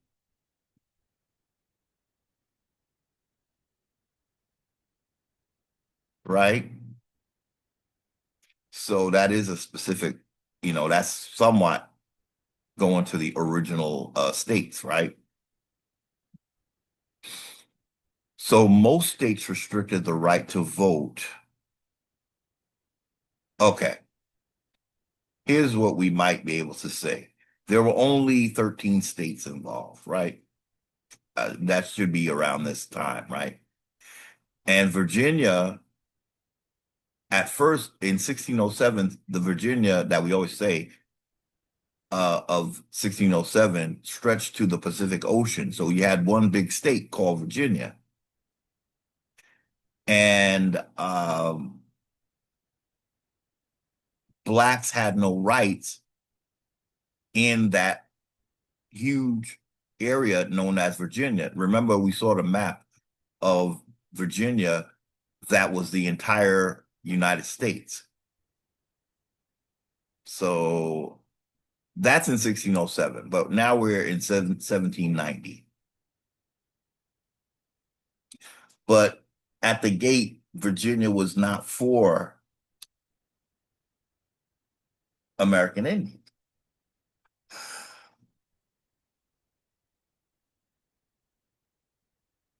So most states restricted the right to vote. Okay, I'm going to do something, ladies and gentlemen, because it's itching me. I have to ask, and I'm going to use my phone. I'm going to see which states allow, because I'm saying it's no way unless you're a Negropean. An Indian is not represented in this government, so they shouldn't be voting in it. So let's look and see. Let's see if we can ask. Uh,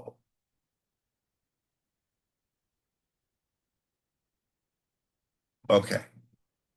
Let's see if we can ask.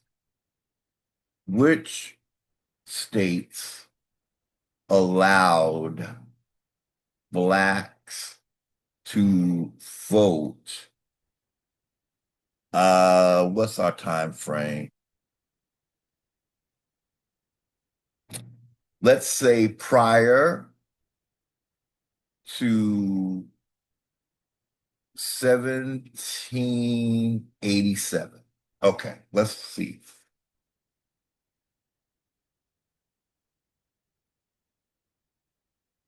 Now, AI didn't answer. Let's see if we can get an AI answer. Okay.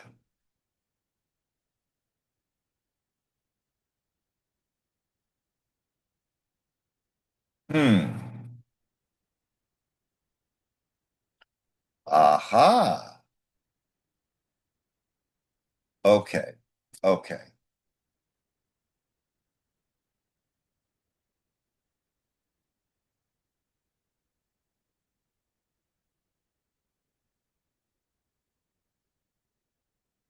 Okay, ladies and gentlemen, we're gonna have to say what we see. And this must be where American Indians are saying that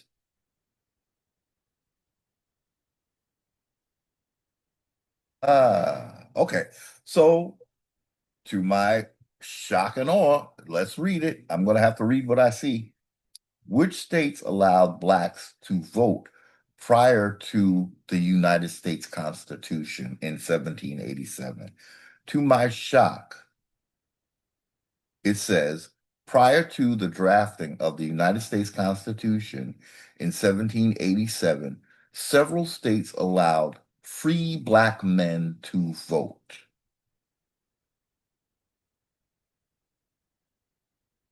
We are going to have to hash that one out because after the Constitution, Indians are not represented in Congress. So I'm going to say, I'm going to go out on a limb, ladies and gentlemen, and I'm going to say these were the Negropeans, yo. These were the Negropeans because they're the ones that fought to break away from Britain, right? We didn't have to break away from Britain. Ladies and gentlemen, I think this is very helpful to me because I have to say I was not clear about there being states that had voting because of the United States Constitution. It seems to me that at some points all the state okay These had to be Negropeans, ladies and gentlemen, that were voting, and these would have been Moors. Okay, that's what this is, because Indians were not seen as the people who were breaking away from Britain. Do you understand? So let's finish reading because it's telling us which states allowed voting for quote unquote free black men. See, they're emphasizing free because there were Negropeans that came, right? And so it is the Negropean that has to break away from the British nobility. So of course they would want to vote. And now it does make sense to me because what's the point of breaking away from nobility and not being able to vote? You just over, through your king, basically. And okay, you overthrew your king, and now you want to live as a citizen. But Indians are not citizens. Negropeans are citizens. So, ladies and gentlemen, now I'm seeing where the Moors came in. Now I'm seeing the advantage that I'm calling all Negropeans Moors, okay? Because they're not American Indian. So now I really can see where they came in and had some authority. So let's finish reading this. Prior to the drafting of the U.S. Constitution in 1787, several states allowed free black men to vote, provided they met the same qualifications, typically property ownership or tax-paying status. Now, again, Indians do not pay taxes. Who pays taxes? It would have to be the immigrants who are creating this government. That's how the Moors created this or assisted in creating this government, is because once they broke away from England, it was them who, and that's what they tell us too. We read that in the article by the author of the book, America's the True Old World. We always talk about him, Amun Hotep Shafes El Bey. He said the Moors created the government. So now it makes sense to me, ladies and gentlemen. Okay, now it makes sense to me. And I believe he said this happened. Oh boy, now the time. I got to find out what time frame he said this happened. But it's still not an American Indian game. What's happening, ladies and gentlemen, is that as people of color as well, American Indians are seeing the movement of the Moors. And so we figure we're going to have to latch on to them because they are taking a lead role in this government. That's how we got tricked, ladies and gentlemen. So now I think I see better. I'm glad I found this, although I was under the impression that there was no Negroes voting. What it was the Negropean that could vote. And so what happened, American Indians started to identify as Negropeans so that they can get political advantages. But the thing is, when they go to do that, they lose their standing on the land because now they're trying to be Negropean because the Negropean is saying, look at me, I've got a little clout now, be like me. And so American Indians are like, okay, and you got a legal system for me? Yeah. We just broke away from our king. So you can join us now. And that's how we got food, because once we join them, ladies and gentlemen, we are no longer the landlords, for lack of a better word. Once we become the Negropean, we are foreign. And this is a very important point we have to make. So let's get to it. Seems like Heru don't want to read the states that have voted for free black men. So let's read. And we're going to have to do an about face with some of this rhetoric now. But that's fine because now it explains. Now I understand. And what I understand is American Indians are still not part of this. This is a Negropean game, y'all. When he broke away from his king, he was walking around with his chest puffed up. But then those who really created this system put a central federal government above all of this. And that's when shit went how it was supposed to go. And now, wow. So that's what must have been what they had going on in the South, y'all. They had a little thing going, but actually, it's looking like, okay, let's finish reading. And again, folks, I'm reading from my phone. Sorry, you're not seeing this, but I'm definitely reading it. And maybe we can pull it up or so you can read along. It does put a bit of a about face in what my narrative. I didn't know that blacks could vote at some point, but this is before the federal government. When I said the Federalists won, that's what happened. The federal government took place. But we must understand this still was not a government for American Indians. It's a government for people who broke away from a tyrannical British king. Okay? So let me finish reading because I just keep stopping. Prior to drafting the U.S. Constitution in 1787, several states allowed free black men to vote, provided they met the same qualifications, typically property ownership or tax-paying status. Indians are not taxed. That's how I know that these are not Indians, right? Indians were not taxed. Okay? So that's a key right there between the difference between a Negropean and American Indian is Indians were never to pay taxes, whereas a Negropean was paying taxes. The following states and territories permitted black suffrage during this period. Okay? Maryland allowed free African Americans to vote if they met property qualifications. Massachusetts permitted free black men to vote on equal terms with other citizens. Massachusetts. Okay, so they didn't have to have property. New Hampshire recognized free native-born inhabitants, including those of African descent, as citizens with the franchise. So they're saying Native American in Massachusetts. I'm sorry, in New Hampshire.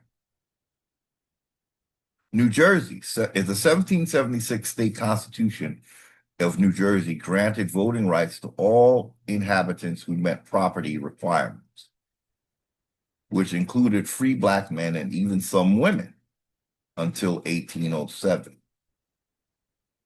New York allowed free black men to vote, although it later imposed such higher property requirements for them compared to white men. North Carolina provided the franchise to free black men until they were explicitly disenfranchised in 1835. But again, ladies and gentlemen, this is not Indians. Now, one of them mentioned Native Americans.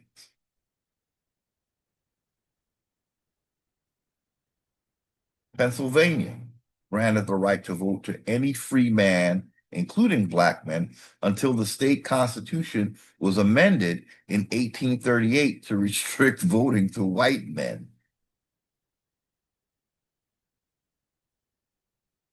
Vermont, its 1777 constitution granted suffrage to non-landowning males and did not include racial exclusion. In many of these states, these rights were later rescinded or restricted in the early 19th century as state constitutions were rewritten to explicitly include the word white in voter qualification.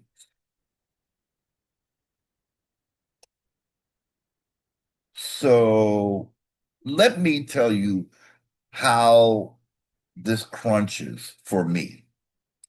First of all, we still have to meet a 1607, a prior to 1607 government system run by American Indians. Now that has not been met. In all of what we read, we are still ending up in a colonized time frame.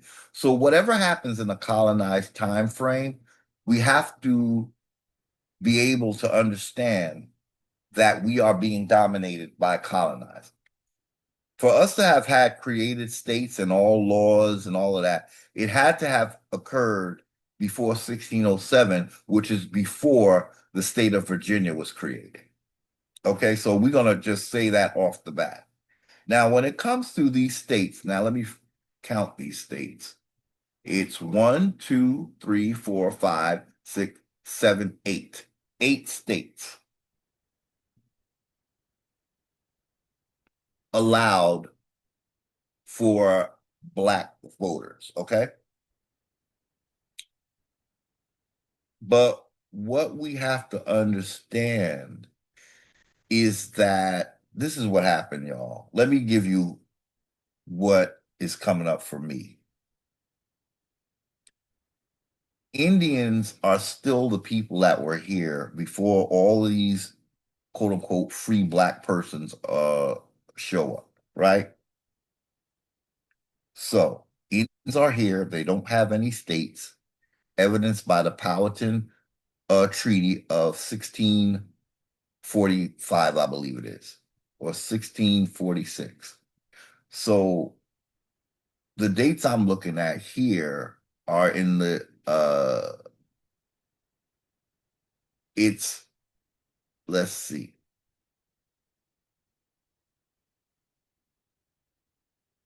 Oh, the dates are all different, but there's none. Let me see, because we asked for prior to 1787. Maybe we should ask which state first allowed for Black voting. Now remember, these Blacks are Negropeans, y'all. They're not American Indians. That's the key here. This is not a system for American Indians because we were not under British before they arrived, we didn't have a British king. So these people broke away from their king, and then they had, for a short time, they had voting rights for Blacks for a short time. And then all Blacks were lumped together. All people of color were, whether they were Indian or Negropean, were lumped together, and we were all disenfranchised. But Indians were the most disenfranchised because this was their land. The other dudes, they're disenfranchised as well, but this is not their land, and they're not really supposed to have the same rights that birthright American Indians have. So we want to now ask, let's see. Let's ask the question now after the Revolutionary War. Okay. After the Revolutionary War, Revolutionary War, which state was the first to have voting for Black citizens?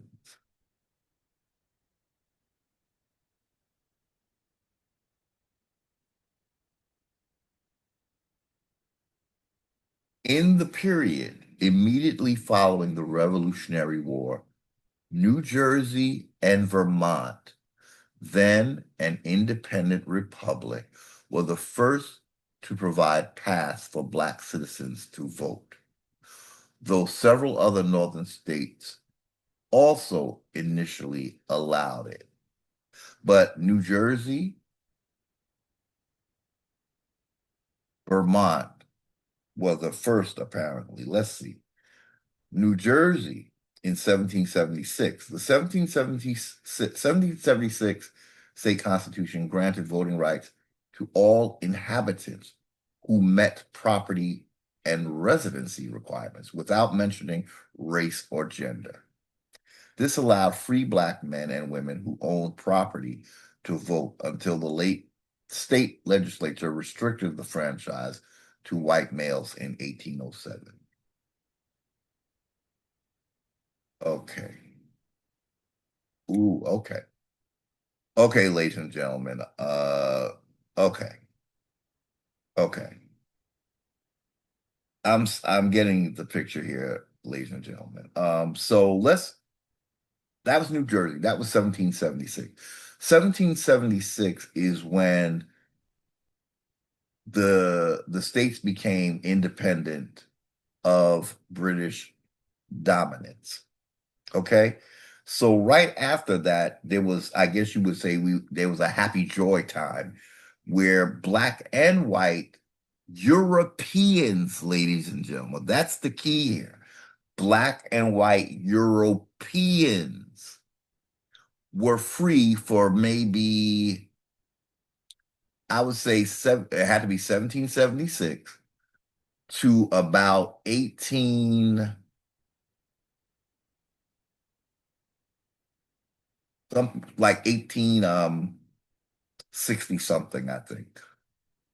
So that was the window where not American Indians, but Black Europeans, those are Moors, y'all. Now I understand why Moors say they helped to create this system, because they were breaking away from British nobility and they had to create something, um, you know, something that looked appealing.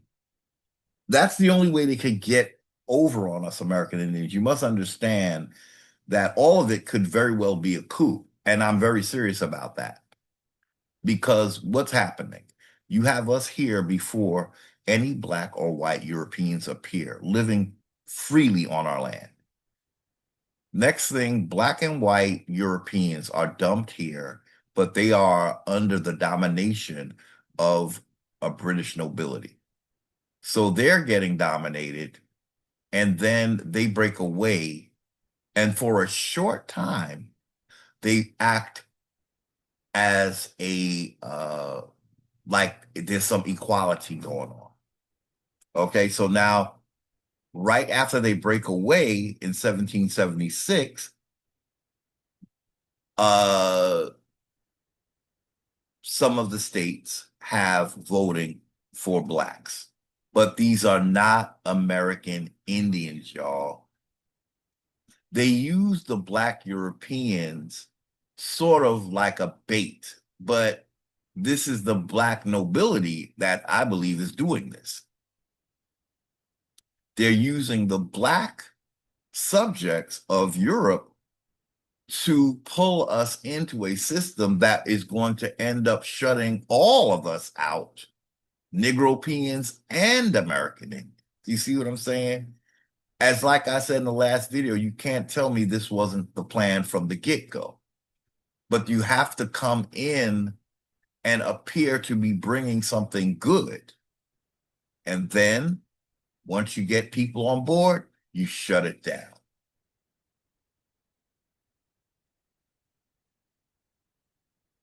The key factor here, ladies and gentlemen, is that these were not American Indians, but American Indians had melded so much with Black Europeans that they just forgot who they were. And they started really following the Black European, because it's the Black European that's really creating this government. And then he gets shut out and we get shut out. So we followed the Negro, and he led us into a burning house.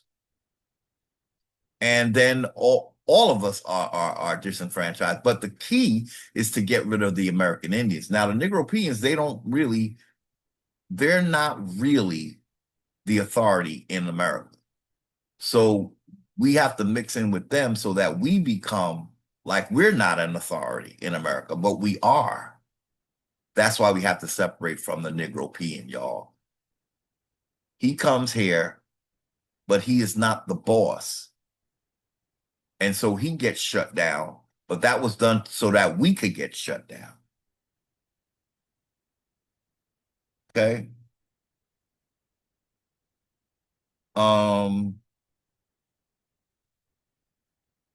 This is very interesting, ladies and gentlemen. I really have to say that this is the part that I was not aware of.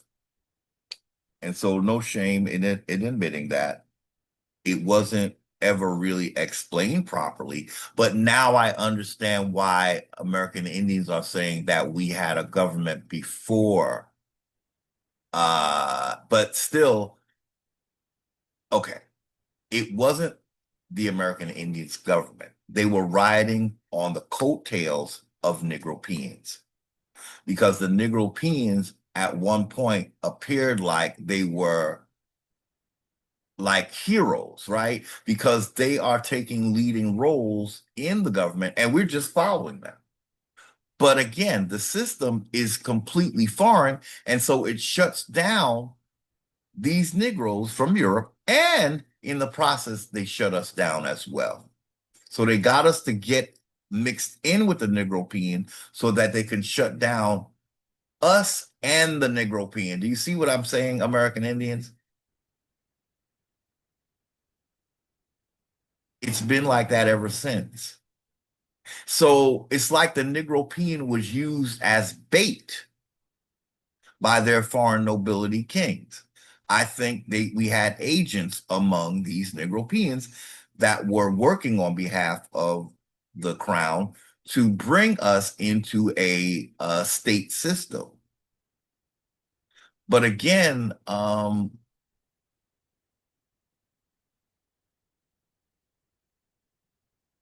when it comes to American Indians, we did read that Indians were not part of the courts. Negropeans could be part of these courts. Now we see now because they came with the states, y'all. American Indians did not come with states. We were here before the states. But the Negropean, his standing is of a state. That's what's the difference between us and Negropeans, y'all. We can be here without states. A Negropean cannot be here without a state unless we allow him to. And the Negropean does not want to recognize our authority. Now I have to bring up an example of a Negropean. Because at this point, you might be saying, well, why not be a Negropean? They had voting rights, but they didn't have birthright. But I want to give you an example of how a Negropean works today, y'all, because I think we're being led by them. I really do. That's why we fight for this system so hard. A system that has been kicking our ass, and we trying to go back to a brief time when Negropeans could vote and had some kind of, sort of somewhat equal rights to whites. But they both were former subjects of Britain, the black ones and the white. But I want to tell you how Negropeans work today. They're still not our best friend. They don't, because the Negropean doesn't have birthright, so he can never talk like us. So what a Negropean will do is he will create something called a fundamental Black American. That's the best that a Negropean can do because he can't claim being American Indian. And how does that work against us, y'all? I want to show you that Negropeans, they're not our best friend because they cannot claim birthright. Now, they can vote in a state system because they came with the state, y'all. American Indians did not come with the state. Okay? So a Negropean has to keep coming up with misnomers that sound like he's an American Indian. So he comes up with something called fundamental Black American. Now look how a Negropean operates. He creates that term and he patents it so that he gets paid whenever it's used. We American Indians are online screaming at the top of our lungs that we are not Black, we are American. But a Negropean is still saying we're Black. Why? Because the Negropean is Black. So he wants us to be in at his level. He can't say he's an American Indian because he already gave his life to being basically a Moor. That's the problem with Moors. They have already given their whole entire soul to Morocco and North Africa. So they cannot say that they're American Indian unless we allow them to. So let's go look at this. A Negropean announces that we, quote unquote, we are fundamental Black Americans. Right there, he is genociding American Indians, and he doesn't give a shit, right? Because he's getting paid every time someone uses the term fundamental Black American, right? So look what happens. No one hears us saying that we're American, like full-blood American Indians. Nobody hears that. But a Negropean, one Negropean will say that we are fundamental Blacks, and that will reach the likes in white America like a Tucker Carlson. And then a Tucker Carlson will start using the term fundamental Black American. You see how a Negropean overrides an American Indian, and then he gets the European to follow his lead, whereas an American Indian, we over here screaming, ranting, raving that we're American. Nobody hears that. Tucker Carlson won't say that on the air. He won't say that uh, uh, all Black people were originally American Indian. He won't say that. He'll get on his platform and he will say, well, you know, the fundamental Black Americans are, they were here. But who was here before the fundamental Black Americans? American Indians. So I have to throw that in here because at this point, I think my listeners, they say, are you slipping, Haru? Because you said that we didn't have no voting. We didn't, not American Indians. So I understand why you might have a doubt right now, but please let's not lose you. I don't want to lose you because it still remains that American Indians are not Negropeans. And I'm actually glad we found this because this further shows that it was Negropeans who, for a brief time, from 1776 to about, I don't have that still on my screen, but like the mid 1800s, that was the window where what American Indians keep saying that we had a government. No, it was the European Negro who created this government, not American Indians. We just went along for the ride because it was already bad for us.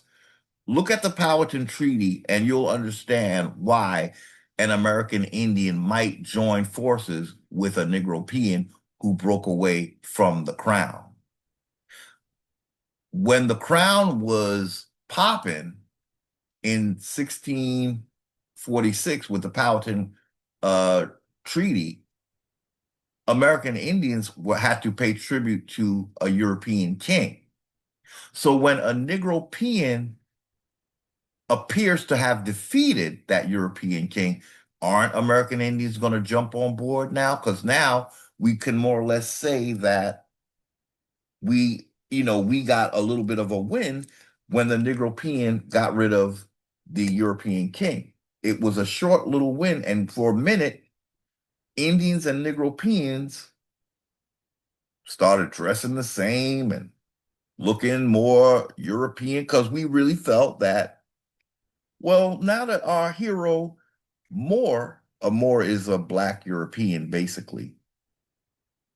Now that our hero, the Black Moor, has broken away from the bad, mean king, we can join with this Negro and he gonna lead us to the promised land. Nope. Everything shut down after the Negropean broke away from the king. The whole system shut out again. Negropeans and American Indians. But American Indians lose the most. Why do American Indians lose the most? Because before any of these Europeans, Black or white, came here, we were free on our land without their republic, without their democracy, without their federalist. Ultimately, the American Indian is losing the most, not a Negropean. A Negropean, like I said, creates a new misnomer, and that's what's going to lead him to some a payday. He creates a new misnomer. You see how the Negropean moves, ladies and gentlemen? They can't be American Indians. Only we can. A Negropean, basically, he's still living in a state. He has to live in a state because he came with a state. American Indians were here before the states. Which Negro would you rather be, American Indians? Honestly, ask yourself, because it's really going to make the difference between an America that is run by American Indians versus an America that is compromised because American Indians still think that they're the same as Negropeans. I have to ask you, of the two, the Negropean and an American Indian who was here before a Negropean, which would you rather be, ladies and gentlemen? Now, the Negropean had a short time of glory when he was voting in this system, right? After 1776, there was a window where the Negropean was riding high, right? And you American Indians got a little bit of that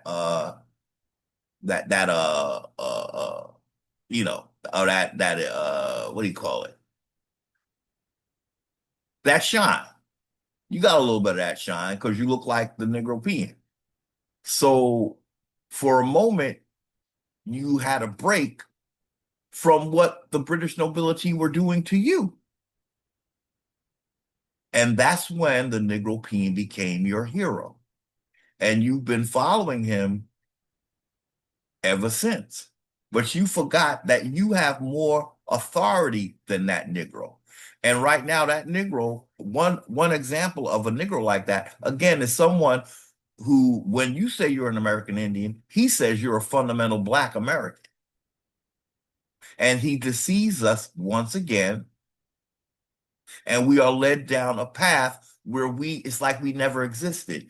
This is why we have to break away from the Negropean, ladies and gentlemen, because he makes you a foreigner on your own land. That still is what the case is. You still have to choose against the Negropean, ladies and gentlemen. He cannot do this. We are the only ones who can do it, but we have to separate. Okay, so today, for the first time in history, Heru found that little window that American Indians are talking about. That's why American Indians are saying we created this government, because once the Negropean broke away, a government was created, but it was quickly swept away. And that was what's supposed to happen, ladies and gentlemen. The minute you compromise your authority, this is the kind of thing that can happen. You trust a foreigner who looks like you. He's promising you the world. And then once again, like the whole history of the Moor, I can sum it up in this sentence. Now, listen, ladies and gentlemen, I want you to hear this. What is the whole trajectory and life story of a Moor? I'm going to tell you right now. Listen real good. It's really short, though. I was the big bad conqueror. I created nations. I even created new races. I was riding high and mighty for a little while. Then the white man came, and it's like I was the weakest Negro on earth, and the white man defeated me.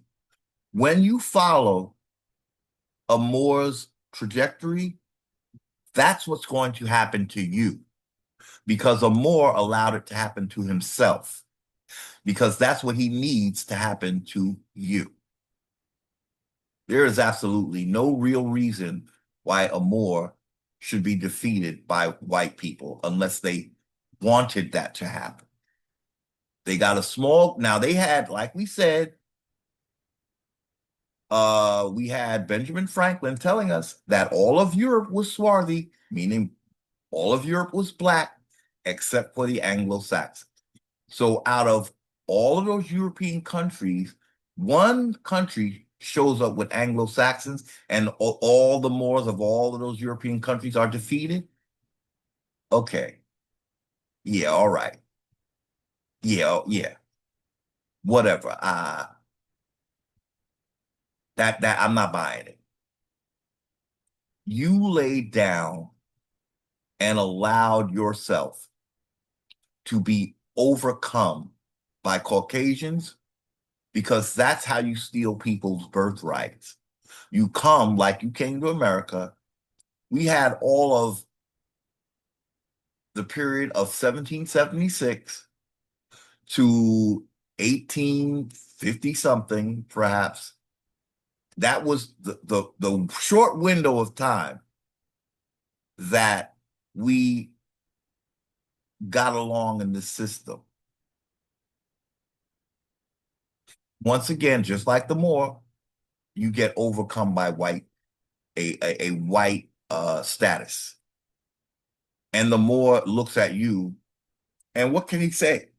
What can a Moor say to an American Indian when American Indians looks at him and say, how is it that you had me follow you and we were okay for a hot minute, and then white people take over? Why does that happen to you all the time, Moor? And there's nothing, he can't even explain it, y'all, because there is no explaining that, because it doesn't make sense. It's what he wants to happen.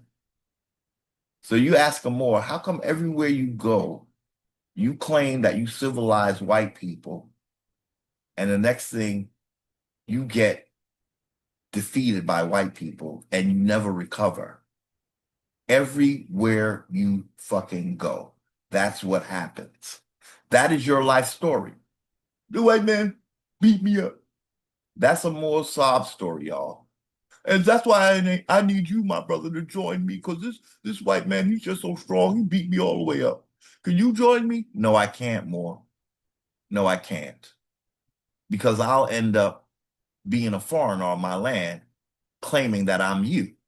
And you know damn well that's what's going to happen, because you want it to happen. And then you'll blame it all on white people. Meanwhile, you won my trust and you let me down. That's what's happening, ladies and gentlemen. So even with our little discovery today, uh, it doesn't change the bigger picture, ladies and gentlemen. Okay, we had a moment where blacks voted that I actually did not, I'm going to honestly say I did not know about it. I guess I didn't have an opportunity to really ask the right questions, you see?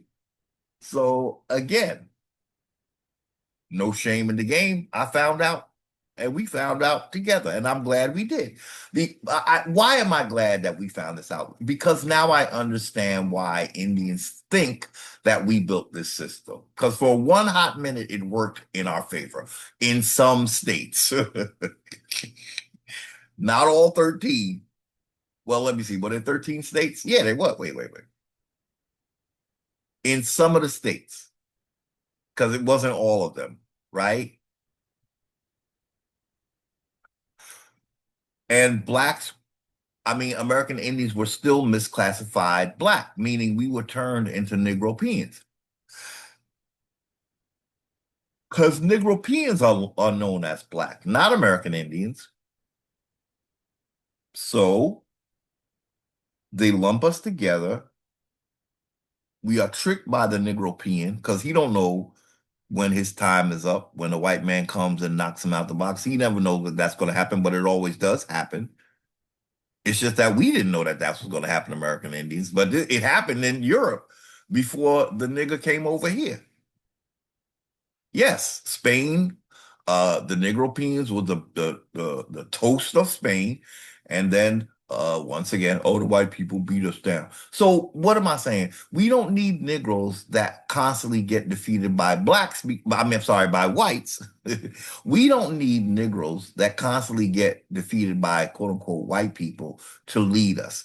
Okay, there's nothing they can help us with because they still have not figured out how to overcome this mighty white man that they can't seem to defeat. And I'm not saying that white men or white people need defeating because again, they're not our biggest problem. But I'm saying if we have a Negro that his whole life story is how the white man took over everything. What are you offering me? That's like Africa always saying, we need help, we need help, we need help. You give them all the help and they still broke as fuck. So it's a state of being. They don't really want help, y'all. They just need you to sympathize with them so that you can embrace them and they could begin to eat you from the inside out like a parasite. Help me, help me. And then American Indians get fooled by these Negroes. Help me, help me. It was a trap, ladies and gentlemen. It was a birthright stealing trap. The Negropean is Jacob. The Negropean is Jacob. More than the white European. The Negropean is Jacob Yakub. King James called himself a Jacobite. Okay?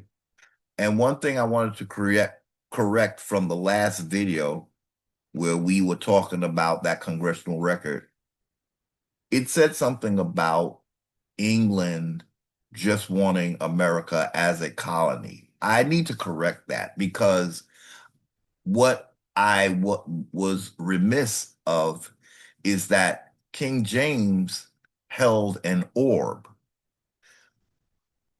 The Byzantine kings held an orb in their hands. Unlike other kings, what they called a Byzantine king, which King James was, they all held orbs. That's what made them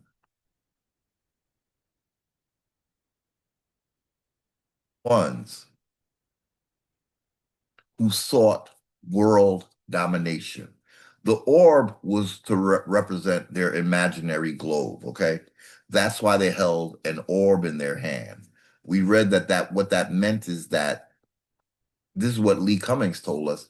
It meant that these kings wanted world domination. So where we read that that that congressman Jay Thorkelson, he said that British just want America as a colony. I say no, that's not all they want.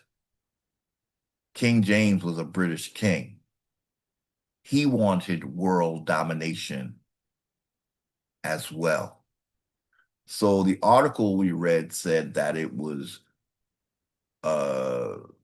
Jews, but we know for a fact, again, King James held an orb in his hand, and Lee Cummings, author of the Negro Question series, will tell you that that orb meant world domination. Who wanted the New World Order? It was the British Byzantine kings, such as King James and his sons, and I guess King George might have been part of that too, because Lee Cummings said it was 5 black kings. But I do think it was King James and his two sons that held the orbs. I don't know if King George held the orb. We'll have to look at that at some other time. But I'm hoping you can keep up with me, American Indians, because yes, I may have lost you because I was unaware that there was a short time when blacks could vote before the Constitution came along. I'm talking about the United States Constitution. So once again, Federalists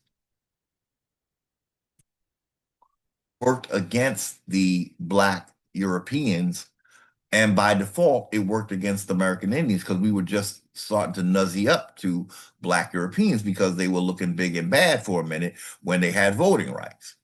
And when they first created, when some of these states allowed for them to vote. So that's where I was remiss, y'all. And I have no problem admitting that. Okay. I'm admitting I want to be like Dr. Martin Luther King today in the aftermath of his birthday. And I want to follow his lead and admit that I was wrong. He admitted he was wrong by saying he led us into a burning house. And I'm going to admit that I was not really cognizant of that short time in history when blacks were somewhat equal to whites. But I will insist that that didn't mean it was American. It wasn't American Indians. It was not American Indians. It was Negropeans who had, for a short time, voting rights. Okay? Um, we didn't pull it up on the screen.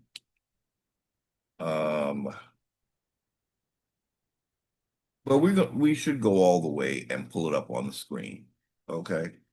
Let's see if I could pose the same question and get, well, what I want to do, let me see. I think what I'd rather do, okay, let's do the second question. So we're going to stop the share for a minute. Oh.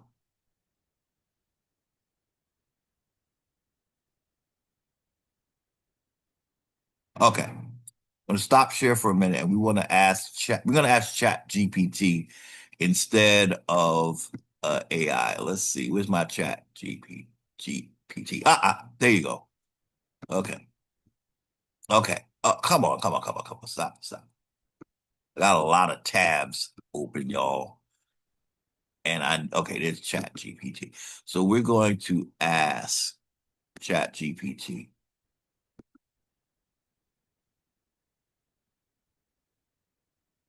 After the revolutionary war, which states was which states were the first to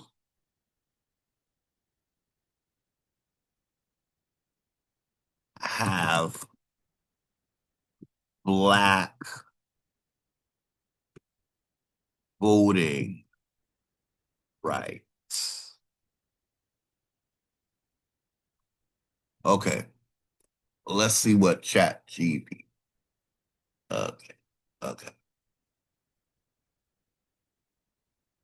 okay. So we just asked Chat GPT, and I'm going to pull that up now. Um,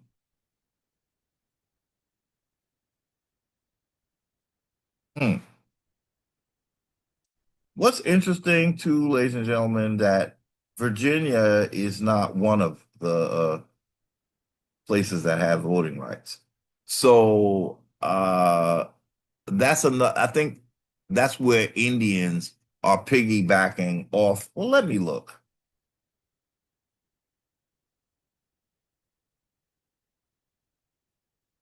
The most southern state that had voting rights was North Carolina. But so, yeah. So that I think that's why we have so many of the civilized tribes, you know, sort of thinking that they had something great with, you know, with the states, but it was very short-lived. So, okay, so let me share my screen again.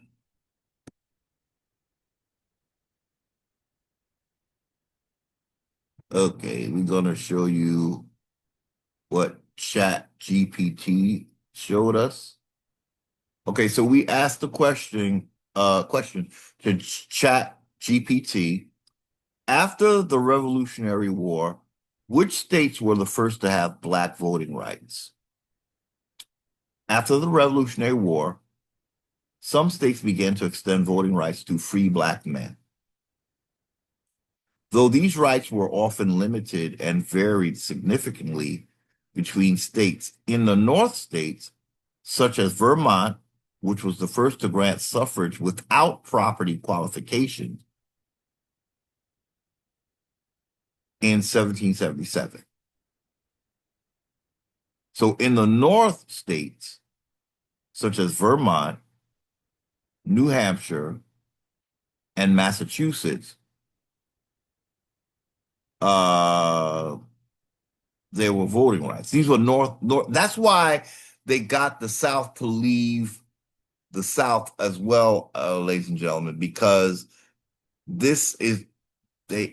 That's why we got led to a burning house, ladies and gentlemen, because they had voting rights for a short time and then they snatched them away, and then they gave you civil rights. Now I'm uh, of the mind now that for a minute you had the Bill of Rights for a short time. But it says, however, many southern states implemented restrictive laws to disenfranchise black individuals, even free ones. It wasn't until the post-Civil War era, particularly with the 15th Amendment in 1870, that legal voting rights for black men were more broadly established, although systemic barriers persisted for many years thereafter.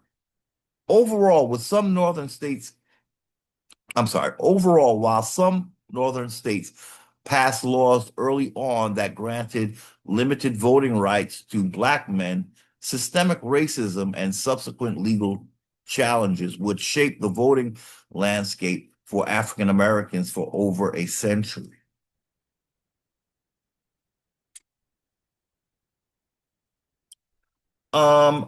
AI did a little better job of answering this question, I think, because it laid out the states with bullet points. It has New Hampshire. I'm sorry, it has, let me see. Well, it laid it out a little better than Chat GPT did because it gave me bullet points.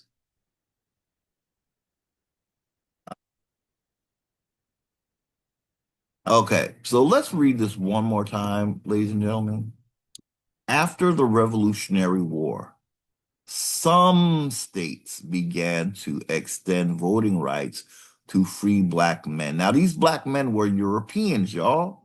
They weren't American Indians, but we got lumped together, right? In 1790. Okay, so this is before 1790. But in 1790 is when the federal census called us all black, and that was the end of that.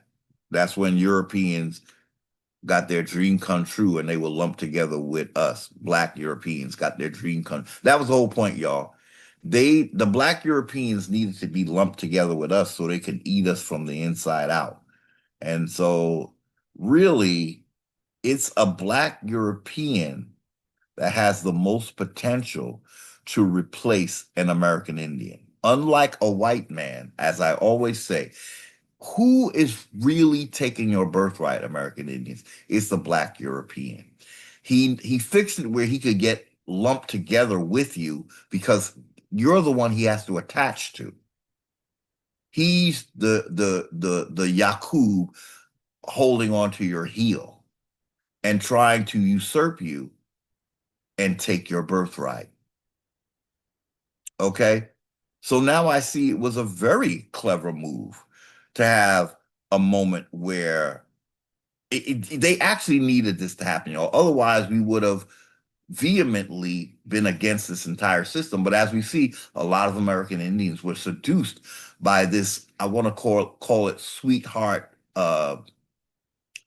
moment in history where Negropeans and American Indians, I guess, could conceivably, if you were an American Indian who identified as Black, you had a little bit of voting rights in some of the states. And then they snatched that away from you. I'm telling you, this was the plan from the beginning, but you will choose not to believe that because you just want to keep faith in the Black European that bad. And in the state system, you just have to have a state, right, American Indian? You insist upon having a state named after an English king. You want to live in something called North Carolina and something called Virginia, named after a British queen or the Virgin Mary, whichever you look at it. It's a virgin, right? You want to live in something that's called after named after these British nobility. You have to, because otherwise your life will just come apart, right? You can't live on your land without it being named after a foreign immigrant. You don't take your land any other way but unless it's had a British stamp on it. And so then you'll become British because that's how desperate you are to be anything but an American Indian. That's what it's looking like, American Indian. If you can't separate from the Negropean, that means you still see something in the Negropean worth having. And there is nothing. He gets stomped out by white people each and every time. We should have looked at his track record in Europe to find that out. And then we would have known that, sooner or later, this Negro going to get stomped out by whites because that's how he had it planned. So that he can cry a victim and pretend to be us when we're the only ones losing the most, not the Negropean. The Negropean is gaining. What is the Negropean gaining? Our identity. That's what he's gaining.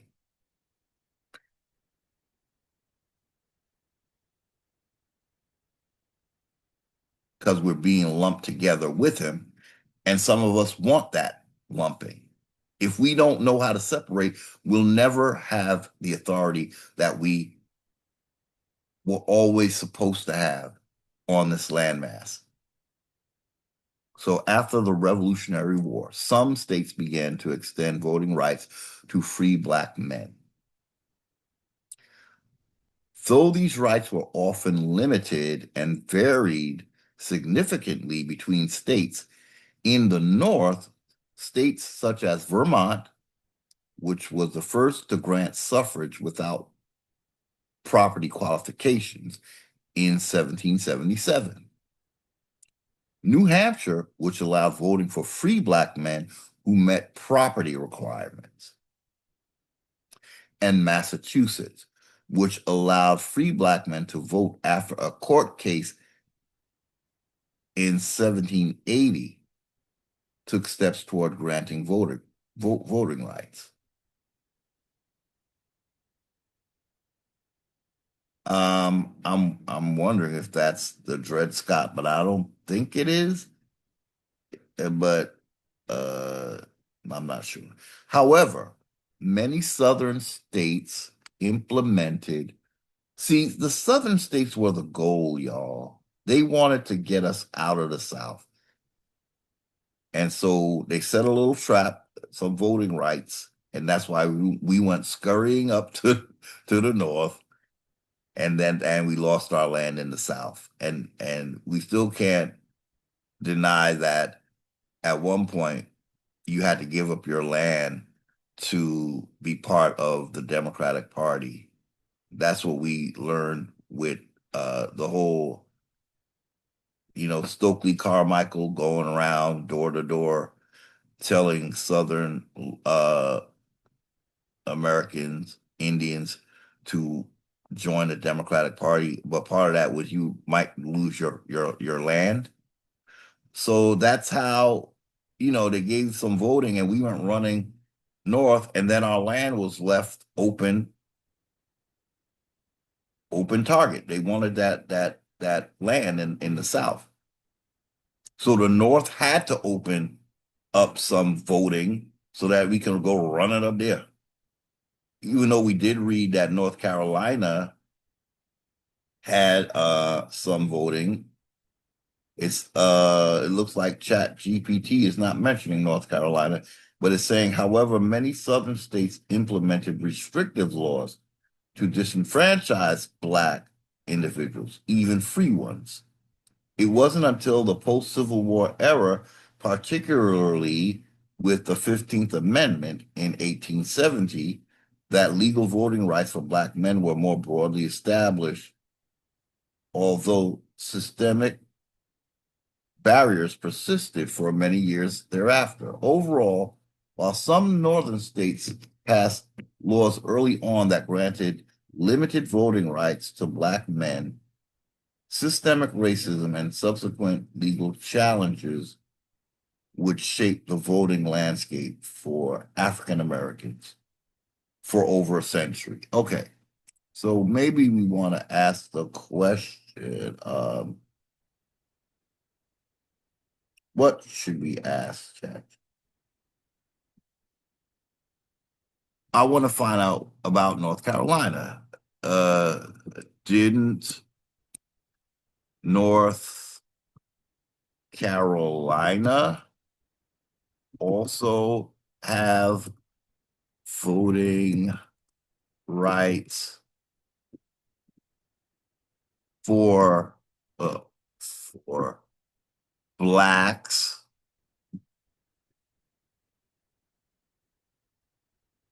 Yes, North Carolina. Okay, so that's what AI said, but let's see what they're saying. Yes, North Carolina. I'm sorry, let me see. Is there a way to make both sides? Okay. Yes, North Carolina did extend voting rights to some African Americans during the period following the Revolutionary War in the early 19th century, specifically around 1835. That's really later. Wait. No, wait. Following the Revolutionary War. Okay, so that's 1776.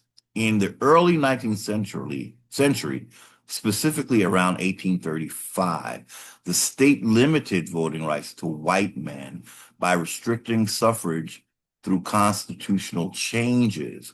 However, after the Civil War and the passage of the 14th and 15th Amendment, African American men gained the right to vote in North Carolina and other southern states. But again, civil rights are not the full Bill of Rights, y'all.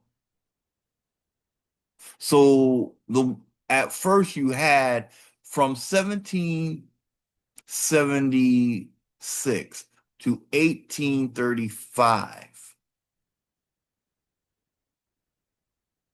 you had the Bill of Rights if you were a Negropean.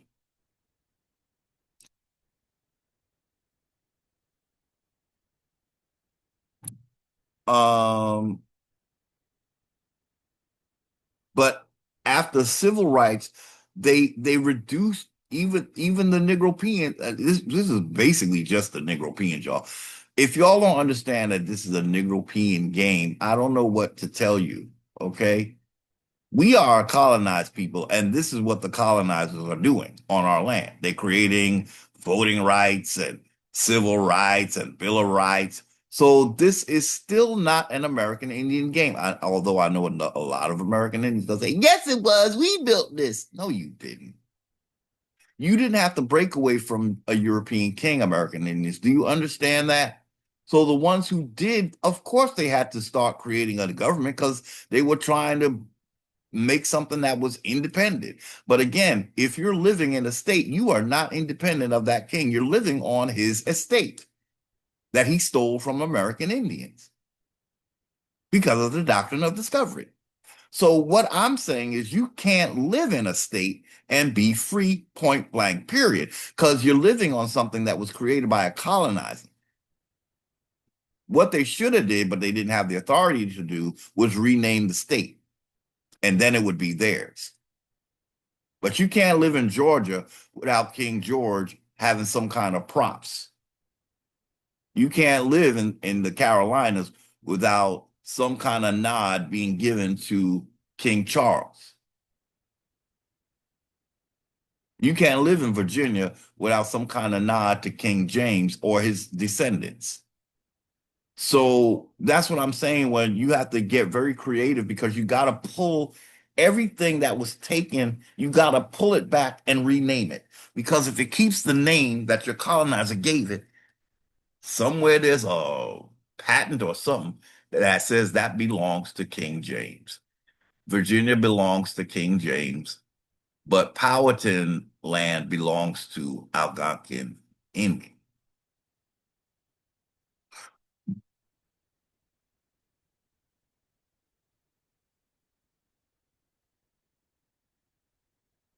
Okay, ladies and gentlemen, now I understand why American Indians feel that we created this system. No, we might have been right there when the Moor was, you know, doing it, but we had already been defeated. We had long been defeated, and now we're just living as if we're European, because they weren't trying to have us be Indians, because that would mean that the land is ours. Um, as soon as they broke away, like we said, as soon as these Europeans, Negroes and whites, broke away from their Negropean king, they set about to cut Negropeans and American Indians out. Um, we can't be intertwined with anything that has been here once Virginia was created.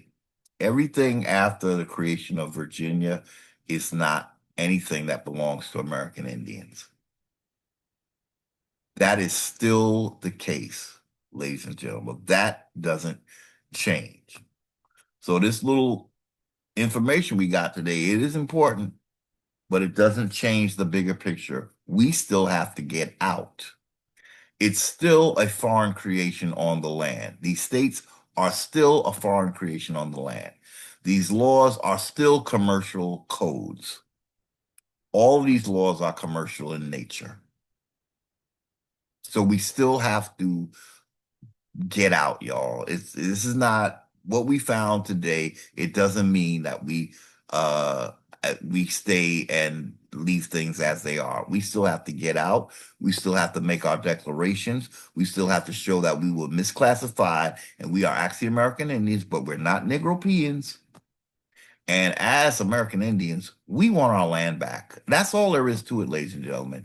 And if you want to stay from now on, you have to sign lease deals with us. With us, we are the landowners. And so I'm sure that they don't want to do that, y'all, because they do not want us to prosper on this land. They came here to prosper, and that means we cannot. Okay, ladies and gentlemen? So that's why we still have problems. Yes, we had a moment from 1776 to about 1865. That's when the Reconstruction started happening. And the Reconstruction is all Black people get the hell out. Indians as well, because you look like them, so too bad for you. You losing the most. The Negropean is gaining because he just needs to be associated with us. But at the same time, he can't have he can't create law of the land. He still has to get American Indians to embrace him and think of him as if he's one of us, and he is not.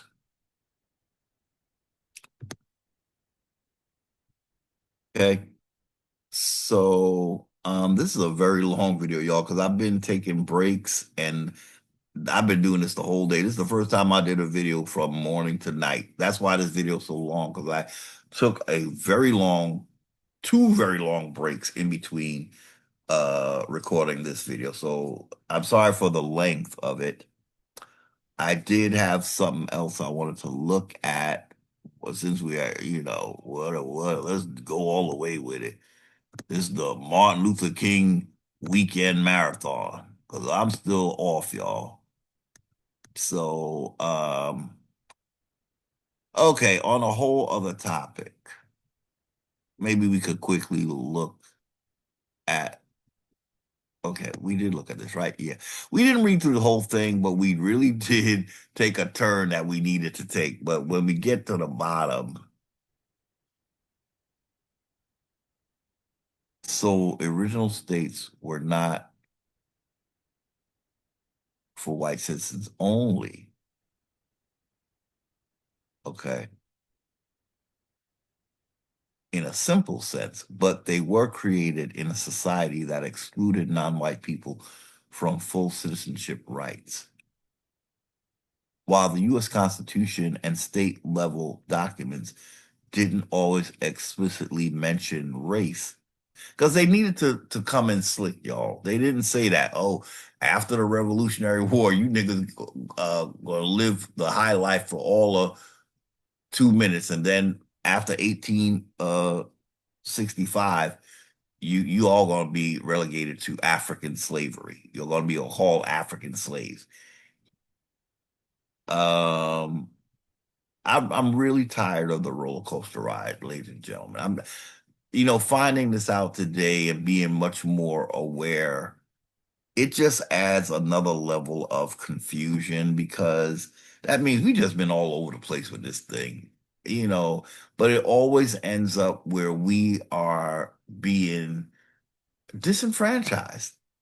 So that's all it amounts to, and so it makes it look like it was all, like I said, all planned out this way just to get us on board. You have to get the bees with honey, y'all.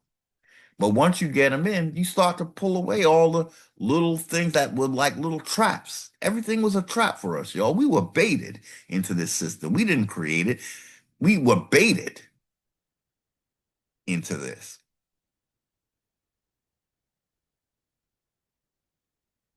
And it's like the federal constitution came and it started. Well, I can't say I'm mad at the fact that we're supposed to not be represented in Congress as American Indians. Now, Negropeans, yes, they had to, ladies and gentlemen. I want you to understand that Negropeans had to get a little shine for a short time because they had just broken away from England. So, yes, they had to get a moment in the sunlight and be able to vote and all that. But American Indians were still not part of this system. Okay, we are still not part of the system. We have to understand these are Negropeans they're talking about. Moors. And I think during that time, right after the Revolutionary War, is when they won our affection, because we saw them as being successful in breaking away from the king. So we thought that meant a break for us, but it didn't. Everywhere a Moor goes, white men will soon take over, because that's what they are about. They are about getting defeated by whites, and then never being able to repair from that. So everywhere they go, Moors are going to get defeated by either Caucasians, or in the Asian countries, they're going to be defeated by Asians.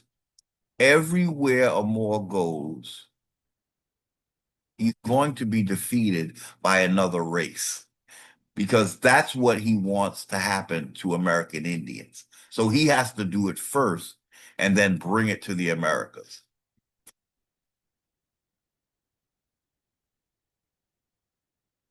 Even in Morocco, you have Negroes here in America praising Morocco. And if you go look at the phenotype of Morocco right now, you're gonna say, what the hell is wrong with these delusional Negroes?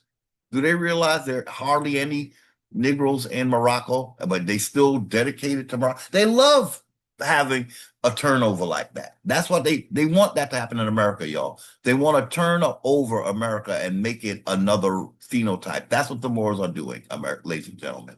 Because everywhere they go, that's what happens. They are kicked out, and then they have to go back to Africa. But even in Africa, in Morocco, you look at the phenotype type of Moroccans, it's like Asian Arabs. They're not even black. Yet Negroes over here praising Morocco. Morocco this, Morocco that, Morocco this. Those are the dirty boys. Listen, there's no such thing as a clean Moor. Okay? Okay. Not when it comes to American Indians. There's no such thing as a clean Moor. What they are is our doppelganger. And so they might look clean when they're perpetrating identity thefting us.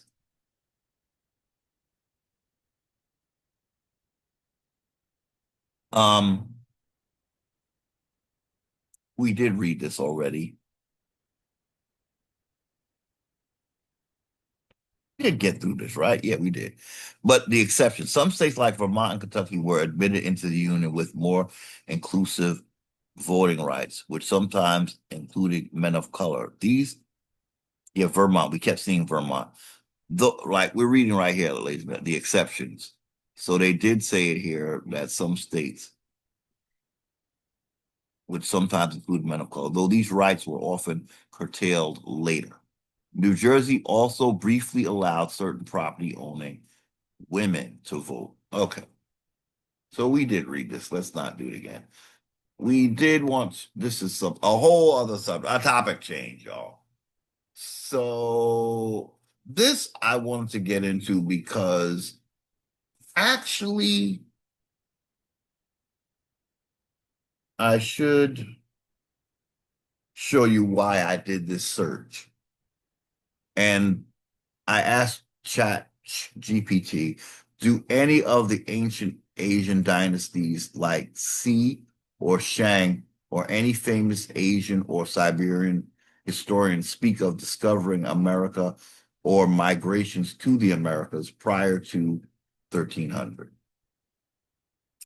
So we want to see, because what we're having, ladies and gentlemen, is it's Europeans that keep insisting that Asians were here. But when you go back into the Asian history, they don't talk about any migrations to America. It's just Europeans talking about that, right?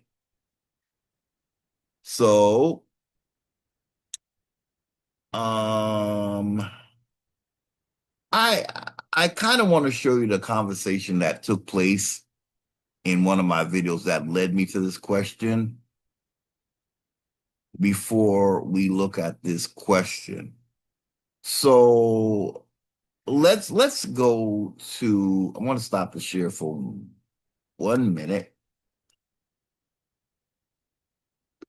because I want to go to the video that led me to this question because I got someone in my chat who was giving me fever, y'all. And let's look at it, see if we could. It's a long video, y'all. It's celebrating Martin Luther King. We doing a marathon, Martin Luther King marathon, we could call it, okay? Because we talking about getting out of a burning house. Because he said he led us into a burning house, and my response is, as it always was, get out. Okay, you had a moment where you had some voting rights, but that was really the Negropean. And that's how he got you to want to be a Negropean, because he had a little bit of clout up in this piece. But American Indians, we got led into a burning house because the Negropean had a moment of glory, and then everywhere he goes, like I keep saying, white men all of a sudden take over because that's something that the Negropean is allowing. Okay, because that's how he's going to take the land that he's on, ladies and gentlemen. You got to understand, he got to get white people to come so he could blame everything on them. But meanwhile, he is really changing the face of the country that he's taken over. He's making them a whiter face, and he's basically terraforming the country he's taken over because he got to get rid of dark skinned people because those are the ones that own the land, and he want to replace them with whites so then he could dominate the whites and the land. Okay, okay. So I was being, shall we say, challenged, y'all, by a commenter in my comment section. And so I this might be a little more entertaining than reading that chat GPT, but it did lead me to ask chat GPT that question. It was this let's see. Am I sharing my screen? Okay. Now I'm going to show. Okay, so here's the video where I had a commenter. So it was this video. Olmec, Inca, and Aztec creations of the Black Mongol Moors. So what this video is saying is that the Olmecs, the Inca, and the Aztec are all creations of the Black Mongol Moors. There was a YouTube channel where it was Educated TV. Now he has revamped his entire channel, and he took away the video where he says they were all the Mongolian countries were black. They said it was the Black Mongols that were doing the most. Okay. So let's see, what did I write here? So the description of this video says, I wrote, Quake Quake greetings. It's a little raw today because I was cursing like a sailor. Uh Pardon the F-bombs. The subject gets me a bit irate. Parental guidance advised. We just talked more on the 13th century empires of the Moors. The Olmecs, Incas, and Aztec are all post 1200s, 13th century, meaning after the explosion of the Moorish Black African Mongol Empire. To go back before this Mongolian influence, we just need to get acquainted with Tamari. The Maya are purer and they like, I'm sorry, the Maya are purer. I should put more pure. And they like ancient American Tamarians circa 3100 BCE, used hieroglyphs. Yet even their time frame, circa 2600 BCE, coincides with another foreign culture. Yes, this time frame would coincide with whoever are being credited with producing cuneiform. They are said to have had empire status circa 2900 BCE as the Mesopotamians. What the hell was I saying, y'all? I what I'm trying to say is um, the Maya are a little more, they keeping a little more true to the ancient Egyptian system somewhat because they're using hieroglyphs. The Maya are using hieroglyphs. Okay. But I'm saying at the same time of the Maya, you have the Babylonians arising in the 2600 BCE, 2900 BCE timeframe. So what I began to see is that you have to go before 2600 BCE to get a most uh, authentic American uh, uh, civilization. Because what I'm seeing is that the next civilization after Tameri would be that which they call Sumerian. And so I started to see the Maya as possibly linked to Sumerians because their time frame is the same as the Sumerians, the 2900 BCE. But Tameri goes before those time frames. So what I'm trying to say is the infiltration took place as early as 2900 BC. I wouldn't say the infiltration, but the variation of culture. Before that, Tamari was the first civilization. Then around 2600 BCE or 2900 BCE, you're getting what we are referring to as the Babylonian sort of empires. But before the Babylonian empires was the Tamarian Empire. That's what I'm trying to say, y'all. So I'm saying to get a more pure version of America or American civilization, you would have to go prior to the Maya. And prior to the Maya, you have Tamari. Or Tamari. Okay. So anyway, y'all, I'm done. I'm just trying to give you an idea of what this video was about and why this person said what he said. So let's scroll down. It was this comment here by this commenter. Okay. So here's the replies. And we're just gonna go quickly through them because he kind of helped me to come to the question that we just looked at about the Chinese dynasties. Okay. So let's just read, okay? I think we're going to close out after this because we've been going a long time. Okay.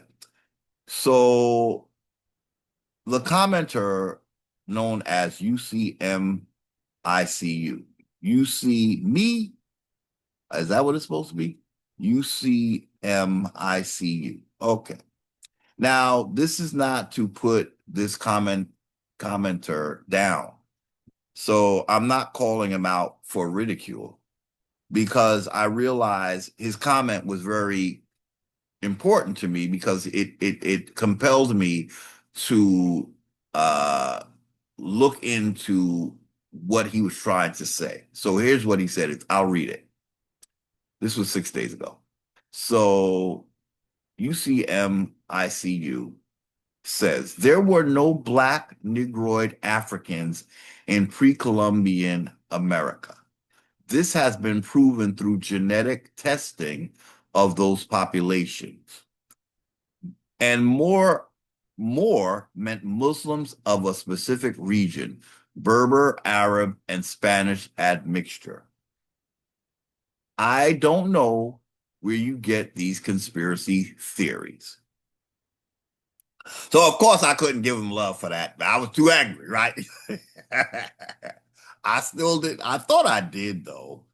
I thought I did heart it. You know what? I think I am going to heart this because it led me to answer him. And so do I want to read all the okay.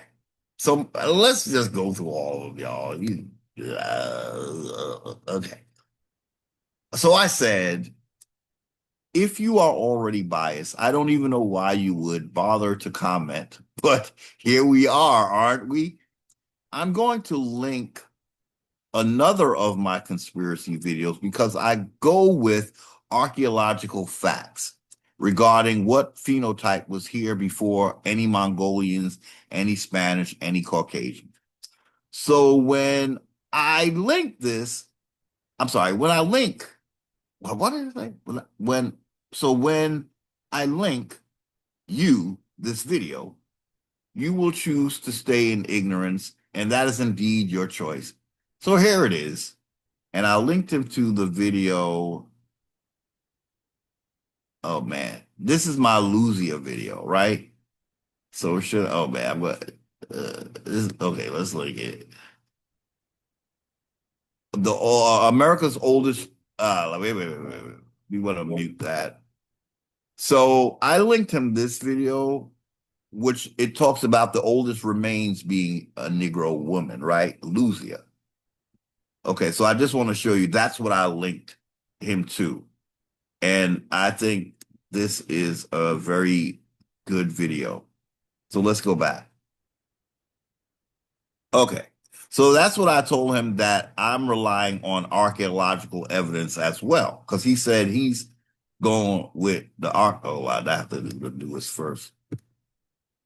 So I want to let him know I'm going by archaeological too.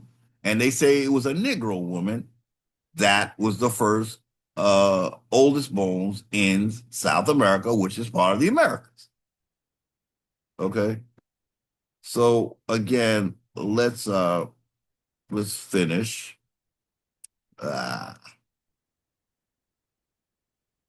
Oh wow, how did I get all the way down here? Wait. Okay. Here we go. Okay. So I link him to the video. Okay.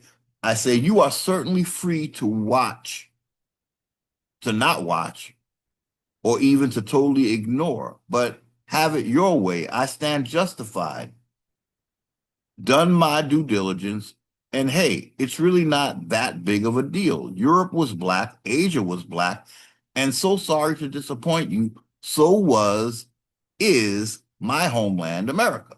Let me ask you, if you are here, are you triggered racially enough to go back to your land of origin? Should you accept the truth that America is what they would call a Negro's land, like all the others are originally? So basically, I'm saying, if it's that much of an issue for you to see that America was originally a Negro country, and it still is, would that I make you irate enough to go back to your homeland? Because it's like you, in other words, he's indicating to me he has a problem thinking that Negroes were here in America. So I'm saying, if you found that it was the case that this was a Negro country, would that make you want to go home? You see, is it that big of a deal? Because that would be putting your money where your mouth is. Because it sounds like you don't want to be in a Negro country and you can't accept it. You don't want to believe it. But anyway, so then he answers, it isn't bias, my friend. I've seen the evidence supporting the Amerindians, etc., have been here and were not genetically black, Negroid, African. Where is the human remains showing Negroid African genetics? But I told him about Luzia. He says there's no archaeological sites that uncovered any African-related populations, not even Kennewick Man or the dozens of pre-Columbian human remains have Negroid genetic markers, not even the 5,000-year-old Inca mummies. So we have evidence that they were not here. So where's the evidence that disputes or proves it? Where's the linguistic continuity? It's just theories until proven. And so far, it has been proven. That's not biased opinions, that is fact. That's acceptable in scientific and anthropological communities around the world. So I guess he's ignoring the Lucia evidence, okay? Because he's saying he had archaeological, but Lucia is archaeological, so I guess I didn't really hear. So anyway, here's my response. I say, and stick around, you will see that the world tends to lie about the Americas. Point blank, period. In an effort to retain a false out of Africa theory.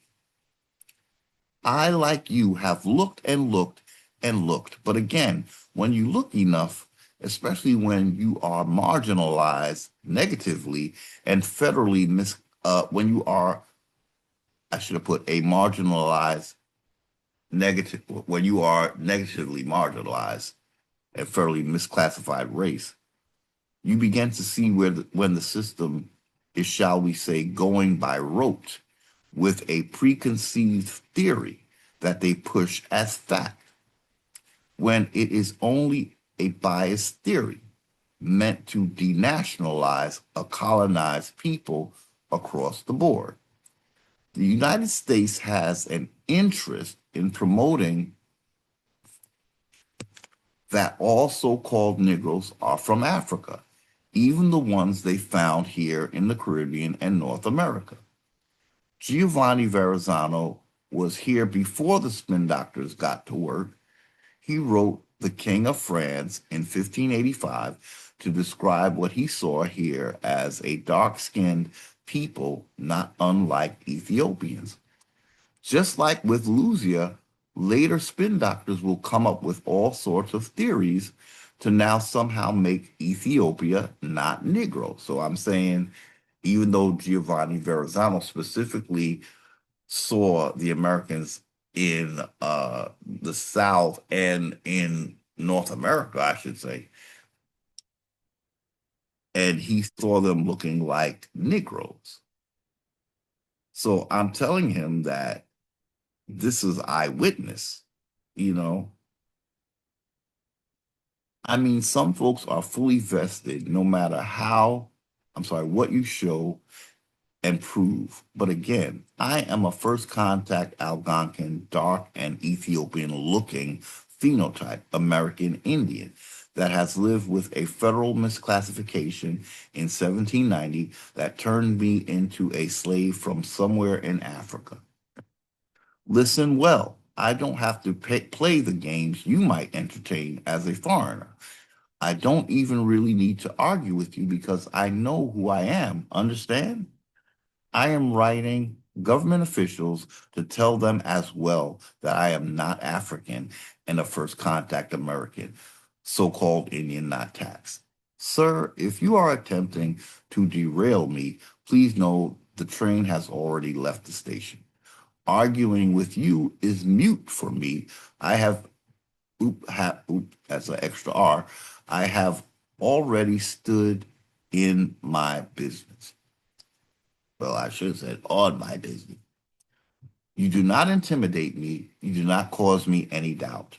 Maybe you can try to convince another American that they are not American. The point is, we were here before Europeans got here. Even if you, I'm sorry, even if it should be even if your misconception were true, this would still be a political game that asks the question, who has birthright over who in the Americas, Europeans or any other foreigner or first contact Americans? So who has birthright over who in the Americas?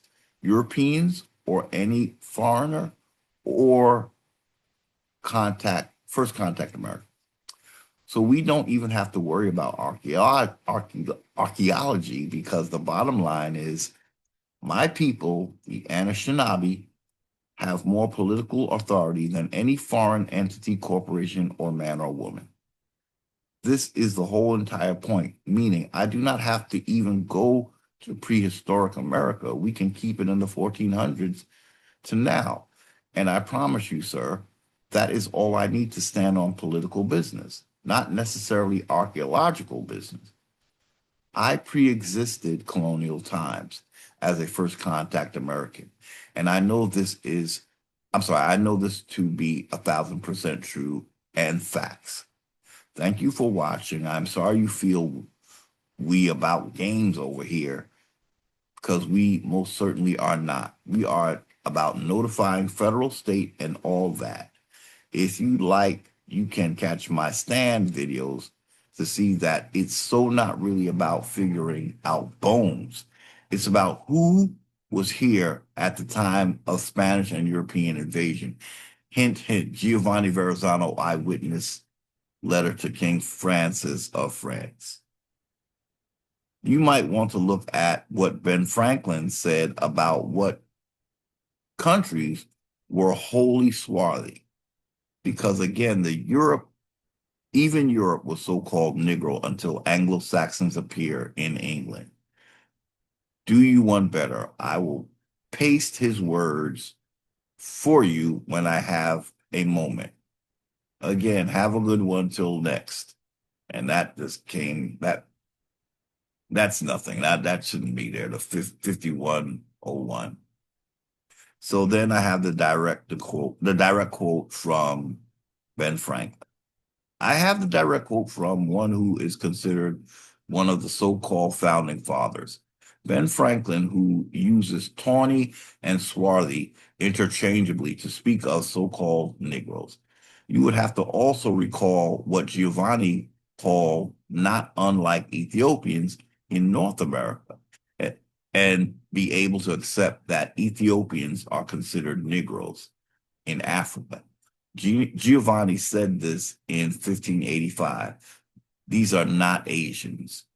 Okay? So I'm just saying that together with what Ben Franklin says and with what Giovanni Verrazzano says, we can come to the clear conclusion that there were not Asians in North America at the time of European arrival.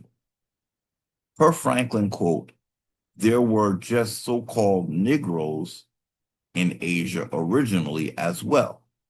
This has to be considered to fully grasp Franklin's speech from the 1700s. Franklin quote verbatim. So I put the part where Benjamin Franklin says, which leads me to add one remark, that the number of purely white people in the world is proportionably very small. All Africa is black or tawny. Asia chiefly tawny. America, you see black is synonymous with tawny, basically. All Africa is black or tawny. So blacks can be tawny or black, right? Asia is tawny. So that's black as well. America, exclusive of the newcomers, wholly so. So America is wholly black or tawny, which is interchangeable because Africa is black or tawny. Or it says black or tawny, not black and tawny. This is Benjamin Franklin. All Africa is black or tawny, not black and tawny, but black or tawny. So black or tawny is like the same thing, right? Basically. Asia chiefly tawny. So he is, in other words,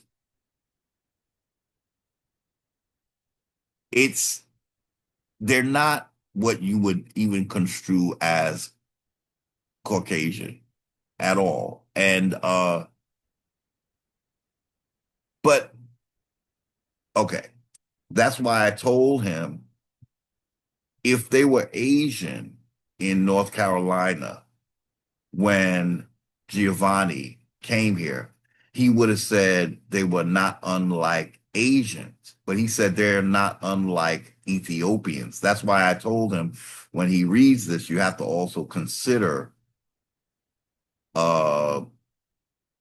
that Giovanni is saying that Americans, because we're talking about America, right? It's really not about Asia right now. We're talking about America. So this is why I wrote this to him partly, because I want him to see that it's not just America, but Europe is black as well, because he's having a problem thinking that America is black or tawny or swarthy or whatever.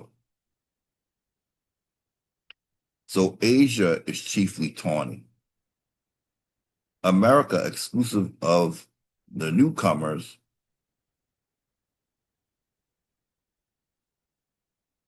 I'm sorry, I just realized that video, uh, Re-Educated TV, he was saying that all of Asia was black Mongols. That was the whole point of that video that this guy is commenting under.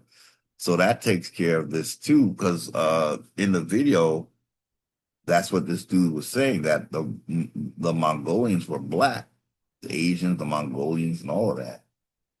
So I just thought about that. But anyway, and in Europe, oh wait, America, exclusive of the newcomers, is wholly so. So when he's talking about America, I told him you got to look at what Giovanni said, and Giovanni described us as like Ethiopians. So also Benjamin Franklin has said America is wholly like Ethiopia. And in Europe, the Spaniards, Italians, French, Russians, and Swedes are generally of what we call a swarthy complexion, as are the Germans, also swarthy. The Saxons only accepted, so only Anglo-Saxons appear as Caucasian, who with the English make the principal body of white people on the face of the earth. So white people only occurred in England. That's why all the Negro kings of Europe gave the crown to England, because the Negroes want white people to be the face of the operation. But meanwhile, the Negroes are the ones that's taking our identity. They send whites so that they can play victim to white, and we can make us feel like victim to white, and then they take our place. Okay, so that's how that works. End quote. You can continue to try and dissuade me, but again, my friend, you will not succeed here. But you can go to other channels and have a ball. I have no reason to be disrespectful towards you. I am just rather so over arguing with people because I just already know what I need to know. And I can tell when folks are choosing ignorance, but making me out to be ignorant too, and take a notion to school me. It's very unnerving, if I may say best. Okay, so then he come back. Every reference you use is after the 1500s when your ancestors arrived. Sorry, our history is not Black history. Well, first of all, he's wrong because the ancestors, well, he's saying African ancestors, they came in 1619? So that's what I could have said to him, but I didn't even address that. But he's wrong because he's saying every reference you use is after the 1500s. But I showed him Luzia. She's way before the 1500s. But anyway, he's saying every reference I use is after the 1500s when your ancestors arrived. Sorry, our history is not Black history.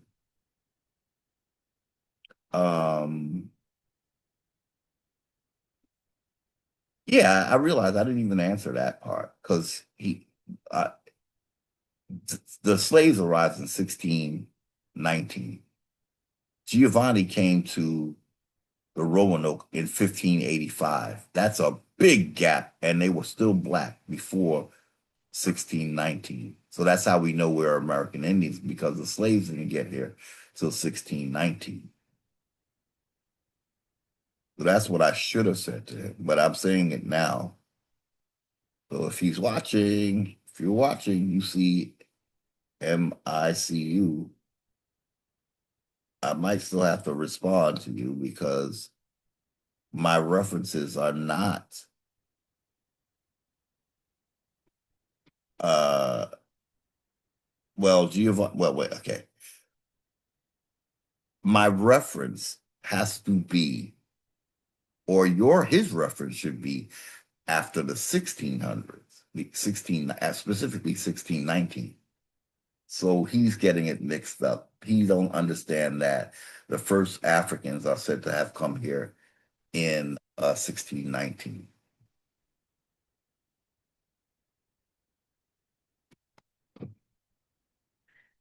Uh, so he got that wrong. But okay, so I'm sorry. I realized I didn't respond to that part.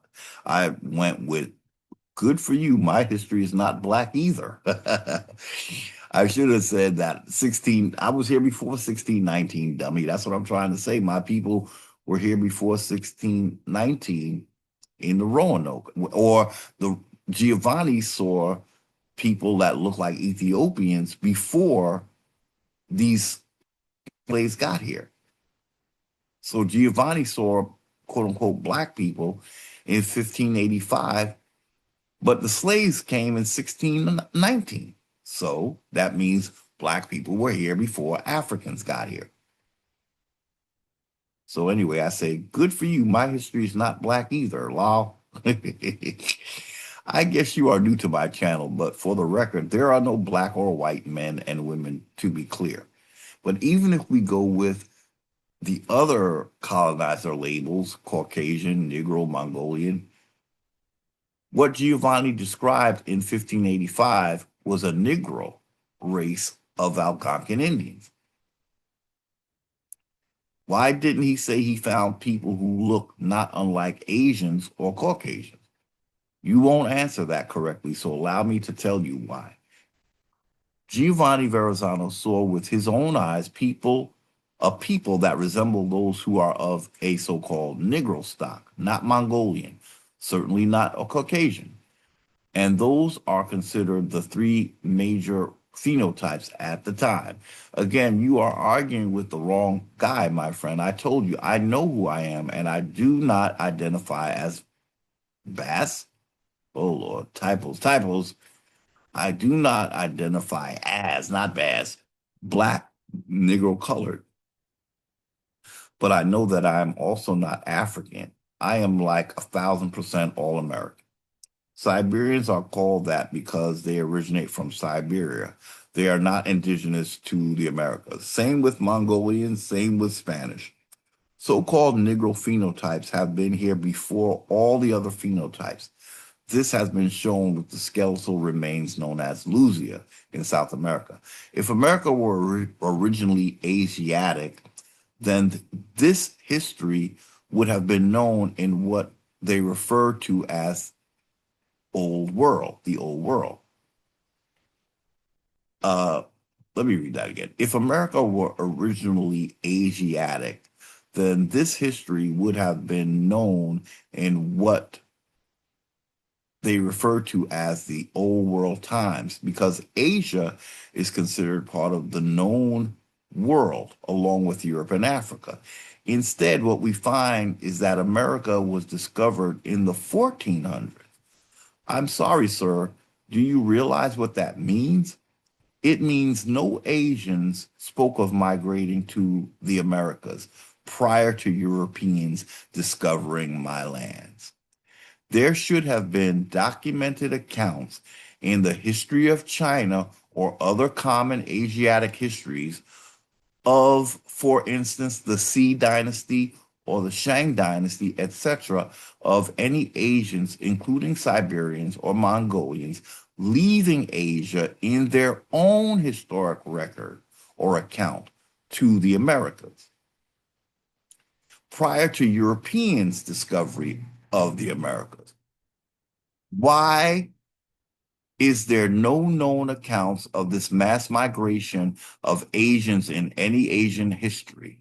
Because there were no Asians in America to speak of. And again, where Asia is said to have been known of in the old world of the East Asian history claims to predate America. So Asians, not later Europeans, should have spoken of discovering America in their own words, not Europe speaking for Asians, you see? A colonizer version of the colonized people simply cannot be trusted. But if you want to believe that mess, I guess you need to. The oldest recorded Asian history doesn't even begin until what, the late 1300s? Or right alongside the Moorish explosion on the scene in parts of Africa outside of North Africa. So the Moors exploded in the 1300s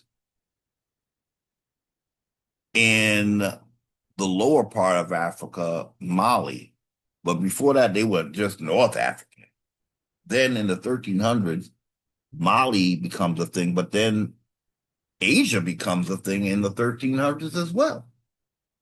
One account says Asian presence was as late as 1587 with Filipinos known as Luzonians, which is when we should have heard of America from Asians.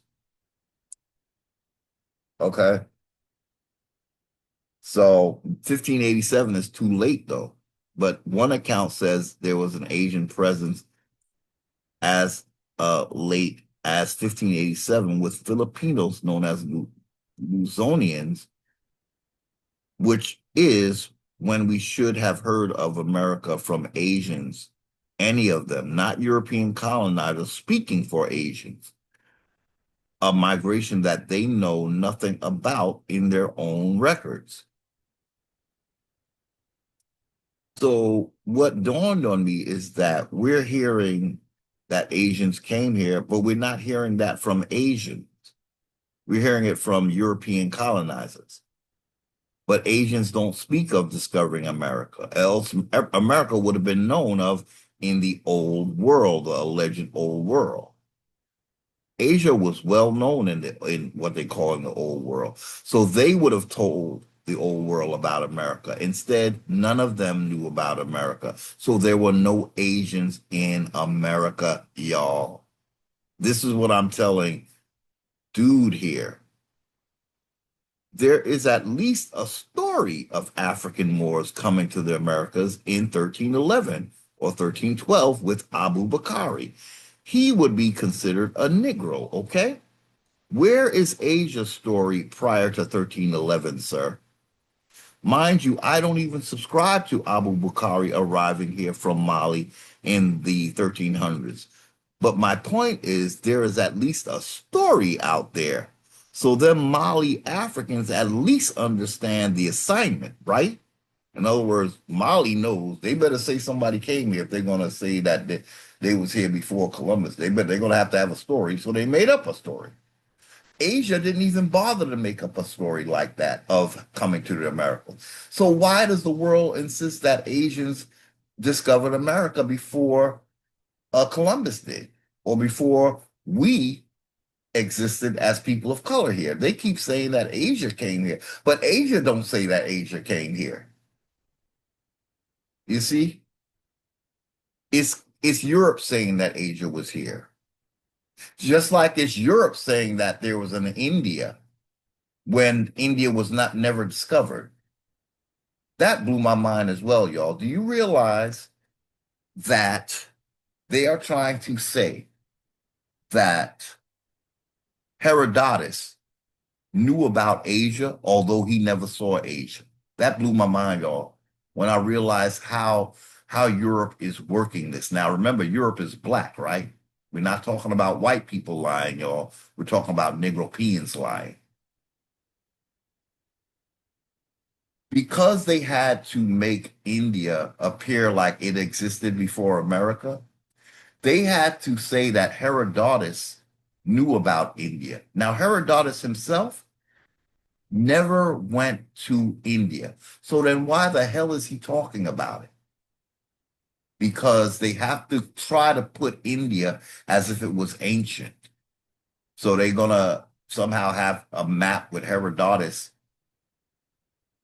speaking about Asia, but he's hearing it secondhand.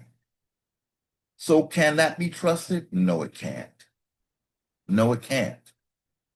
Herodotus never saw India, y'all. And even if he did, it was not called India, y'all. So what are we saying? We have Europe making up a story, but it's not a story where they even have firsthand knowledge in the case of India. So let me say it a different way. India was called Bharat. It was discovered in 1498. Let's say that again. The place known as India was discovered after Columbus came to the Americas. But because they desperately need to act like India was known of before 1498, they're going to say the Greeks knew about India, though they never went to India. So they're saying Herodotus knew about India back in Greek times. So they're trying to say, again, that somehow India is ancient. No, it's not. No, it's not. What we have is Europe desperately trying to make something older in what they call the old world, because they have to make it seem like America was no big deal. We had India, we had blah, blah. No, India wasn't even India, so stop it. And it wasn't discovered by Europe until Vasco da Gama.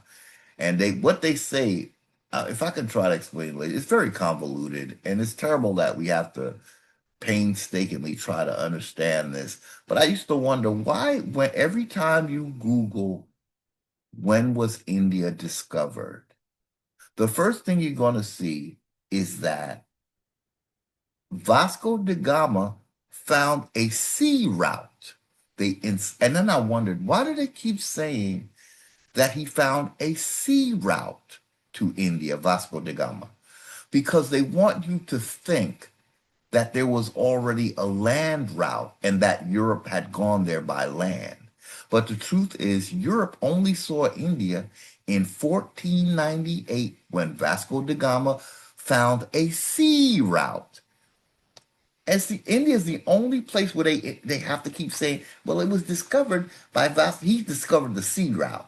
And I really, again, I asked myself, why do they keep saying that he found the sea route? Well, the implication is that there was a land route and that India was already discovered before 1498. No, it wasn't. It was talked about by Herodotus, but ain't nobody ever seen it. That's what I'm going to say. That's what I'm going to say, y'all. They're going into a BC time frame when Greeks were around to say that the Greeks knew about India because Herodotus wrote about it, because he heard about it. That's not going to work, y'all.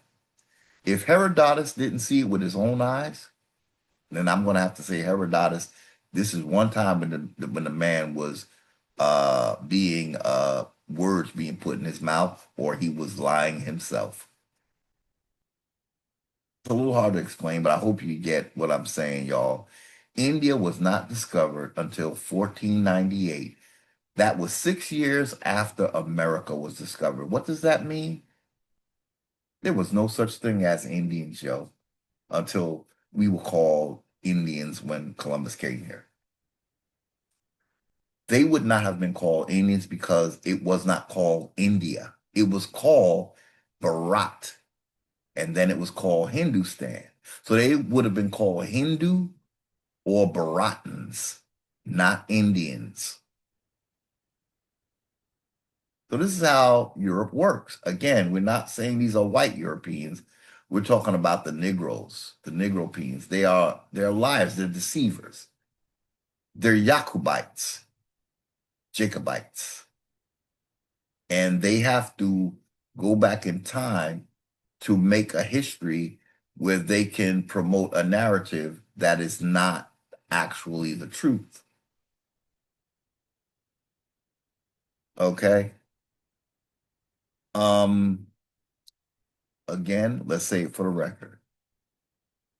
America was discovered, quote unquote, in 1492. Before that, we were not known, right? Because we were just discovered in 1492, right? The old world, which was Asia, Africa, and Europe, did not know anything about the Americas. So there's no way that Herodotus could have, there's been a speculation that America was known by the Greeks because because this Herodotus said he saw, he didn't see it, he heard of India and he put it on this little map. But that's the old world, and the old world didn't know about America. So it wouldn't have been on an old world map, is what I'm trying to say, y'all. Why would they speculate about a land that they never saw and put it on a map, y'all? Think about it. Think about it. There is a map that I think is made up where Herodotus puts India on the map, but he never saw it. Why would he make a map and put a place he never saw on that map? You can't map something you never saw, is my point, ladies and gentlemen. You cannot map something you never saw with your own eyes, and you saying you're going by hearsay. How can you trust what you heard, Herodotus? The big thing with Herodotus was he was someone, at his best, he spoke of things that he saw with his own eyes. That's why he was hailed one of the great historians, because he tended to speak from eyewitness account. But unfortunately, when it comes to India, he did not speak from an eyewitness account, y'all. So he is slipping. He should have stuck with what he knew with in his eyewitness account. When it comes to India, he is speculating. India was not discovered until 1498. That is, again, 6 years after America was founded, was discovered and called, and we were called Indians. There were no Indians before American Indians, y'all. There were no Indians before American Indians. There were Baratans, but they were not discovered until 1498, 6 years after Columbus came to the Americas and called us Indians. There's no way he thought he was going to India. There's no way, because there was no India. It wasn't called India, y'all. And then they got officially called India in 1947 when they got their independence. And there was a big debate on whether they should call it Bharat or not, because Britain wanted them to call it India. So then they ended up with a constitution that says India, that is Bharat. They have two names for their country, y'all, because that's what Black Negropeans insisted upon. They wanted India to be called India because they're trying to duplicate us, America. They're trying to duplicate us. That's how they take over. They duplicate you. And that's how they became us, because they look like us. So they are a duplicate of us, but they are moving to erase us and replace us with themselves. That's what they do. They duplicate something, and then they get it confused, and then they replace the thing that they're duplicating. That's what they did with India, y'all. India is a whole psyop. They can't say it was discovered before 1498. They can only speculate with people like Herodotus that it even existed, y'all. And then they talk about, oh, it was a river. Like whenever they talk about, you'll notice that when they talk about India, they keep talking about a damn river. Who the hell goes to study a fucking river, y'all? It is land that people are after, not rivers. But they keep this big, it was the Sindh River. They're trying to focus on the river because they're trying to somehow say that it was called India because of the Sindh River. You still don't get India from Sindh. You don't even get India from Hindustan. You get Hindu from Hindustan, not India. But again, apparently Britain really wanted India to be called India so that they could confuse American Indians with these Asians, because really they're Asian. That whole area is called Asia, y'all. I don't even know why they call them Indians. They're Asians. Again, but I do know why they call them Indians. Because they need to duplicate us, y'all, so they can do their little history reworking. And anyway, we went off topic. Let's get back to this and close this long-ass video out. Where is Asia's history prior to 1311, sir? Okay. I'm sorry, where's Asia's story about coming to America prior to 1311? There is no story. Okay. So I say Luzia proves we were here before any visits from Mali Moors or any Asians or any Caucasians or Spanish. For those who can handle the truth. For those who can handle the truth, that is. So that was actually, I realized that was where our conversation ended, and it should have, because I'm showing this man, and what came up for me in our conversation, I don't know why it repeats, because it's the same thing. I don't know why it repeats, y'all, but we read this already. So this is the last. So as you see, after I wrote what I just wrote,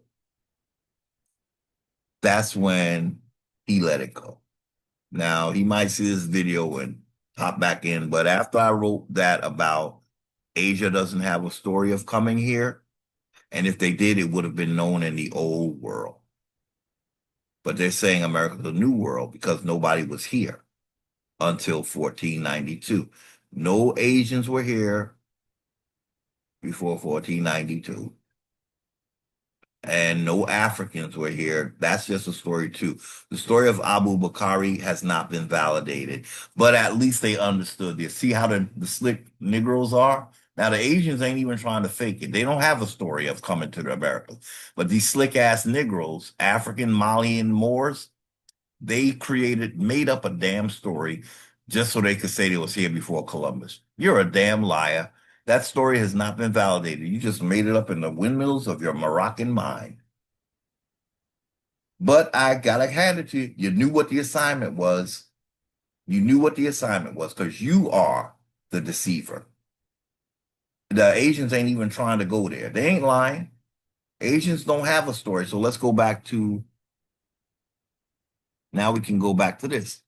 Do any of the ancient Asian dynasties like Si or Shang or any famous Asian or Siberian historians speak of discovering America or migrations to the Americas prior to 1300?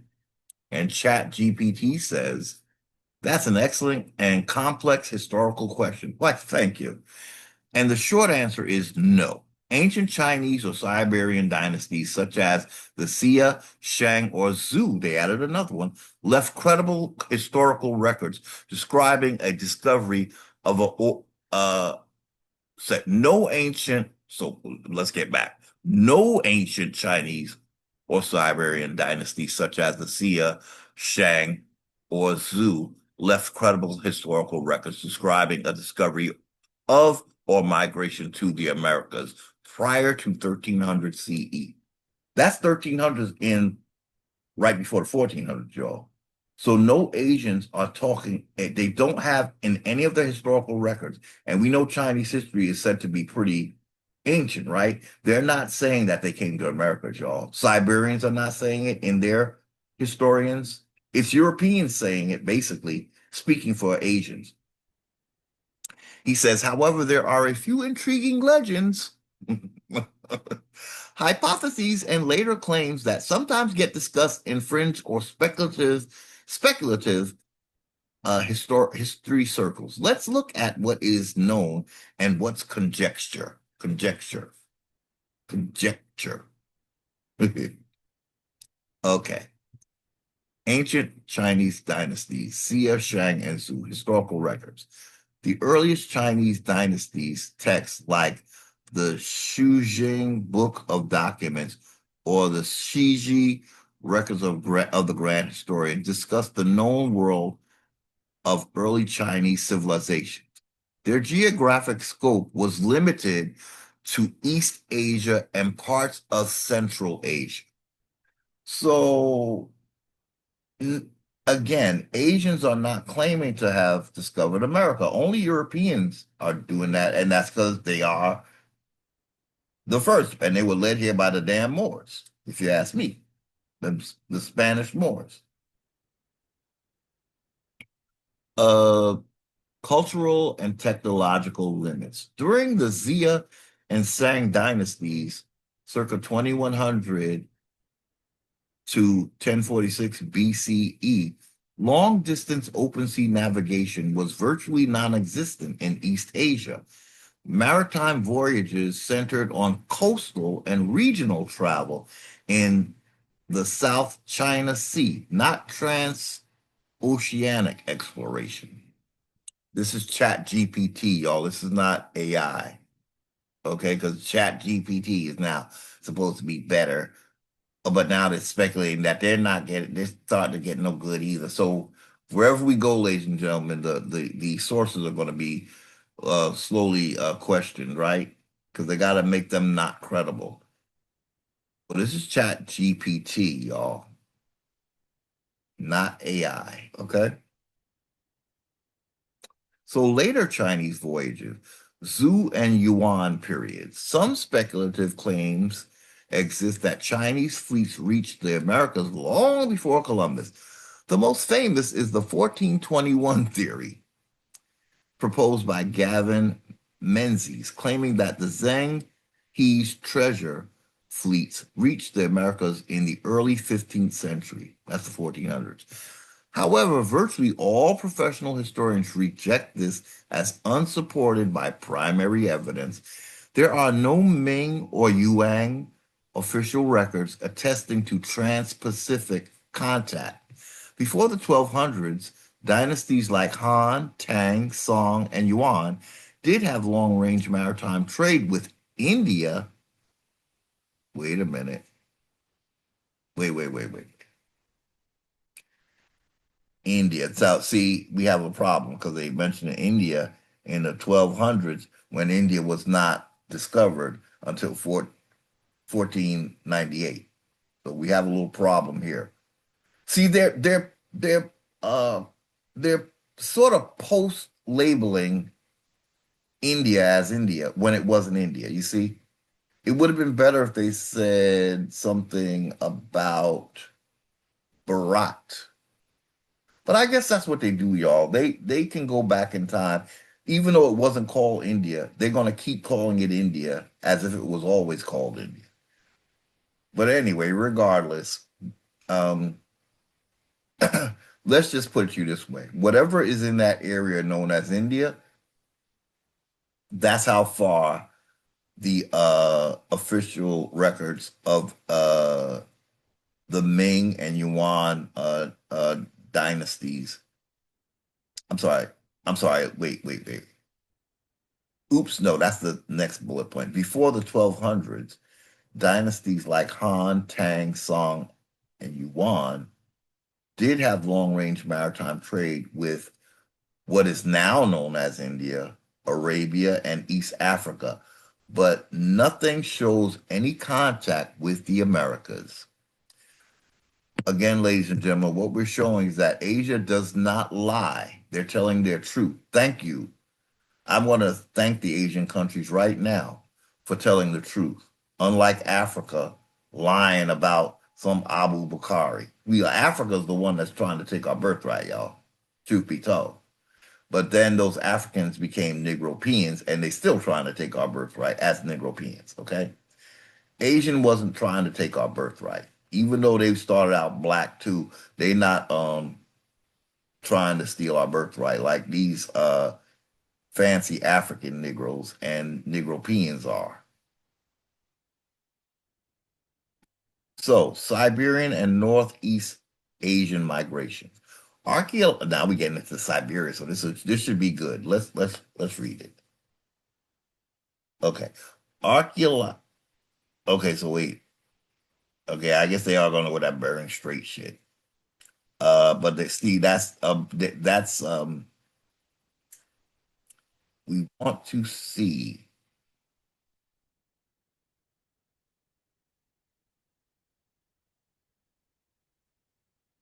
Okay. Let's see, because they might still be going with the status quo here. Siberian and Northeast Asian migration. Archaeology and genetics do support a prehistoric migration from Siberia into the Americas. Okay, but that's the one we all know about, which that's just saying that they migrated as well. But this occurred around, wait a minute, 20,000, 13,000 years ago. Okay. See, for some reason, I want to call bullshit on that, y'all. Some reason I want to call bullshit on that. I don't know why. I just feel like when you go that far back, before there was even a Europe, it just something ain't right, y'all. It's like something ain't right. See, I would appreciate if they put it more like in, even if they did something like in the 1100s, maybe. No, but that wouldn't make sense either because there was nothing in Europe in the 1100s really, except I think Spain is claiming to be around from 700, what was the time when the Moors was in Spain? That was like 711, something like that, right? So, I mean, if you could go back to that, this would make, but you going so far, what, 20,000 to 13,000 years ago? 20,000. We are in only 2025, so 20,000. Oh, Lord. I'm not going to try, but see, what I want to say, ladies and gentlemen, what I learned while I was doing this dive is that we want written history. We don't want archaeology. You see what I'm saying, ladies and gentlemen? Archaeology is very, I want to say it's kind of subjective because you don't have official historic record. You can go on more by pots and shit and scribble scrabble that ain't even writing. You know what I'm saying? Archaeology is it's a slimy, grimy field, y'all. In general, okay? In general. And even with Lucia, it's proven to be slimy and grimy because they discover Lucia, right, in America, but as soon as they discover her, they say she's from Australia. So that's what I mean when archaeology is bought and paid for, y'all. Maybe it could be a worthy science, but it can't be, not in a colonized world. So this is what I want to say about this. This is why I posed the question the way I did. Remember, do any of the ancient Asian dynasties like Xi or Shang or any famous Asian or Siberian historians speak of discovering see, somebody had to write. When I say speak, I mean write. Did they write it? Archaeology is not this. In other words, they went outside of my question, y'all. I wanted written history, not archaeology speculating. Archaeology can be very speculative, y'all, and very biased. You need somebody writing. And that's what you'll know is legitimate. Archaeology is very subjective, is what I learned while I was trying to figure out this, the answer.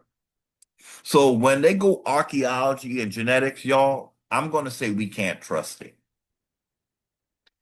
Because we need people writing about what they discovered, not something where biased colonizers are going to find a couple of bones and go to town, you know?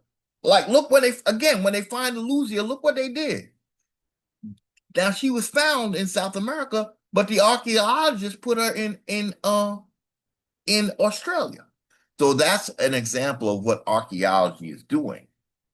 They find bones and they immediately start saying the bones is from Australia, oh, it's from Siberia. They put the bones somewhere else, y'all. Now, what if the bones they found in America are actually just American bones and not Siberian at all? Because they saying this Siberian stuff is archaeological. It's not written history, y'all. In other words, Siberians didn't write and say, we migrated to the Americas, and this is our written history. They just found some bones and they made up a story, y'all. Okay?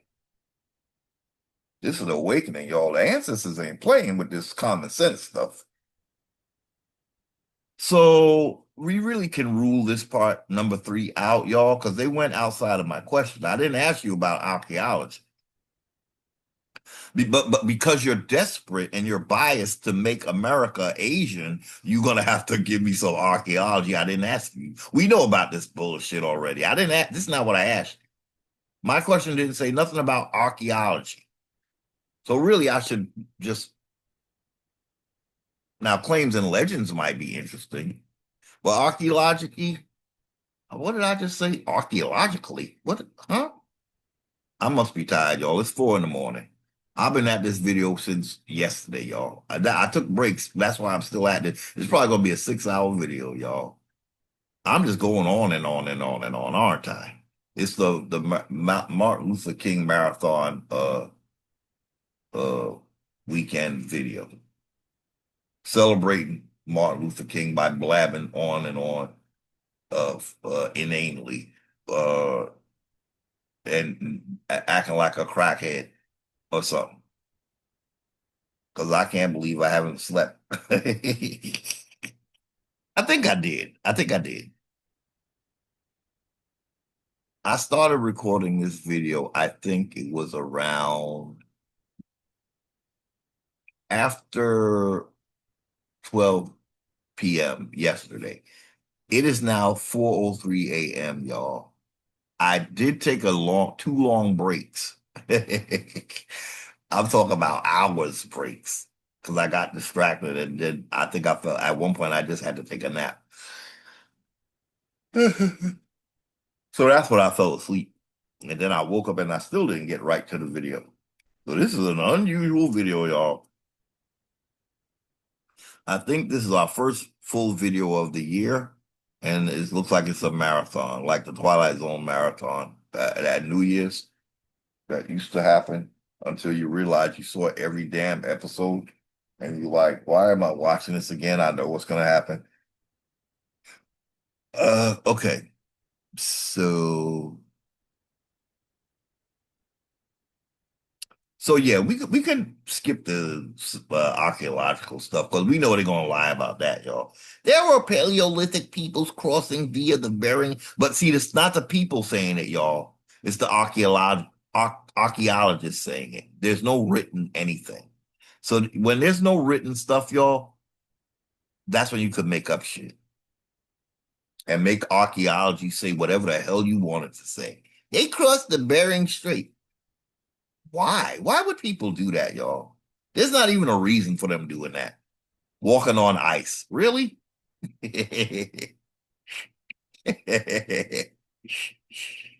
What was they looking for, y'all? When you don't even know what's over there. Why would you leave where you are? What were you running from? Why are you leaving Siberia? Why did you have to leave Siberia? Is there a reason? If it's all ice, what difference does it make? Just settle down and make a fire, you know, until the ice melts or whatever. But where are you going on all this ice? Why? Why? You need exercise? Do a couple of jumping jacks.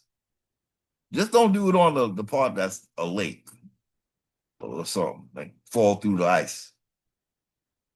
but there's really no reason why these people are always leaving. Like, why?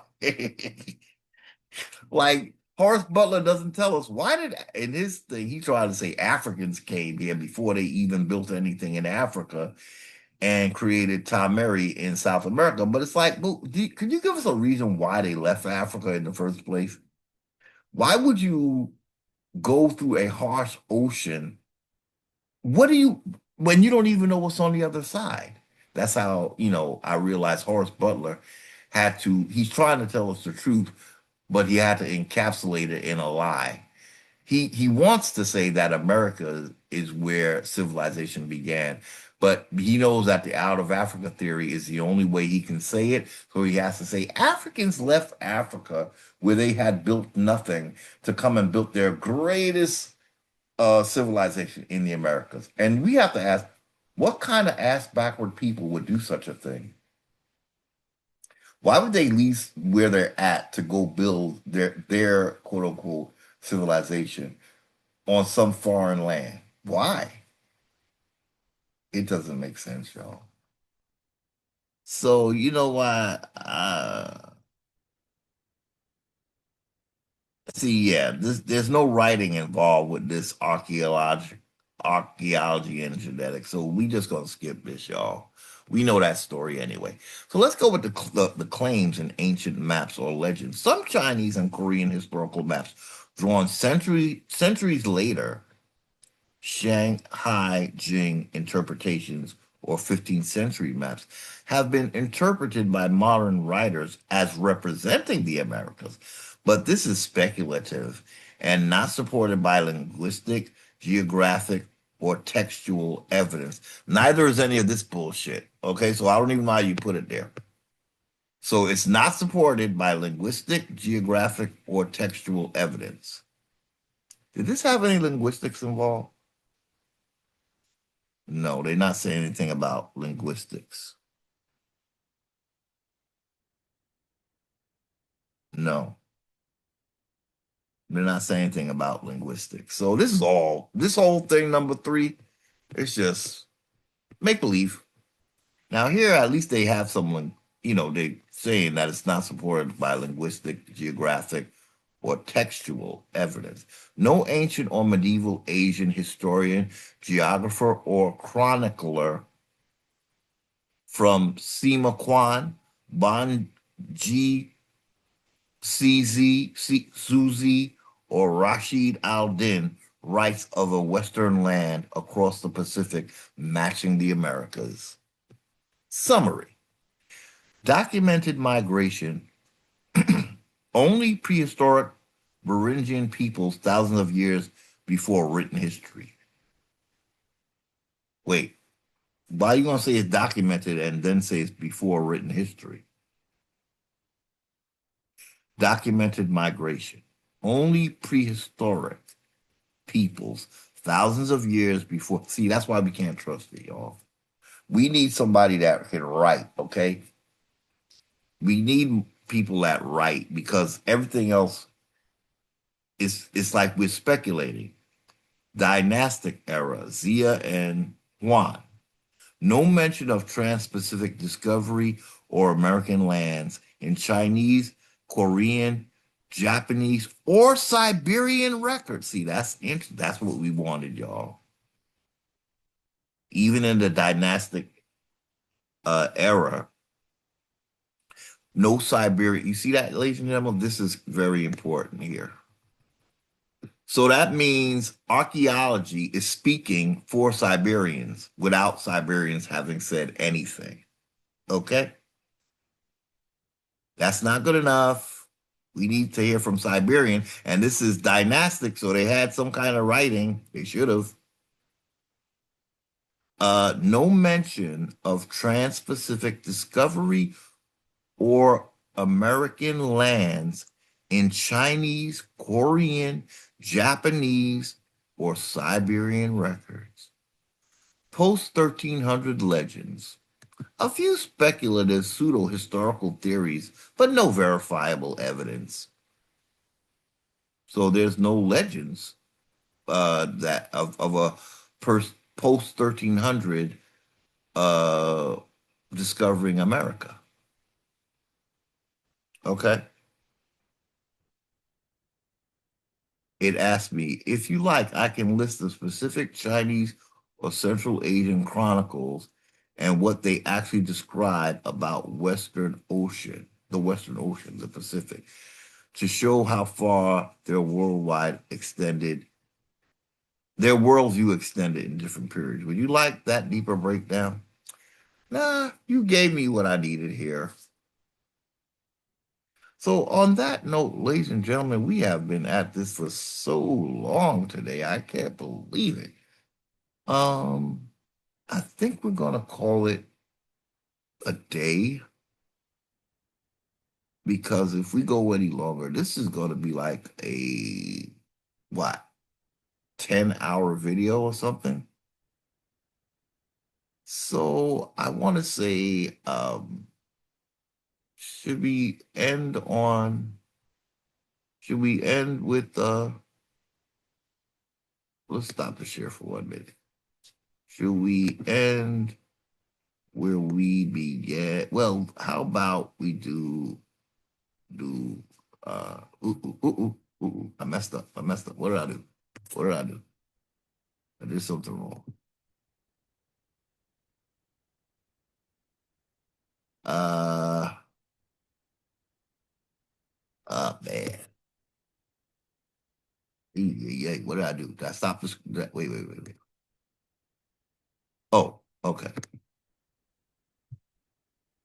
How about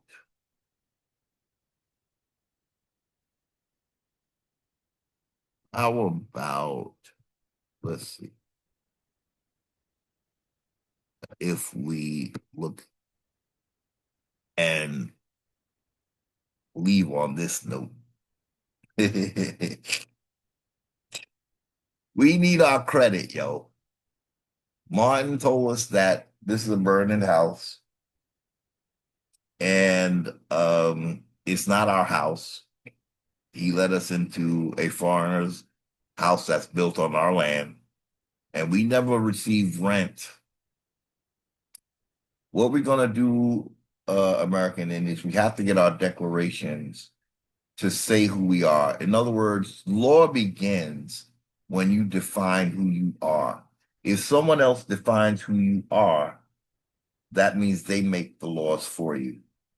So, I talk to my constituent pretty much often, and we are getting to where we realize we have to stop the genocide.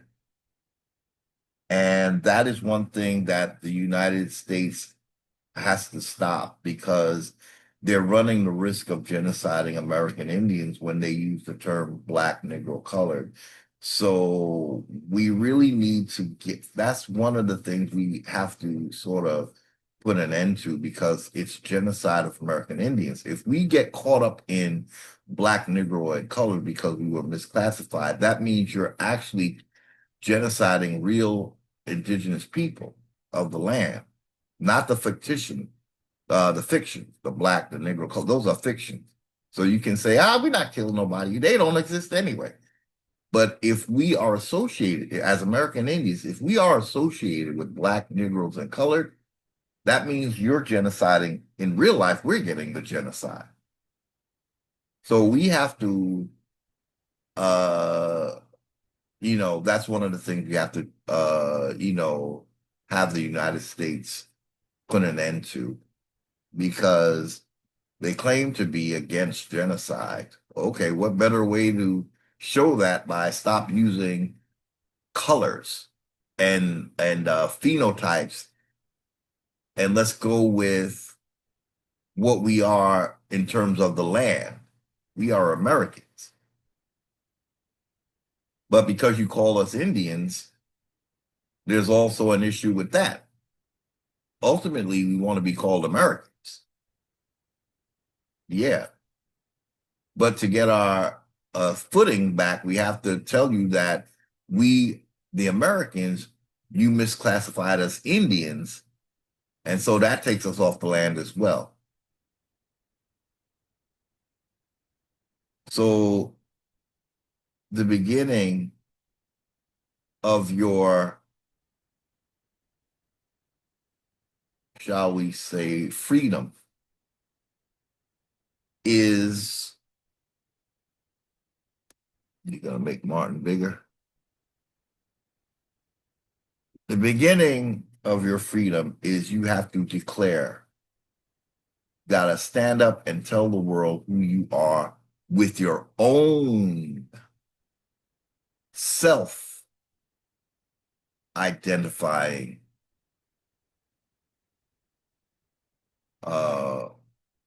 words. That's how you begin to get out.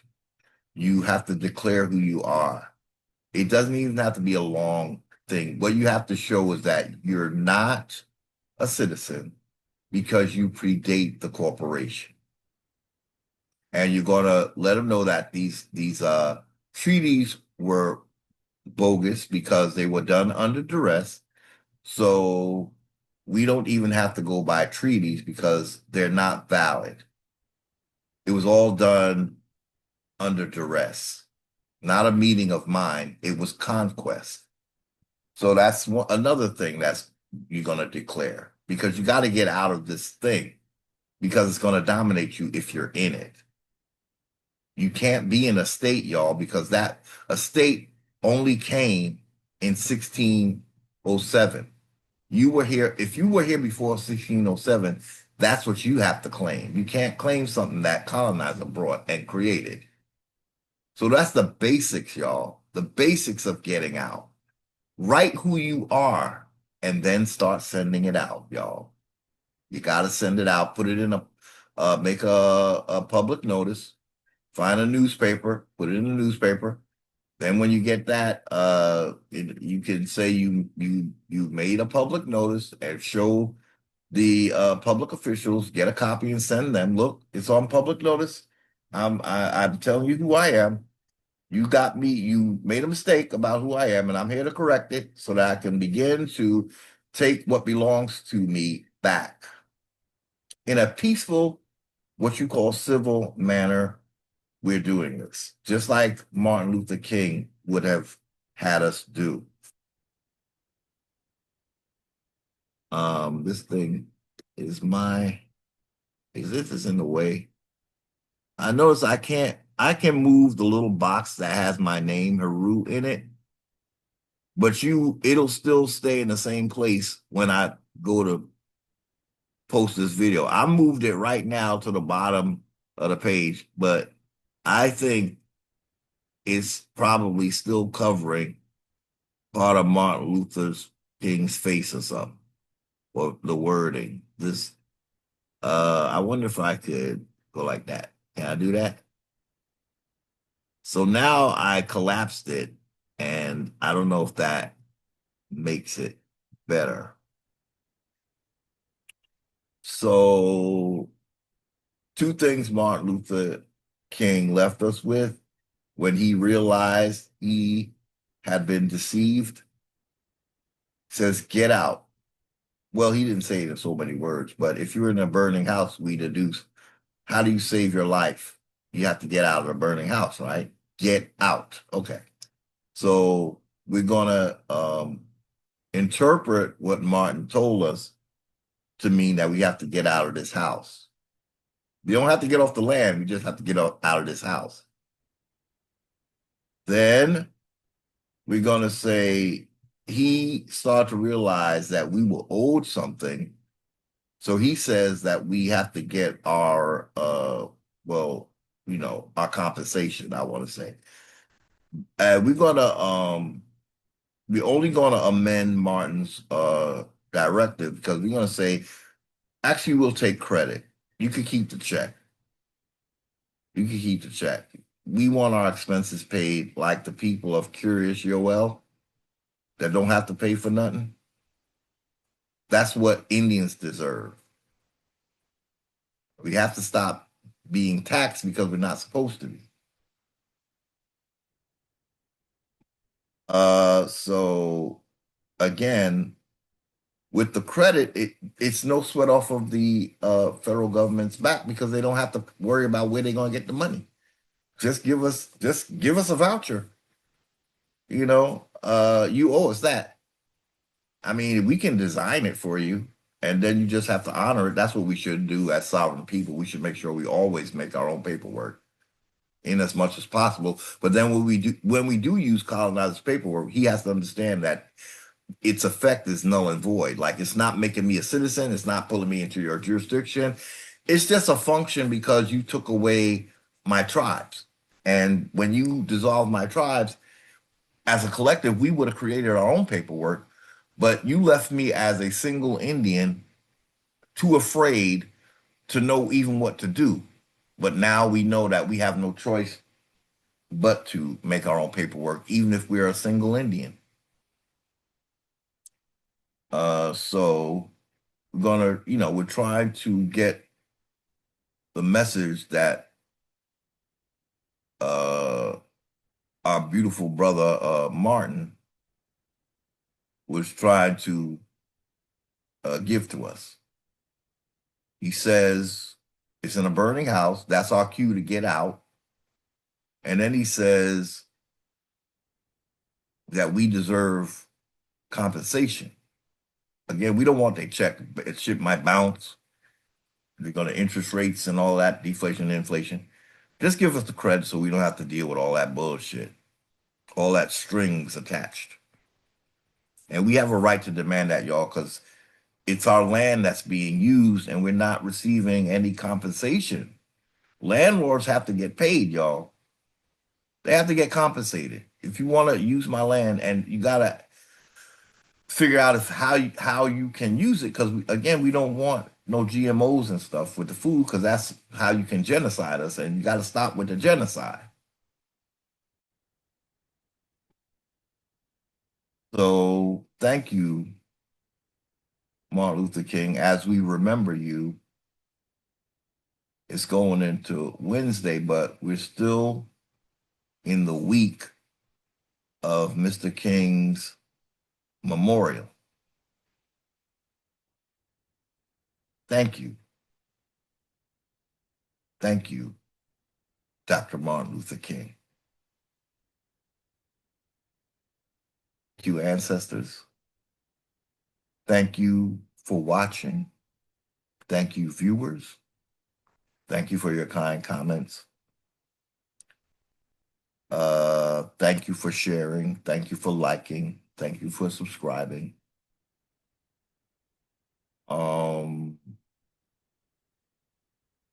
I enjoyed making this video. Have a moment of silence for Mr. King.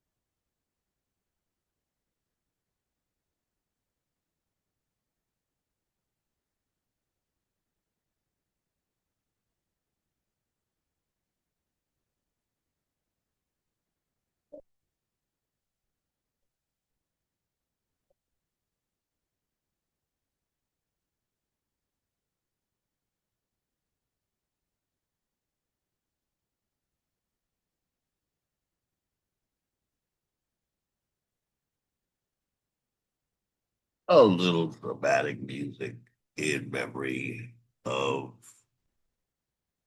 Mr. King. I hope you could actually hear it. The sound quality is really not the best, but thank you again. Till next time, be and stay American, so-called Indian.